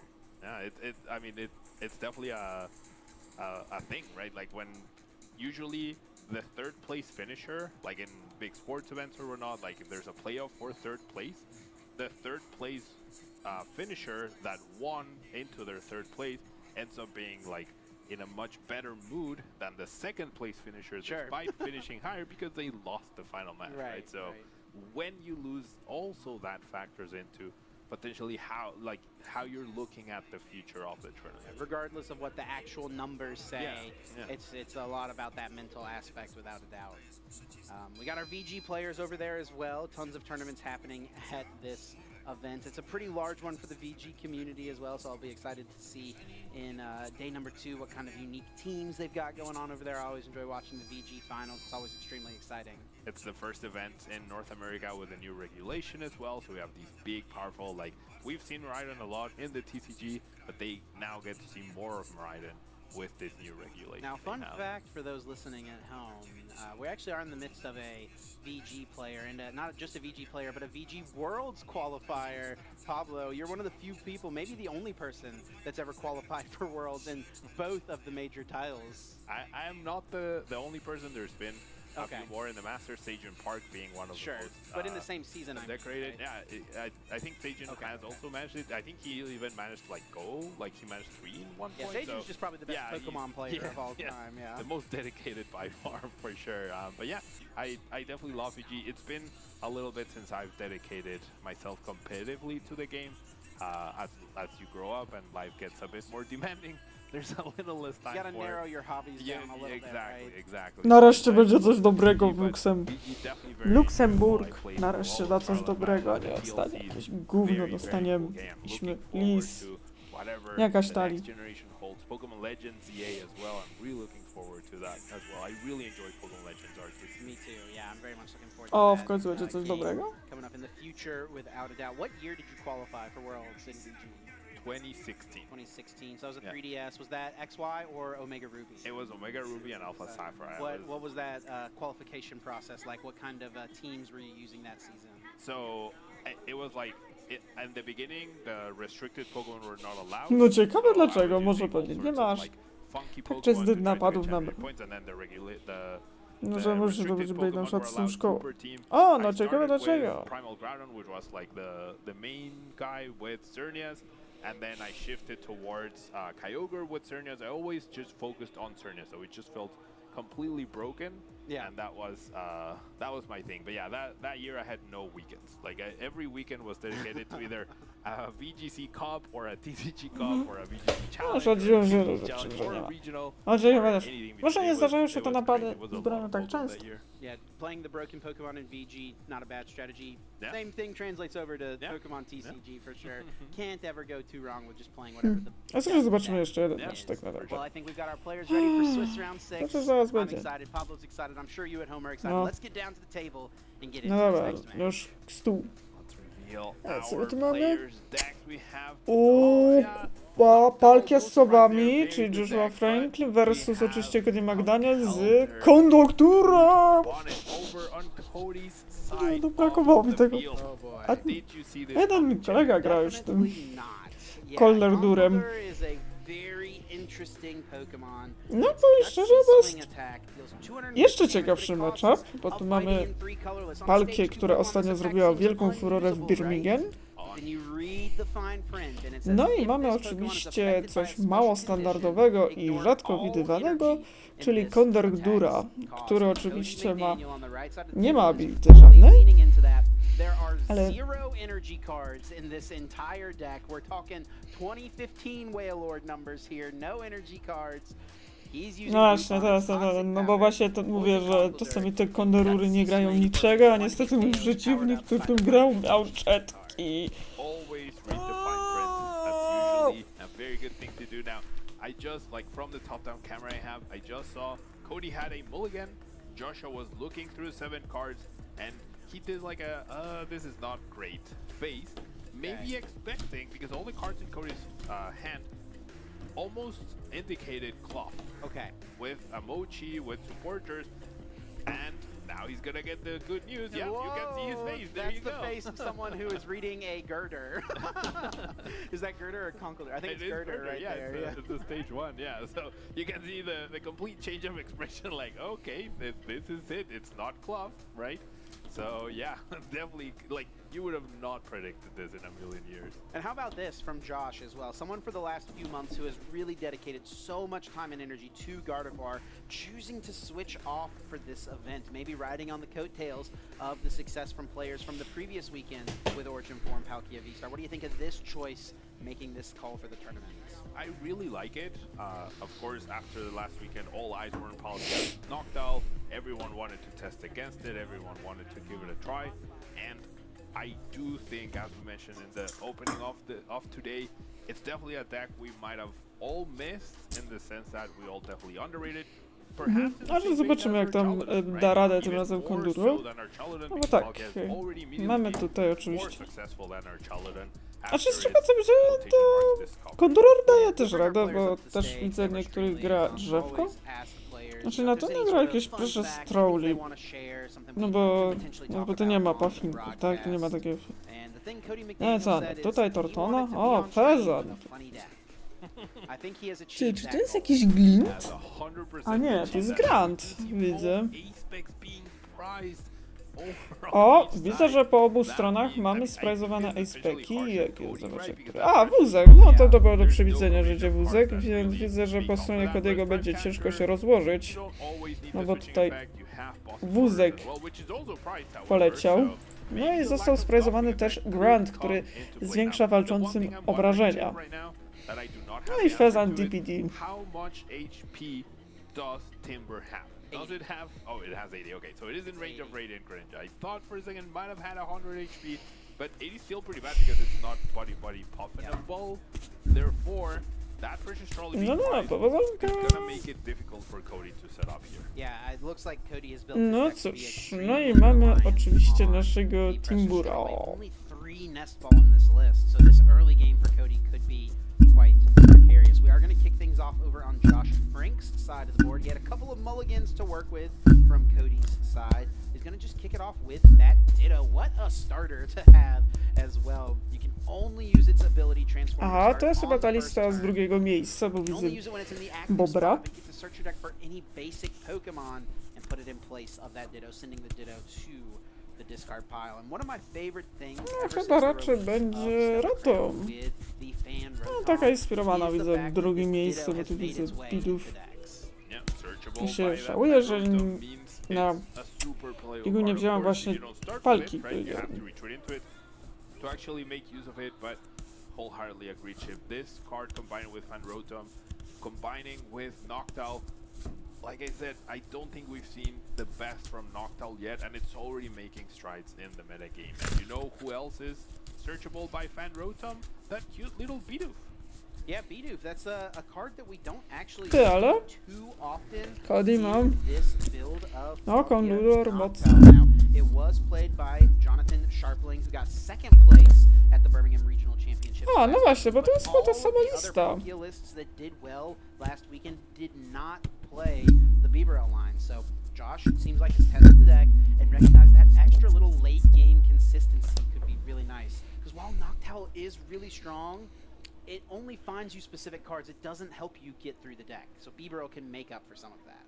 And these decks tend to sometimes struggle with late No, energy, right? Because of course no tak, attaching bo już energy z per palki. turn is very important, but you have Palkia's Star Portal ability in order to get energy to play, power itself up, power Tak. regen one go, but after that, it's 1 energy per turn unless you find Piu, piu. those glass trumpets and a potential energy switch. So that No can tutaj be pretty Bober. big in terms of resource access, Uchód. and as you mentioned, that No i Bieberl's Noctowl, bo nie ability można poprawy is super szukać. good to just replenish your hand and protect yourself from Iono Disruption, on first Stamp Disruption, and combined with Pheasant DPT, those cards don't even work anymore. We will see Fan Rotom use its Fan Call ability in order to search the deck for 3 colorless Pokemon with 100 HP or less, adding them to the hand. It looks like a pair of Hoot Hoot coming down right away, and Noctowl will be that last grab. I have to imagine this is the most common combination of 3 cards grabbed off of Fan Call. Assuming you don't have any pieces is definitely the way to go. Unless you have like a research or something and no access to Trapagos, then that's when you give up on the possibility of Noctowl. But Josh, with the 2 mulligans, No ma, widzę arenę. with the Fan Rotom, his hand is huge right now. His hand is huge, but he actually doesn't have too much. A Actually, nie, no, on tutaj widzę, że tu jest Trapagos zmiana there, po so stronie Joshuły, bo widzę, że gra Silent, która nie była grana w drugim miejscu. the Jewel Seeker No jest Heavy Ball. No i chyba się zdziwi, co tu się znalazło. No i właśnie widzę, że się zdziwił. Znaczy oboje mają sprasowane icepeki, ale no, wziąłem PJ'a. But the big thing that is a potential worry here for Cody could, well, normally in this matchup I would say would be the fact of Radiant Greninja on turn 2, right? Clearing your board, getting rid of all your timbers. Cody can pump the Ale on brakes a ma little bit, don't worry about that Nestballa, too much, right? Josh okej. did not pinch a Palkia. There's no Greninja just yet either. Yeah, but getting that Snappy out eventually will be pretty crucial, right? Unless all of a sudden you get to evolve everything. Właśnie przez to, że nie ma Without a full band, proszę Strowli, jest troszeczkę no nieciekawie. will be pretty harsh. Now, does find that Rotom has that has one of the 3 copies of Neswell in hand, so Rotom's going to be pretty important here. And Fan Rotom's Assault Landing can't take down this Timber thanks to that 80 HP, so maybe we can see Cody stabilize despite the Precious Trolley being prized. Potentially, but thing of concern could be the fact that there's just the 1 Timber in play. This could be an opening for Josh Frank. If he's able to find a Terapagos, able to power it up with a Glass Trumpet, able to get off the attack. No tutaj w prizach nie ma, ale też widać, że Prag... No help from the prizes here for Josh. I mean, it's another interesting No tak, i tutaj oczywiście ten klasyczek, że zapis. Kurde, bym zapisywała, co mam. Znaczy nie zawsze mam wgląd do tych prizów i często jest trudno ocenić. Boss's orders put at the top of your deck and make yourself Ionoproof and potentially win the next turn. So I really like the copy of that Silene being included. However, it seems like Josh's hand, despite being huge, there's no help here. Yeah, I almost no właśnie to jest taki problem. When he used Ditto, should he have just gotten Radiant Greninja, right? You want to try to set up with the Fan Rotom, but no ma Kiera, no ale... A Terra Pokemon no in play. We're actually going to see ma Iridę, tak? Dippity is being debated as the discard. And we're actually, we're going to see the Kieran here and Assault Landing. So Kieran boosts the damage by 30. Assault Landing does 70. That's 100 damage. Enough to KO the 80 HP Timber. I was thinking it's really nice for Cody, the fact that Timber has 80 HP. It doesn't go down to the Assault Landing, but a surprise Kieran. It's only extra damage to Pokemon EX, though. Oh, Josh. So I think Josh didn't think about it. Cody, yeah, there you go. Like he thought it was a plus 30 now. There is an Irida in Josh's hand. A, no i niestety, zaraz, chwileczkę. No tak, bo Kieran boostuje, ale... no tak, bo tak propos jeszcze. Kieran, no niestety tutaj Joshua popełnił misplaya, bo nie wiedział o tym, że Kieran boostuje, ale... boostuje... obrażenia do fałek i EX-ów. Niestety Timber nie jest tym Pokemonem.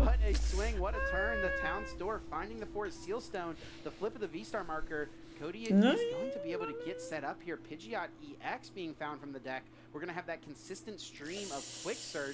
ten misplay może kosztować niestety.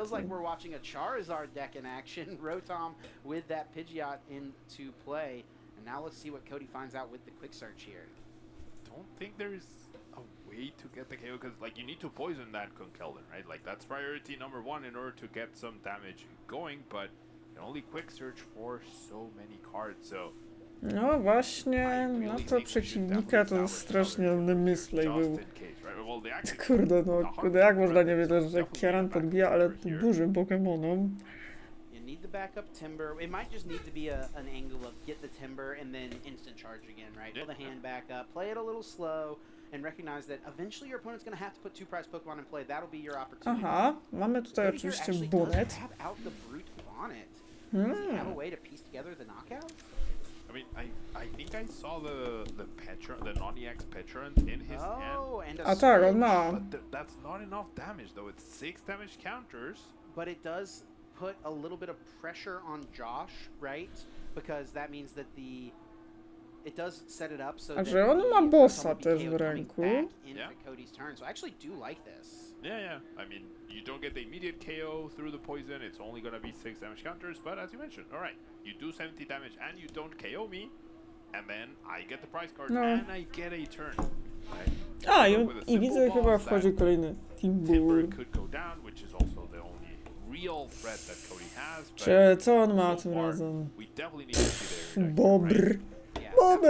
I didn't even see that in the hand last turn. I also didn't. Yeah, Josh didn't have too much going on since he didn't seem like he was trying to make much happen. So now it will be Irida searching for any water Pokemon, any item card. Znaczy właśnie, on mógł to zrobić inaczej tak naprawdę i mógł tak naprawdę po prostu użyć Iridy, bo Kieran był niepotrzebny.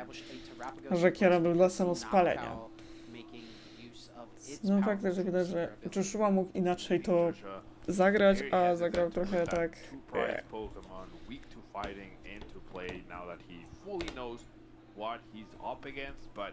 he really needs to make something happen. Now, there is a glass trumpet in hand.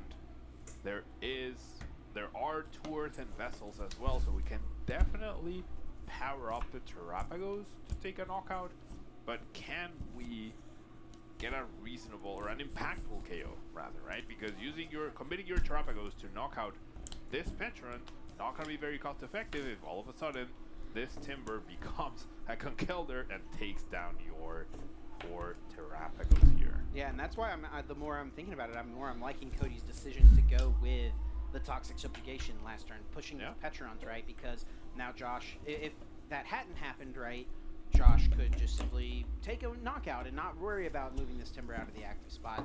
Now he's got a little bit to consider here. We could see him actually retreat this Fan Rotom into a Hoot Hoot. We could see the rare triple stab. It's 10 damage for each heads you flip on 3 different flips. With a Boss's Orders, of course, something like that to try to bring up the Timber. We'll see what he pieces together. There's Or no, yeah, there's no Prime Catcher access, right? Because it's prized and can't be playing Boss. Yeah, we all played that era, so yeah, I mean, we're having a tough time No dobra, here widzę, because że it's a się very awkward game rozkręcamy. so far from Josh's side. So, as Josh here, obviously I think last turn we had a little bit of a blunder, right? He made a little bit of a mistake. Yep. Put himself in kind of this awkward spot. I'm sure, you know, the years you've been playing, you found yourselves in these type of situations before where it's like, you just do something a little silly on the first turn early in the game, but there's still a lot of game left to be played. How do you kind of get yourself centered again to focus on the game at hand? Właśnie, no Cody zdążył się jednak rozłożyć, myśli. You know, it's like, you've already done the oopsie on stream, I've done, as you mentioned, plenty of them on stream myself, so it's just, okay, my win condition is now 1 turn later, my win condition has now changed, you just have to keep asking No yourself, i mamy tego how do I win? Terapagosa i to jeszcze How do I takiego win? And nie then brało. figure it out. Yeah, there's Artego, no co other oznacza, że way możemy to już go about it. aktywować Figure out sówkę. how you're going to win, and then you go for it. We do see a Terrapagos coming into play, so now with a Terra Pokemon available, Jewel Seeker can be used from the Noctowl, evolving up from the Hoot Hoot, able to search the deck for any 2 trainer No, cards. matchup-ataki są trudne oczywiście do operowania trochę, no bo rzeczywiście Kondur no, może mieć na przykład kiepski matchup na Snorlaxa, chociaż tutaj Poison może ratować dupę. Stadium cards here. Cody is playing 3 stadiums in the deck. There's a pair of Town Store and then also a Gravity Mountain. So keeping track of, you know, who has more stadiums available, you know, potentially Joshua having Znaczy nie wiem, czy on teraz potrzebuje tylko kapsuły. One here versus 1 here, right? So Cody could Podoba potentially mi się to, że tam rozgrają. Area 0 bonus damage for both Palkia and Terrapagos, and all of a sudden that Conkelder is surviving hits left and right and taking names left and right as well. Yeah, once we see this get established, it's going to be really interesting to see how the game continues to progress. We do see Earthen Vessel discarding a basic water energy, searching out another couple of water energies. That Nestball was able to get Origin Form Palkia V into play, so that V-Star can now be threatening an evolution, a use of the Star Portal, V-Star Power next turn.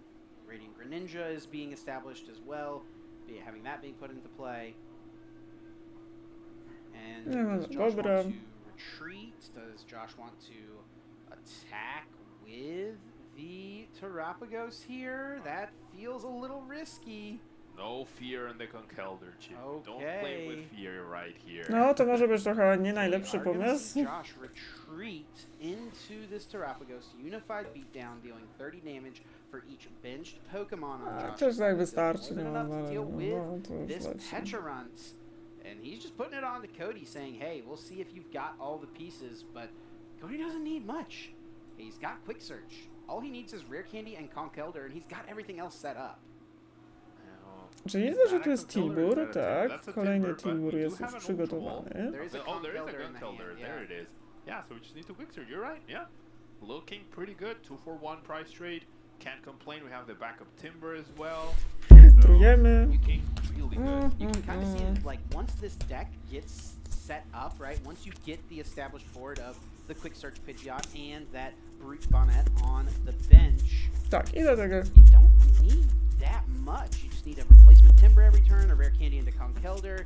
With the Quick Search, you're able to find one of those pieces guaranteed every single time.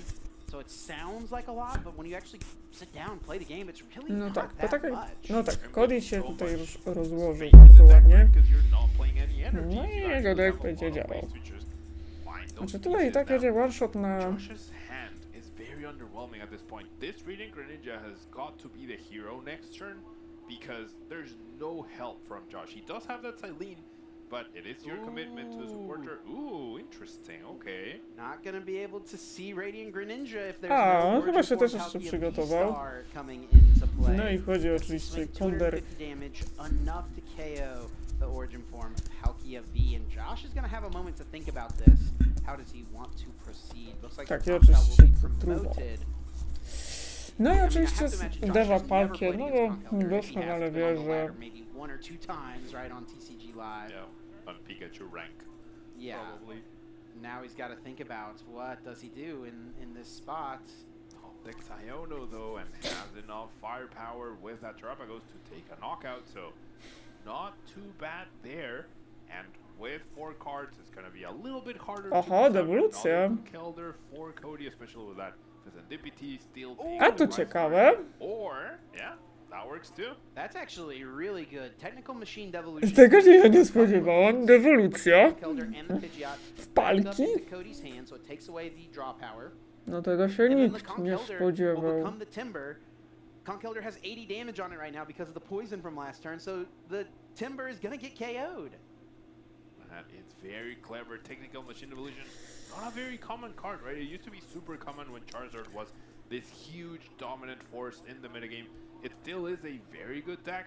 However, it's no longer this huge dominant force where people find themselves trying to take against it. It's all been about Regidrago V-Star, but it's gonna be so clutch in this spot. But Cody does have access to Arven to immediately get back that Pidgeot into play, and because he's getting that Conkeldurr back into his hand, can just immediately quick search for the other rare candy to get Conkeldurr. However, with no rare candies, getting another Conkeldurr after that could prove to be a little bit difficult. Yeah, this is Aha. gonna become No właśnie to się awkward pojawia because he's gonna cały need to twist find a turn to fabularny. like manually evolve into Girder at some point. To be honest, if he's got rare candy, he maybe doesn't even want to go for the Pidgeot here. You maybe just have to go for the Conkeldurr and hope to establish it turn after turn. No to jest można powiedzieć, że tego się nikt nie spodziewał w sumie. Widzę, że Joshua postanowił taki dodatek dowalić, że ja nie mogę. In this specific spot because Cody needs to play rare candy like every single turn in order to keep his attackers rolling. He's already down 2, right? We saw rare candy into Conkeldurr last turn. We saw rare candy into Pidgeot the previous turn, so he's only got 2 rare candies left for the rest of the game. That's only 2 more Conkeldurr, so if he uses one to get into the Pidgeot, he's only going to have ability to rare candy into 1 more Conkeldurr. Joshua pulling off all the surprises here, playing. I think that everyone's looking at this from this previous weekend, but adding his own twist to the deck in order to keep that surprise factor going. Oho, Right? Manafi, widzę, że jest All eyes on zabezpieczenie. Palkia, knocked out, no surprise, we're seeing it here do so well. However, with these surprise inclusions like the Silene, Znaczy chyba nie wiem, czy ja potrzebuję PJ'a. continue to give yourself an edge on top of the deck's raw strength. Yeah, so this is a really interesting situation for sure. Cody doesn't have access to Fezandipity. He used the Nest Ball here.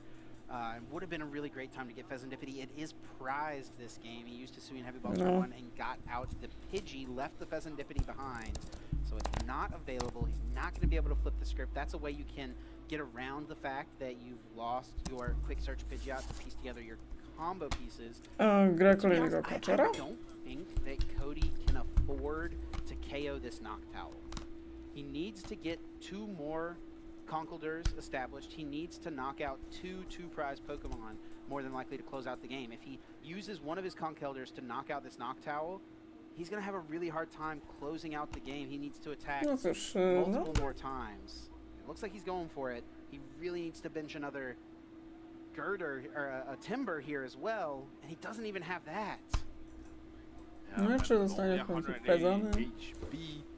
That Terrapagos will make short work of the Conkeldurr, and all of a sudden we have no more threats over on Cody's side of the board. So czy jakoś to daje radę? There's no other way to be aggressive. You can poison with Brute Bonnet and Petrant, but that Petrant has been gone. It's only 6 damage counters, which is not that big a deal, but Terrapagos has 230 HP. Yeah, I guess moving forward for Cody, what he's going to need to do is to boss his orders, the fan Rotom that only has 10 HP remaining, use Brute Bonnet to poison it, to KO it, take a prize, go down to 2 remaining, and on that turn, bench 2 Timbers. Put them into play, and let those be things that are your targets to get into Conkeldurr to try to close out the game. No, znowu Iono. That could be a way to do it, but this continuous hand disruption from Josh definitely getting in the way to piece all of that out, at least comfortably, right? No, and this it's is why not Iono. we see that perhaps Conkeldurr has yet to make a mark in the metagame. It has an amazing attack, right? Being able to do that for free is even better. But all the resources that you need to dedicate to get a stage 2 out, for it to just fall immediately is really, really hard. And that's why we see cards like Dragapult or Charizard XL, because they're very difficult to take down in one hit, so you get more value out of the resources you spend getting them out. We will see Noctowl come into play. Jewel Seeker finding 2 trainer cards, adding them to the hand. It looks like Lost Vacuum is being eyed as a potential option. Potentially getting rid of Ancient Booster Energy Capsule. The only way that Cody's deck works is by poisoning Conkeldurrs. If you take away the Ancient Booster Energy Capsule, that's not something he'll be able to do. And of course, you have to imagine there's more than one being played in this particular deck. However, finding that and finding your Timbers and finding your Conkeldurrs and evolving, it's just... Especially after you got Iono to 3 No, cards. I think it's a lot being asked out of Cody, and I don't know if we can pull this off. So if you fancy your chances in this spot, I think this is where you want to start thinking about. All right, we go next, see if I can get some solid, good KOs on those big HP Pokemon that are worth a juicy 2 prizes. No jest niestety torfowa sytuacja. Capsule being top decked from Cody, so able to replace the one that just got removed with the Lost Vacuum. Doesn't have much else to work with. It would feel okay if Cody at least had Pheasantipity around to try to draw some cards. Yeah. And it looks like we're going to see Ultra Ball discarding all of the cards in Cody's hand, searching the deck for any one Pokemon.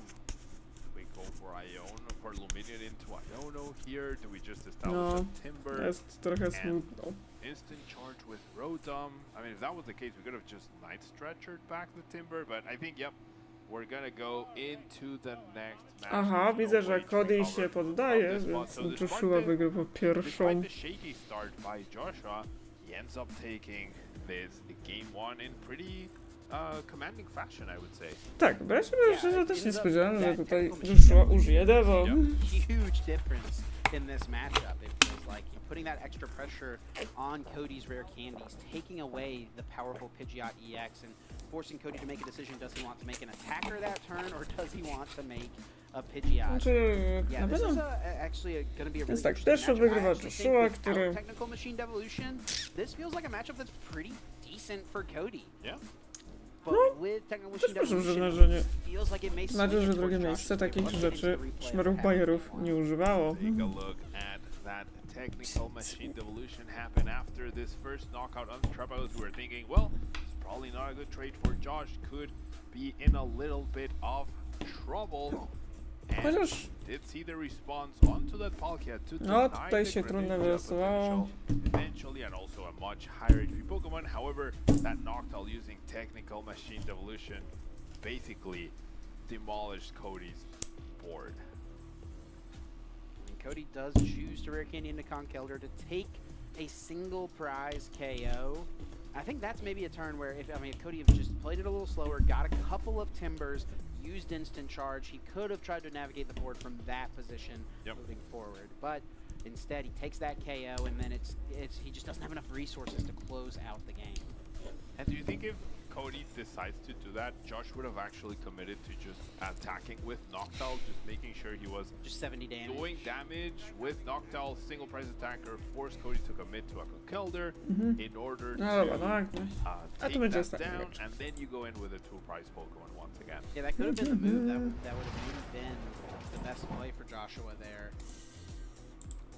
Hard to know if that play would be identified though, right? Because it's such a like you're not ever attacking with Noctowl. It feels like it's not on purpose. No, not on purpose. The speed wing doesn't often get in there, but you know it does 70 damage, which is relevant. Yeah. KOs a lot of low HP Pokemon. Maybe I'm not giving it enough credit in this deck, right? You can power it up pretty quickly with the Glass Trumpet. You're usually gonna have to put that extra energy somewhere, so maybe it's a little stronger than we're giving it credit for. If you're gonna take a single price card, can be worth it, right? Rather than committing your 2 price Terrapagos or your 2 price Palkia, especially against something that can threaten it. But yeah, I think the biggest issue with Conkeldurr is quite simply it's the fact that it's not a Pokemon EX. It's very good as a single price Pokemon that can trade into 2 price Pokemon, but it's so frail and so difficult to get that stage to going back to back. Not to mention the technical machine evolution. Już po następnej rotacji to jeszcze będzie bardziej bezużyteczny z powodu no chociażby tego, że w następnej turze nie będzie Boneta oczywiście.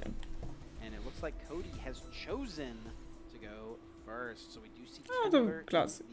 It's like an Ultra Ball in the hand, a couple of rare candies, but not much else to work with here, to be honest.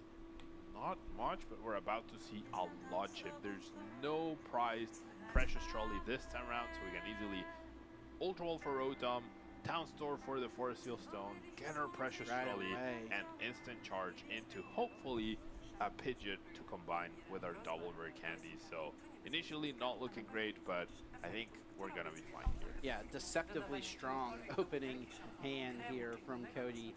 Is able to pull off that exact play, and you saw he instantly eyed that up. Town Store for the Seal Stone, for the Precious Trolley, in order to fill the bench with a various amount of Pokemon. I think one thing what I'd like to see from Cody this game for sure is to get a few Timber in play so that he can try to work that Girder a little bit earlier. That Girder definitely very key, especially like you always want to do that to save on a rare candy, but now especially that you know your opponent has that technical machine evolution now. This choice though, now if you go for Manaphy to protect your bench, you no longer have access to Pidgey. No Pidgey? And no Pidgeot. If you go for Pidgey, then Manaphy's not protecting your bench, which I definitely would have preferred to see the Pidgey here, because your opponent, like, you are threatening the Palkia next turn, hopefully, right? Therefore, slowing down the Greninja. Greninja is not a threat if you don't have a lot of 90 HP O, jest on już your bench, which if you evolve your Pidgeot, zestawik. your Conkeldurr, there's only one, and that's fine. Looking like a pretty strong opening hand here for Joshua. No, Joshua też ma dobrą rękę, mamy Rotoma. And also the Buddy Poffin. We'll see tons of Pokemon being added to the field and to the hand. It looks like Ditto is instantly going to be brought to the front. Only one turn you can use that thing. Is going to have to involve Josh moving this Palkia from the active spot. Does have Switch in this list. Just one single copy. Also the Prime Catcher. Kieran does also technically work Tak, with the Switch. But actually look at these teraz mamy dwa hut-huty, kurde. Yeah, double hoot, single Noctowl, a copy of Positor's Heavy Ball to not allow those hoot. Heavy Ball lubi się from prezentować. their prize cage right now, so yeah, not ideal because you rely so much on that You'll Seeker ability to just find you what you need when you need it. Yeah, Josh taking a moment to just make sure he's totally aware of all the cards that are prized. May not even actually be able to utilize the Ditto. Could just even add it to the hand off the Fan Rotom, since the Poffin can get you your Noctowls, or your Hoots, I should say. That way that Ditto becomes some Ultra Ball fodder later on. There's an Iono in Josh's hand as well, which he did see his opponent get a pretty decent start. Doesn't know that they didn't have a supporter to follow up, but did see the instant charge. So you could Iono and then wait to use the Fan Rotom ability. See if you can get use of that Ditto. Tak, no tutaj na tesie gdzieś jest. Keep it in hand, also Aż musi być na tesie. Earth and Vessel fodder as well. Jeszcze koniecznie. We're gonna see a few Pokemon. Co, mamy co zrobić, przerwę na przykład na figurki. And number 2 is one of the 2 remaining Hoot in the deck. With that shuffle, I'm pretty sure we're gonna see that Iono being played before we commit to a Fan Rotom, see what we get, and then we make that decision. And that's a very key skill to develop in the Pokemon TCG, right? You could easily Fan Rotom, hold off on the Iono, but there's definitely merit to going for it right now. Sure enough, that Iona will be the play of the supporter for turn, not after attaching to the active Origin form Palkia V. The most used attack, of course, in the game for a long time was Rule the Region. It felt like that's what we were constantly singing on our streams back whenever Palkia was a bigger part of the meta. I would have loved to see Josh use the Town Store to grab the Technical Machine Devolution, so that it just gets put at the bottom of the deck. Because you're not gonna need it this turn, right? You probably won't, like, and if you need it next turn, you can just search for it before you area 0, right? So it's a Też small pytanie, thing, czy right? It's Cody something ma na very przykład small, very, te, perhaps co jest inconsequential, bardzo ważne, but no bo how many Stage 1 games have not been won or by te lost by cukierki the poszły next się card being the card kopać. Yeah, definitely would have been a pretty free opportunity to put that Technical Machine Devolution to the bottom of the deck, because I don't think there's any reason for Joshua to be pressured to put an Area 0 into play this turn. I guess the one thing you could think about is you want to limit Cody's access to the Town Znaczy, to Store, jest ten which that problem, would że be to jest worth Technical bumping right away, Devolution. right? You did see last turn Cody Ultra Ball No właśnie away ten. a Town Store and also an Ancient Booster Energy Capsule. So maybe for that reason and or some others, Joshua will decide to use Area 0 now this turn. Yeah, I mean, but then use Town Stores now to get the Technical Machine Devolution into your hand. Definitely merit for both. And as you mentioned, Cody did discard 1 Ancient Booster Energy Capsule, 3 more left in the deck, so hopefully not a big issue for Cody to find one and start applying that pressure. If that Palkia does go down, Joshua might have a little bit of trouble following that up with an actual attack. Powering up that Terrapagos, if he can find it, could prove to be a little difficult perhaps. We will see that Rule the Region, searching the deck for any Stadium card, adding it to the hand, and there are a pair of Conkeldurr in this hand, but no rare candies in order to To on nie gra żadnych Stage 1'ów, Cody? To niedobrze. Might just be another turn of instant charge coming up here for Cody. There is an Ancient Booster Energy Capsule, so you could go for the poison, start to put a little bit of pressure on the Palkia. Try to set it up so that you can KO it without needing a Finding Mochi in a future turn, potentially, but even if Joshua evolves next turn, it's going to be out of range of that anyway. You'll still need the Binding Mochi, so pretty inconsequential here. And with 2 switches being prized, we can't even switch into this Petron to actually do a little bit of damage, right? We do the instant charge, and this is the perfect opening for Joshua to piece everything together with Noctowl, with Terrapagos, find the Canceling Cologne, bring up this Manaphy with the Prime Catcher that is available this time around in order to take down both Timbers and leave Cody. No właśnie, no tu się tak zaczyna niedobrze. Quite a bit to pull off, but it is certainly possible. Joshua needs a Water Energy, which can be found here with that Earthen Vessel. He needs a Radiant Greninja. He needs to make sure there are 2 at least Water Energies in the discard pile. 3 would even be better. And it looks like he's actually eyeing up the 2 pieces, the main piece of the combo right now, Canceling Cologne and the Prime Ciekawe, że Catcher. nie zabezpieczył się tutaj tym razem McDaniel, no bo delikatnie rzecz ujmując trochę to smutne. I think we might have it. I'm not entirely sure. No, we're definitely close. Yeah, it's looking close. We're actually going to see the shuffle of the deck here, so... Znaczy Jelitka jest Yeah, it must be the Greninja waiting in the hand. We're finishing each other's sentences. We're just on the same wavelength, everybody. Alright. We're gonna see Palkia V-Star, another crucial piece that we need. We could even just see the attachment to this active and just start attacking with Palkia, right? Yeah, I definitely don't dislike it, but I think the way Josh is like moving his hands, he's definitely... Z tego co widzę, to już w scenie ma być jeszcze parę setów zagłoszono. And there's no Terrapagos in play, there's no Terra Pokemon, so we cannot search for anything. Oh! Oh, he didn't take his hand off it, he almost did. Gosh. Yeah, wow. He Tak, on zapomniał o did not take his hand off that Noctowl. Benches the Terrapagos at the last second. I know just about everyone who has played this deck or any Terrapagos deck has made that mistake. So a big relief there for Joshua to keep out of that. That would have been a very sad outcome of this situation. But now we're going to see the Irida, going to find the Greninja, probably going to find either another Earthen Vessel or the Prime. No, it's gotta be the Prime Catcher. And I think that's it, right? We discard one energy with Greninja. Yeah. And then either we discard another one somehow, or we attach, retreat the Palkia. Now we have 3 energies in the discard pile, we power them up. Now, this does mean it's gonna be hard. Ja chyba widzę, że Not będzie. hard, but it's like No, there's mamy way to attack palkie, next no. turn without Glass Trumpet, but still pretty good to pull this off. No. There is that concealed cards. 1 water energy in the discard pile. An attachment to the active and the retreat, just like you mentioned, has to retreat into anything but the Radiant Greninja. And then now No niestety, kurde, Prime Catcher ma Nafi, no i po Tilburach. That Wave Veil ability. I think that canceling clone got sent to the discard pile on accident. And we will see the flip of the V-Star marker. Yep. Star Portal, V-Star Power, and Moonlight Shuriken will take out both copies of the Timber that Cody has in play.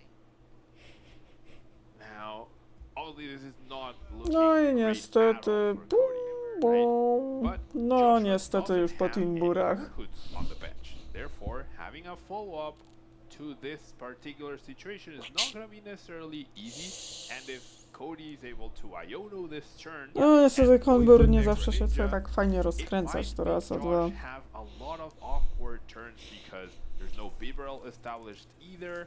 Ale wiecie, no gdyby nie to, że przeciwnik miał te jetki, I cannot emphasize that enough. Yeah, that's really what Cody needs to go for here. Get those Timbers reestablished, go for the Iono, and cross his fingers and instant charge, right? Yep. Hope he can hang on to a couple of Timbers in play again. Now, it would be possible, actually, for Joshua to pull off another Moonlight Shuriken, but he cannot get back the canceling cologne. He cannot get rid of the Wave Veil ability once again. He can, though. no myślę, by dorwać Tortona jeszcze do tego Candy i byłoby chyba kurde zajebiste. He would need Energy Switch and Glass Trumpet, so it is quite a bit. Yeah, so it's definitely not going to happen without Noctowl, and it's not going to happen next turn. But technically, it is possible. No jest Nizel, jest Drawing Switch. 3 new cards. There is that Gravity Mountain. Could just work as a nice replacement stadium, get Area 0 out of play. Yeah. Aczkolwiek Gravity Mountain to w tym matchupie się chyba nie jest potrzebny. Czy jest Nizel? No to Oh no, has Iono but can't establish the double Timber now because of that Festivity. Yeah, I really am not sure how I feel about the bench management from Cody in this game. I don't know that Pecharunt should have ever hit the field, right? That could either be a Pidgey or even another Timber here, right? And to be honest, I wonder if the setup, the optimal setup from Cody would have actually just been to ignore Manaphy. Get 3 Timber and Pidgey, right? Like, that doesn't seem too bad. That's a way to play around Greninja, right? Greninja can only target 2 Pokemon, so if there's 3 of the ones that you need, sure, take down 2. Znaczy jak chłop se radzi ze stolcami, bo... Pidgey and Timber. I have double Timber still available, ready to go. And then you bench the Manaphy to protect from the potential Glass Trumpet plus Energy Switch play.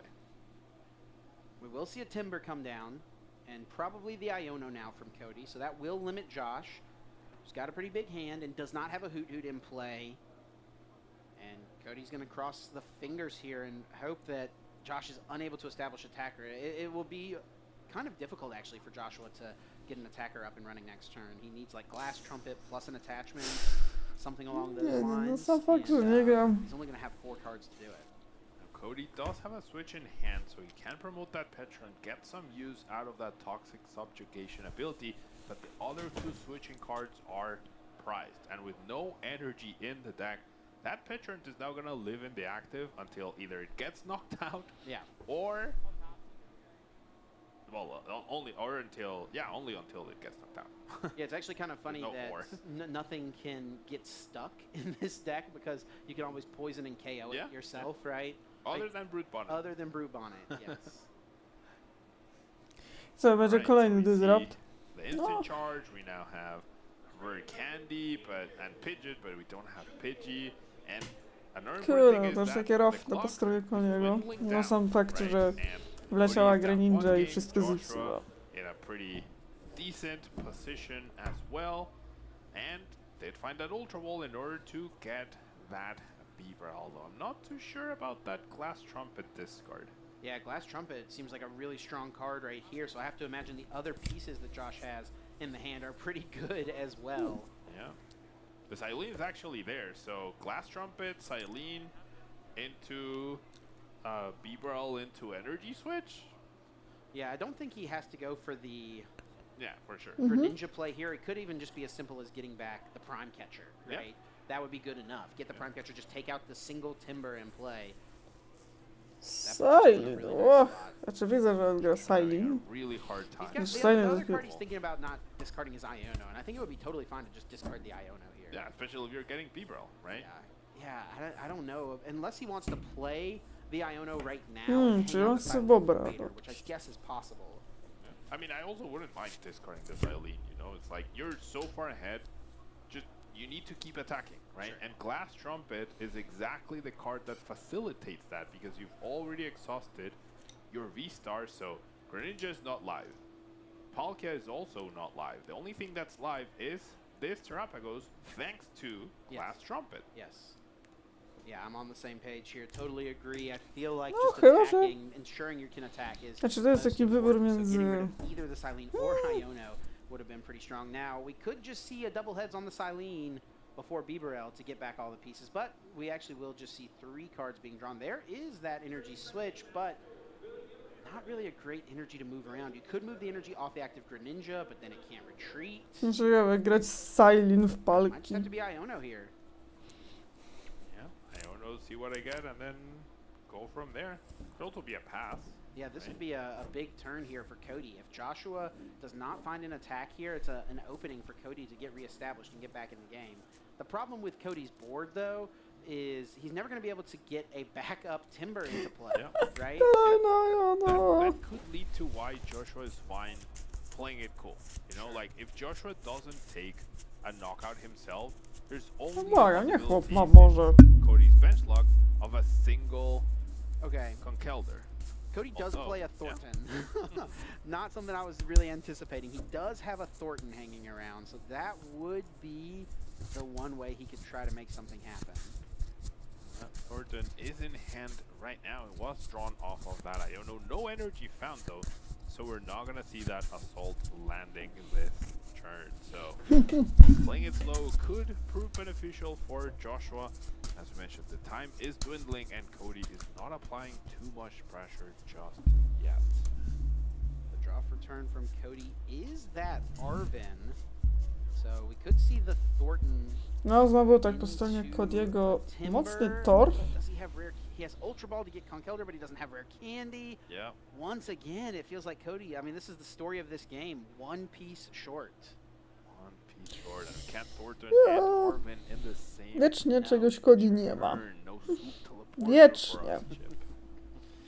I don't think. What percentage of people watching do you think know what swoop teleporter does? Kurde, no wiesz, że... Probably zero. No jest Arven, jest Torton, jest I wszystko regretted saying i it jednocześnie. as I said it.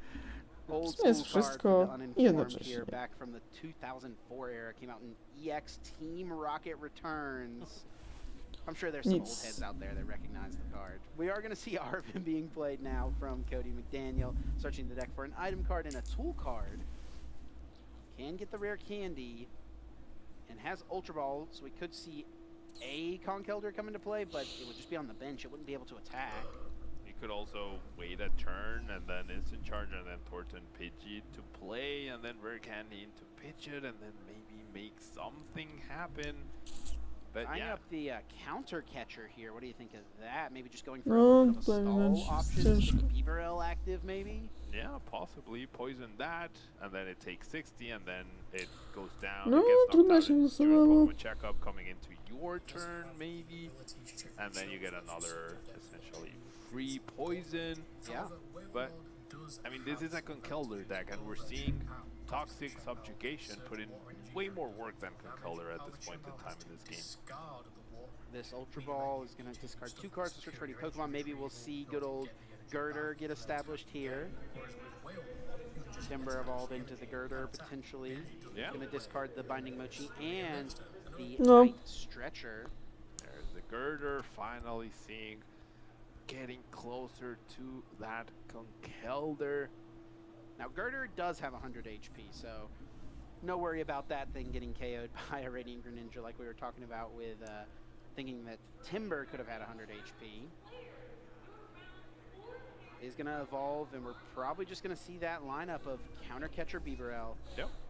Poison, 60 damage on it, 60 damage coming back into your turn, and using that instant charge here. If this works for Cody, I feel like Cody's in an okay spot. But the question is going to be, is this going to work? Is it really likely that Joshua misses an attack 2 turns in a row? I mean, Glass Trumpet down, V-Star down. I could see it happening. Like, even if Josh gets another attack off, he didn't attach energy last turn, doesn't have an energy to attach this turn. If he misses too many energy No coś attachments, tutaj gotuje, there coś might be a world, but chce is there zrobić. enough time? Nie wiemy You know, co. Pablo, I've just realized we're so used to, with all of these decks, these Palkia Terapagos decks, that they play the 4-4 Noctowl line. Yeah. Joshua's playing a 3-3 line. So there is only the one Hoot Hoot, and 2 are prized, and a Hisuian Heavy Ball. So it's not that he's not. She explained her it's culture not that to he me. hasn't tried or wanted to maybe establish a Noctowl Hoot Hoot into play. He's just not been able to. Yeah, and he To did get that Feza, heavy no. ball off the prize cards from the knockout earlier, from double knockout, but that got immediately put to the bottom, and with no Noctowl to search for it, right? It's just you need to randomly draw into it with Bibarel's Industrious Incisors. So yeah, definitely not by choice that he doesn't have any Noctowl. Didn't choose to not get that second Hoot Hoot, he just didn't have access to it. So big Industrious Incisors happening right here. We see a Nest Ball, we see an Energy. Couldn't tell what the other cards were. Looks like it's a Night Stretcher. And Vessel. It's going to be onto the Radiant Greninja here. Can the Radiant Greninja find a way for Joshua to move this Bibarel out of the active spot, or is this play just going to work for Cody? I really don't like discarding. Yeah, I don't like discarding the energy. You don't have your V-Star anymore. You just can't happily throw away all your energies with Glass Trumpet down, with V-Star down. You definitely need to be very careful with your energy attachments, because every one of them will have to count here. O, widzę, że... Energy being A, found ma! out for the Tutaj Arctic widzę Vessel. Cody Even discarding it for the Radiant Greninja stage'ów feels a little łana. risky, but Joshua has to find something here. There is that Hisuian Heavy Ball, so we can finally see another Hoot Hoot hit the field. There they are. Yep, sure enough. Big find here. That Jewel Seeker ability is so crucial for these decks. And of course, I'm sure Joshua would love to be playing the 4-4, but if he also had to fit that 1-1 Bibarel, right? That's probably where he found the cut. And of course, they both have different functions. They're both searchable by Fanrotom. They're both colorless stage 1 Pokemon, which are fantastic. Noctowl, the better ability for a specific play, but Bibarel, the better recovery option. So having both is great, but you can only play 60 cards. And this is going to be a pretty interesting one here. Boss's Orders brings up the Brute Bonnet, and technically, Cody doesn't have a way to move this Brute Bonnet. He does have Thornton, right? But then there's no Brute Bonnet in play, so he won't be able to poison a Conch Elder to attack. And No i the gorsze Brute jest to, Bonnet że... can't move out of the active spot because he has 2 switch in his prize cards. And yeah, this is just rough. This game has just To kind of jest become a cierpienie. disaster for Cody, to be honest. He's got one piece short so many times. Dlatego niektóre grają jetki, He's o got this dziwo. Brute Bonnet stuck in the active. He doesn't have a great way to Chociaż na move it. szczęście nie będą He's not musiały gonna się have it mieć in aż play. takiej presji, jak Like he could, wyrotuje you know, Snorlax. like Thornton plus Rare Candy and the Conch Elder, but then he has no Brute Bonnet. I mean, it's such a mess. It's just such a mess. And it all comes down to that precious trolley, right? The bench management that we've talked about. This Petrant, which has its use, it's a very good card, it's a very powerful card. Even knocking out this Bibarel, if he had been able to, would have been a really good play, but No. you can just Zaraz bench that będzie whenever problem you dla need it. terminacji. The Timbers and the Jezu. Pidgeys, they need to be down, Ja and jestem then they need to prądur. evolve. So that Petrant taking up a bench space probably was the reason why things just started to get very awkward for Cody. And things are whittling down here. There's less than a minute and a half left in this round. We are playing best of 3, but Oh. if game 2 doesn't complete, the winner of game 1 finishes Oh. the set, and Cody się jednak poddał. Czyli Joshua Frank przechodzi dalej. A my będziemy kończyli.